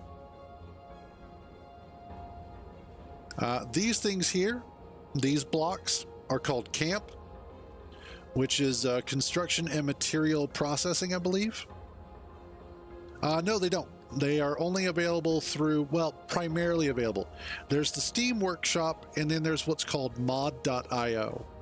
Now, mod.io has some mods, but it doesn't have many mods that actually change or augment the game all that much. Primarily what you're going to find there are things like the blueprints for ships and bases and stuff like that. So all the really cool stuff is on Steam, and really that just comes down to the way that Microsoft and Sony handle modifications for the console edition of the game, which the Game Pass version is based off of what's available for the Xbox. So that's why it's not as fully featured as the Steam edition. Are we done? Are we? No? Get your act together, Jesus.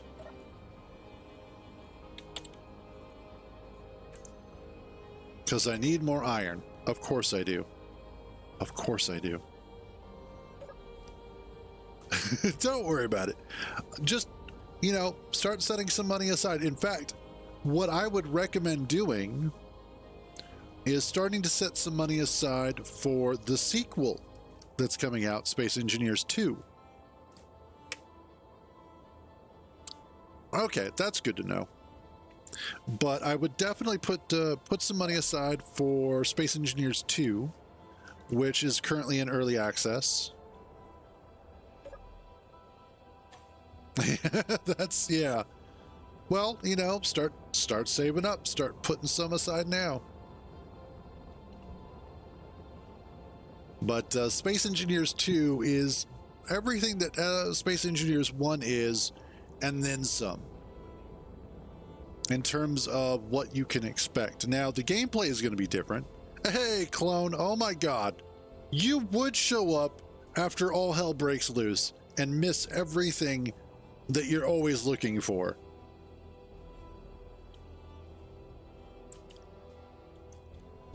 Honestly, for the past 45 minutes, it seems.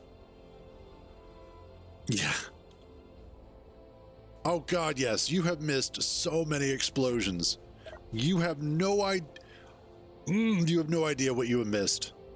And I'm not even going to try and replicate it. You just get to suck it up and deal with it in the VOD. Because it has been absolutely ridiculous for the past 45 minutes. Inventory full. That's all right. I don't generally have control of my money either, as in I don't get a whole lot. So I totally get it.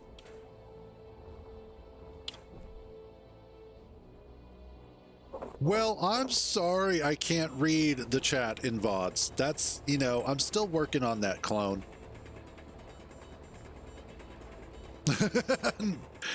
I think now that would be interesting to find out if there's ever a point when all of the players that are currently on Space Engineers 1 are all mining iron at the same time.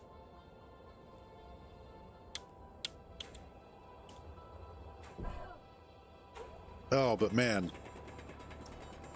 what a doozy so far.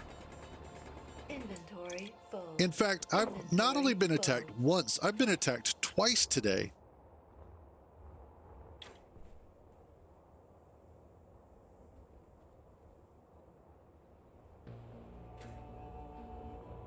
And that, especially right now,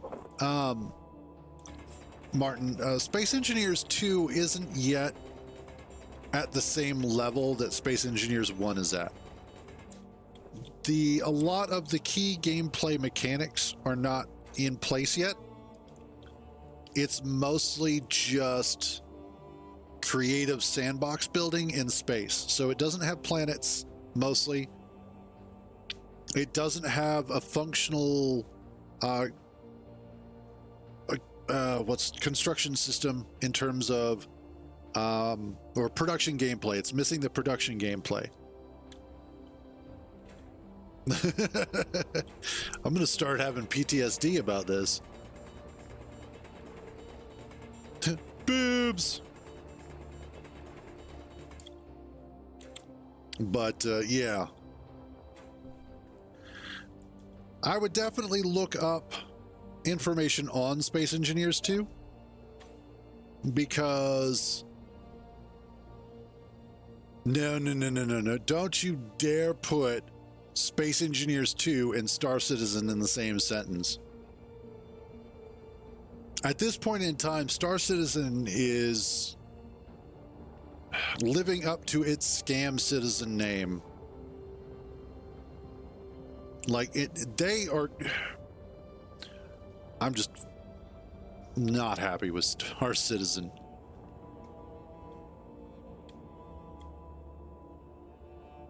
I have spent a lot of time trying to play that game and trying to enjoy it, and as things progress, the game itself just gets worse and worse somehow. I don't get it, but it does, and that annoys me.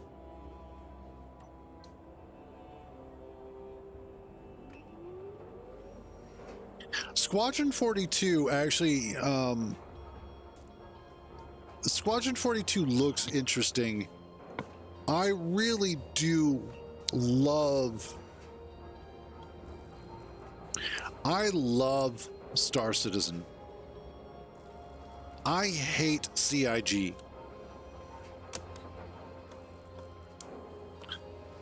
And that's part of the problem. That's my biggest issue and gripe with it. Are you finally finished? Oh, thank you, Jesus.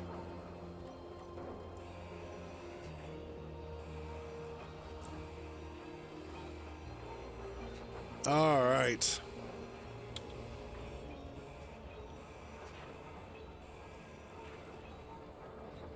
There we go. Now, let this... You're probably out of ice already. Almost. Oh, hey, thank you for the follow there. Level up. Much appreciated.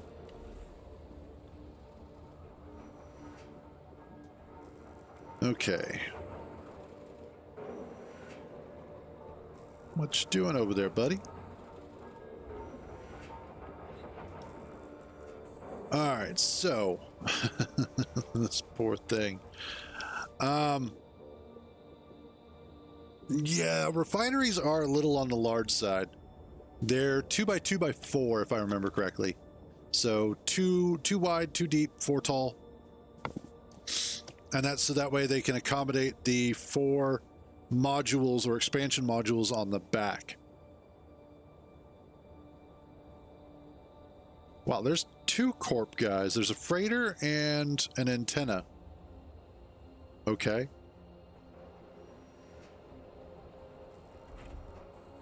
How much?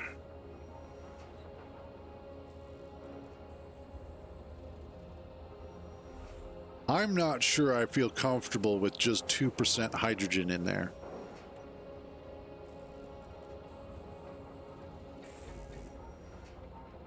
So what I'm going to do instead is we're going to just fly out here. We're just going to Hydroman, as we call it, out to the ice lake. We're going to grab a whole bunch of ice, and then we're going to bring it back, throw it into puncture, and hope for the best.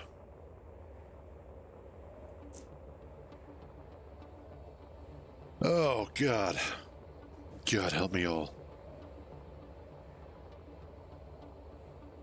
And then with puncture actually complete and mostly operational. I know, right? And of course you would build right on the damn ice lake. It's a housing unit. It's okay. It's just a housing unit. If it starts shooting at me though, that's it. I'm going creative and I'm dropping some frickin' warheads on it. In fact, you know what? I don't even have to do that. I'm going to take the ice from over here.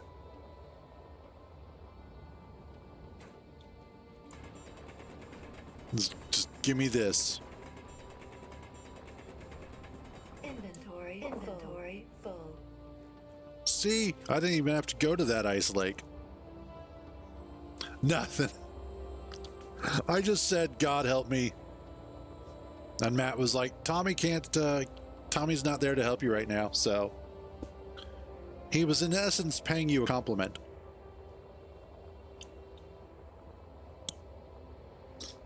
I think that was a compliment. It's difficult to tell sometimes.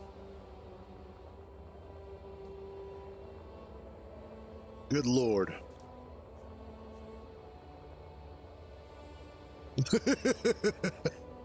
Oh yeah, that could not connecting something to the grid can get you into trouble.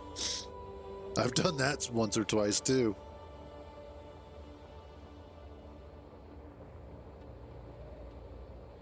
All right, so big thing that I need right now, aside from getting puncture fueled up and running, is that I need to also see about getting more weaponry going, more turrets, and get the turrets all linked up to a conveyor network so that they can start pumping out some actual damage and be constantly refilled. I also need to move this stuff in there so that way it's not out in the open and getting absolutely massacred every time something comes by to shoot me. So we have goals. Goals are good. And now we have some fuel. And fuel is better. Right now, I'm not going to worry about a custom turret controller. If I did anything, I would actually go ahead and put a defensive AI block on the grid, because then it will be able to target things out at a much farther range and start shooting them prior to them getting in range. Okay.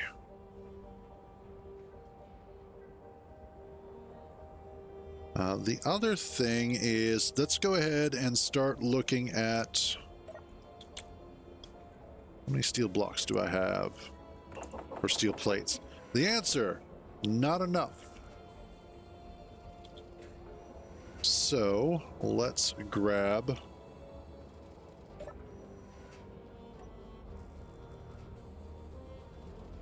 what it might be time to do, since I now have puncture fully operational, is I may go ahead and knock that modular container off the back there, move the connector into its spot, and then just use this as a much smaller ship overall.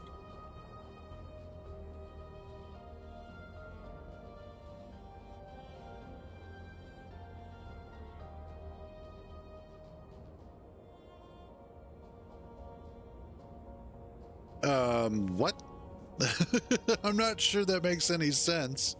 At least not to me. I don't know.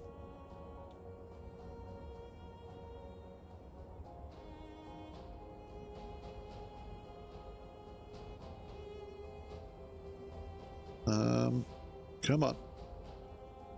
There we go. Nope, nope, nope, nope, nope, nope, nope, nope, nope, nope. Oh, I think it's trying to fight me here.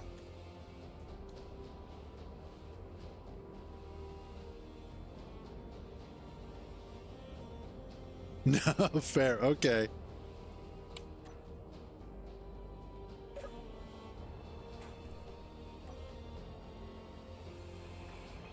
All right, I need to...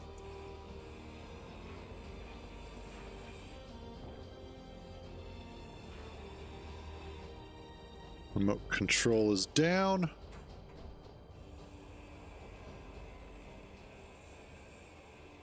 Break the antenna. Yeah, there are just certain things that don't translate well. And it's not necessarily an issue. Yeah, yeah, refineries definitely need some work. Need a lot of stuff. But the funny thing about language that we don't always consider is that language is more than just the words. It's also things like their context and the various idiosyncrasies with which we communicate. How we put words together, the various sayings, the weird colloquialisms. All right, there we go. I should now be able to move that without much issue.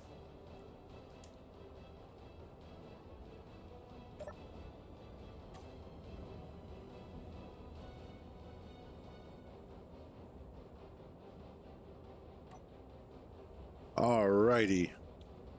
Really is.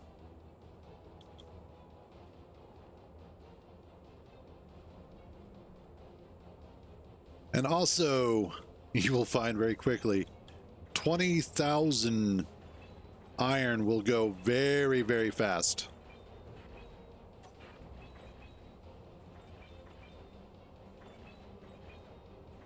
No, I'm playing single player right now.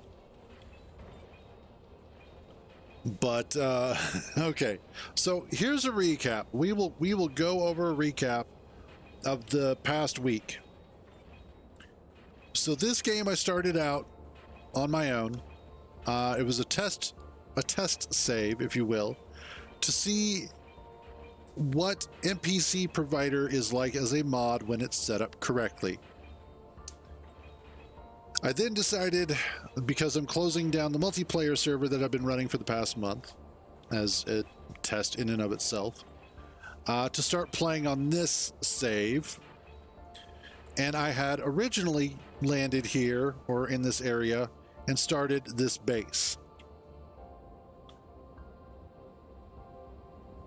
I got attacked yesterday morning and killed.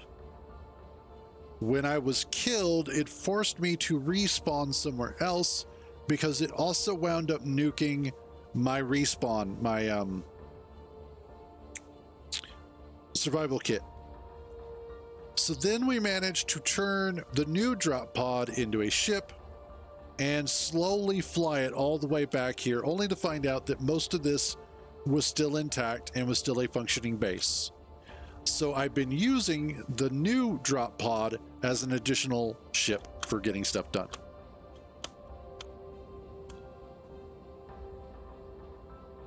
No, you don't really need you don't have to have an automatic mining drone. A lot of it you can do on your own. In fact, I don't have the Pecker blueprint. I need to make one. But an easy, simple, cost-effective mining ship. Let's actually bring this out here. This thing is doing its job so far. This is what I call the micro. And it's a very, very simple build. Yeah, exactly.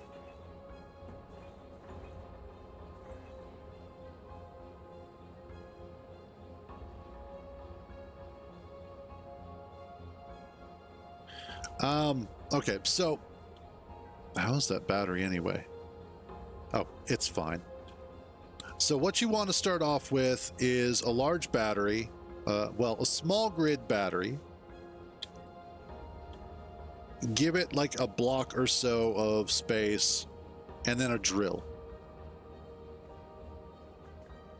Then you can also put in a couple of small batteries to give it extra power, or one small battery, and also a gyroscope. And the gyroscope is necessary for being able to rotate your ship. The bigger the ship, the more gyroscopes you're going to need. Let's see, how many does this one have? actually. Yeah, this one has, what is that? 8. Yeah, it looks like 8 gyroscopes. Yeah, this is actually one of the most simple ship designs that you can make. The basic needs for any ship are just going to be battery, gyroscope, thrusters, and a control seat. And that's all you need for the ship. Then you can throw a drill on the front of it so it becomes a drill ship. And then you can start adding all sorts of things like with puncture here. Puncture has all sorts of cargo conveyors. It has a system for sorting out stone, multiple drills. The whole thing is designed to be a workhorse ship. You need more ice. Let's turn your thrusters on.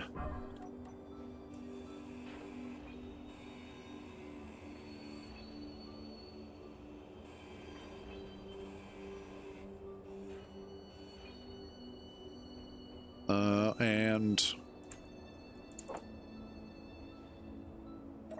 give me, oh. Okay. Let's drop all of this stuff off. Get rid of those 2 and that. Okay, there we go.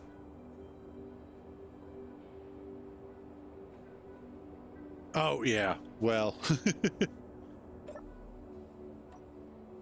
let's get this moved out of the way. Get you put back inside. Plus, I need to get some more ice drilled up.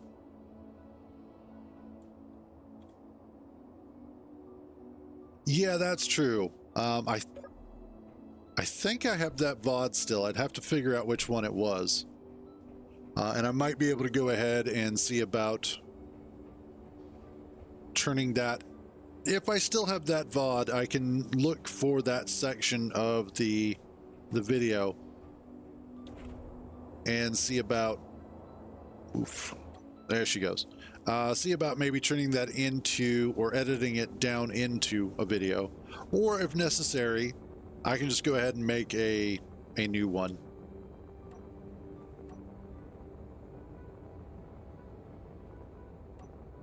But do I have my headlights on? I think so, yes.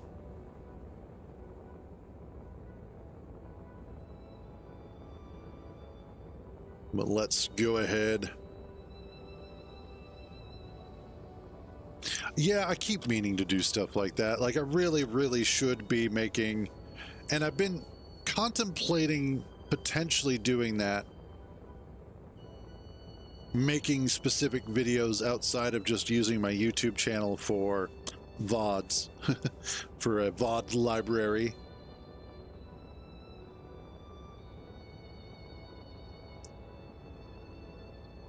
Okay. So there should be ice on the other side of this mountain. Hopefully.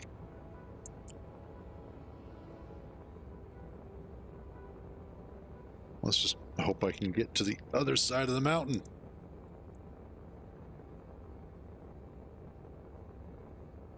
Come on.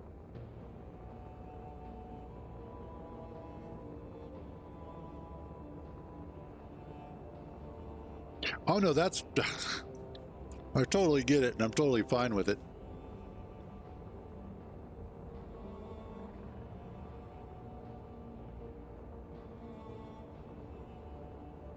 The problem is I'm just a lazy bastard.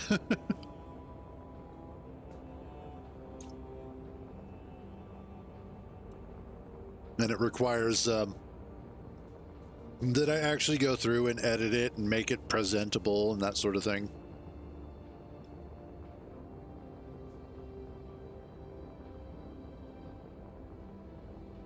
All right.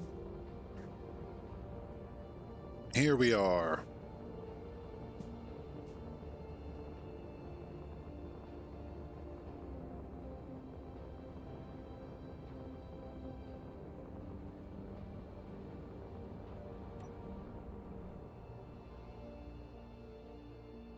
God, I love this ship.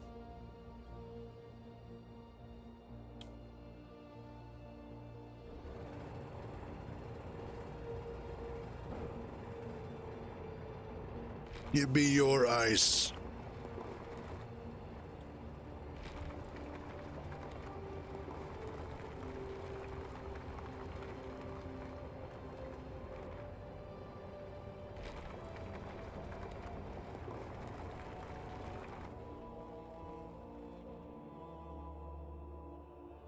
And there we go.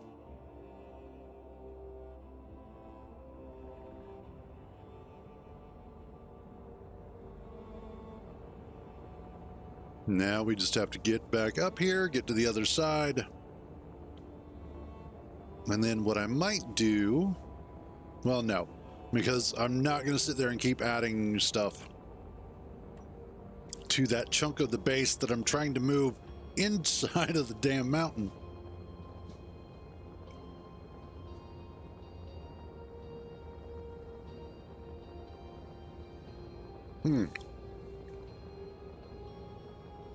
Holy crap.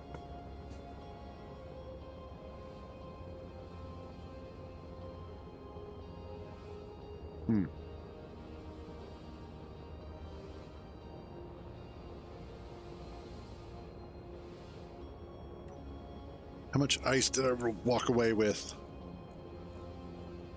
Oh, good. Quite a bit. I'll be able to sit there and let it kind of just run through the ice for a while.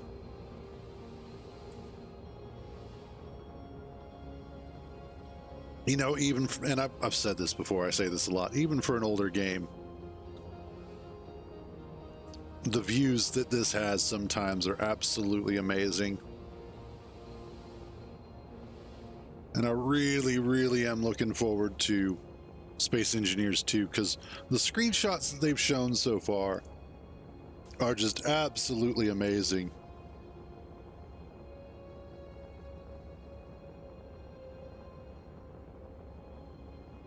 Okay, cool.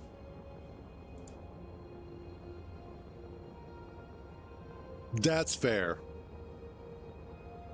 I remember, and this is funny, Funcom actually made a Lego game. And unfortunately, it failed so hard that Lego stopped wanting to do business with them. They're like, yeah, no, you screwed this up so bad that we're not doing business anymore.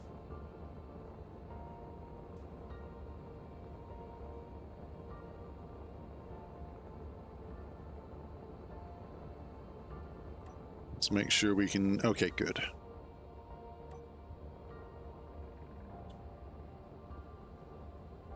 Yeah, it really could have.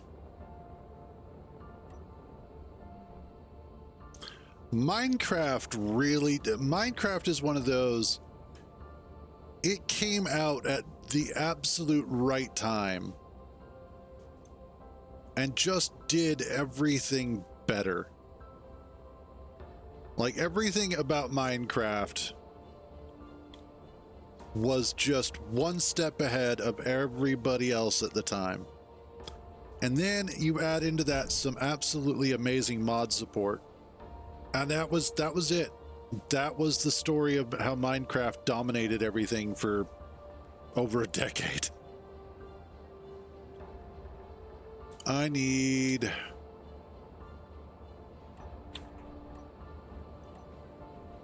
not that color.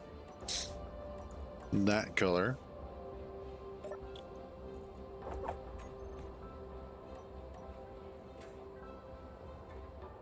Okay.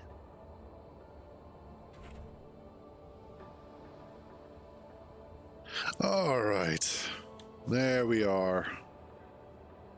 Turn that off so I'm not spewing stone everywhere if I grab some. Awesome. Holy crap. What a day. What a day. That's not what I wanted. Like, just holy shit. This has been ridiculous. most of the base is here-ish. How are we doing on... Oh yeah, absolutely. All right, Cheese Lord, have a good one, buddy. Thanks for stopping by. Let's see. Iron. Okay, I need to grab some iron.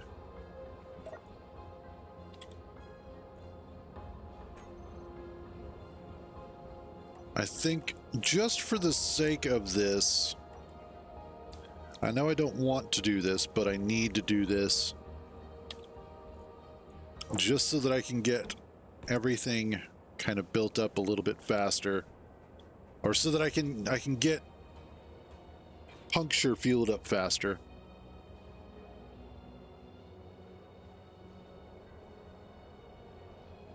But hot damn, attacked not once but twice,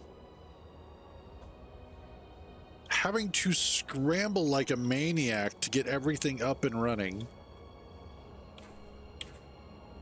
There's still, I still have to bring some of this stuff down to get it taken care of. In fact, I should probably do that right now. Just absolute madness. Oh yeah, that's right. And I was also going to, you know what? Production tools, you, and then you. Oh man, tell you what, this has definitely been an exciting day. Way more exciting than I anticipated.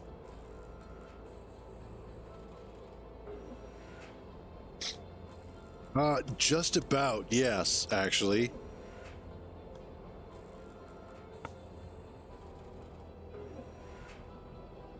Like, if the server had been more like this, I think it would have been a more enjoyable experience. And also, if I do another server again, I'm going to make sure that the modded planet that I use is a little bit more...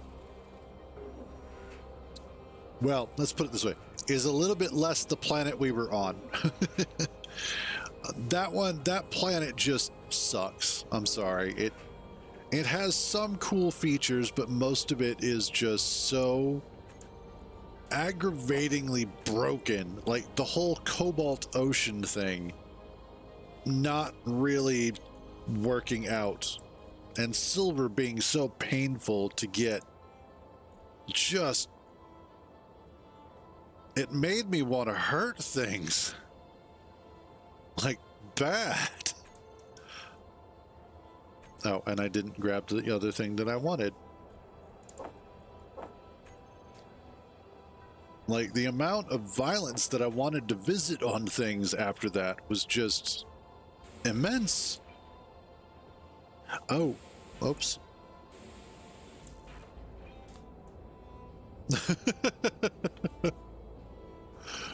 Pretty much.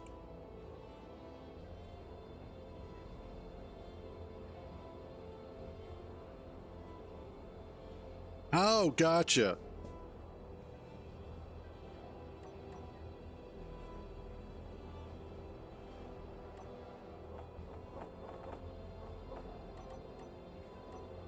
"50 minutes in." Okay. Oh, that's not what I wanted. Content. 50 minutes in. Okay.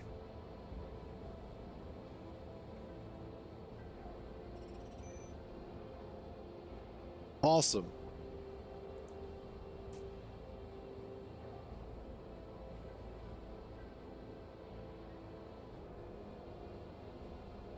Oh, cool. Somebody, I've made various comments on some of the videos pertaining to Dune Awakening and the PvP system, and some people have been responding to them, and favorably too, which is pretty cool.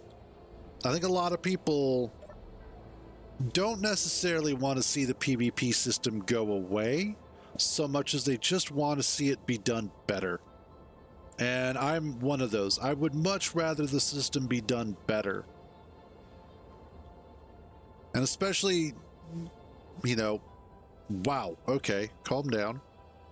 Somebody who's played, EVE Online for years and, playing Star Citizen, which is an open PvP game. I want there to be better PvP. I want it to be more meaningful. It just isn't there yet. Let's see if I can get to this other one here.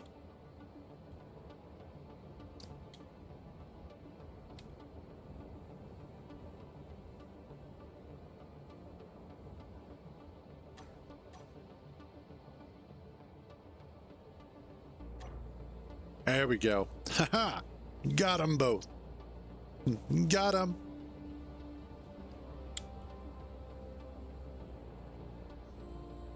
And this will be some lovely extra parts.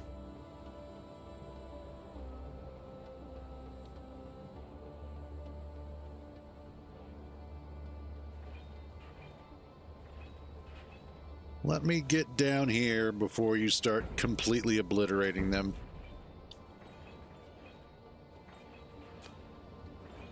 Honestly, this is a nice little tug ship. It's really not so bad for grabbing some of this debris and bringing it over. I might go ahead and set up the bar though, so that I've got the landing gear on independent buttons, and I may also go ahead and turn them so that instead of being sideways, they're pointed forward like they're supposed to be.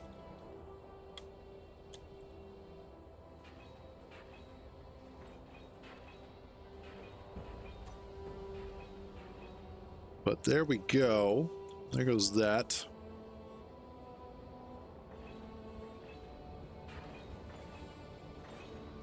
Let's drop you down here.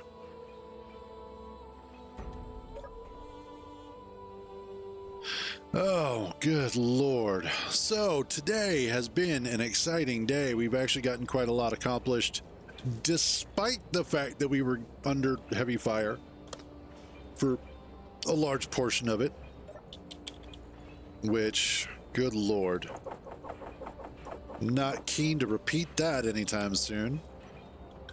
But of course, there will be that moment where it crops up again.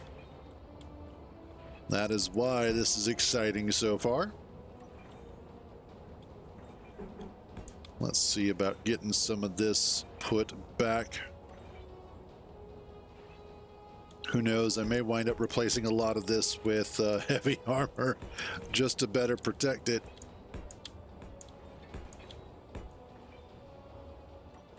That might not be a bad idea, and especially when I go to get when I start putting everything together as far as like conveyor networks and whatnot. Because the current location of these is temporary. I do plan on moving these up a little bit higher, so that way I have a little bit of a space in there. But for right now, I just needed something in that position.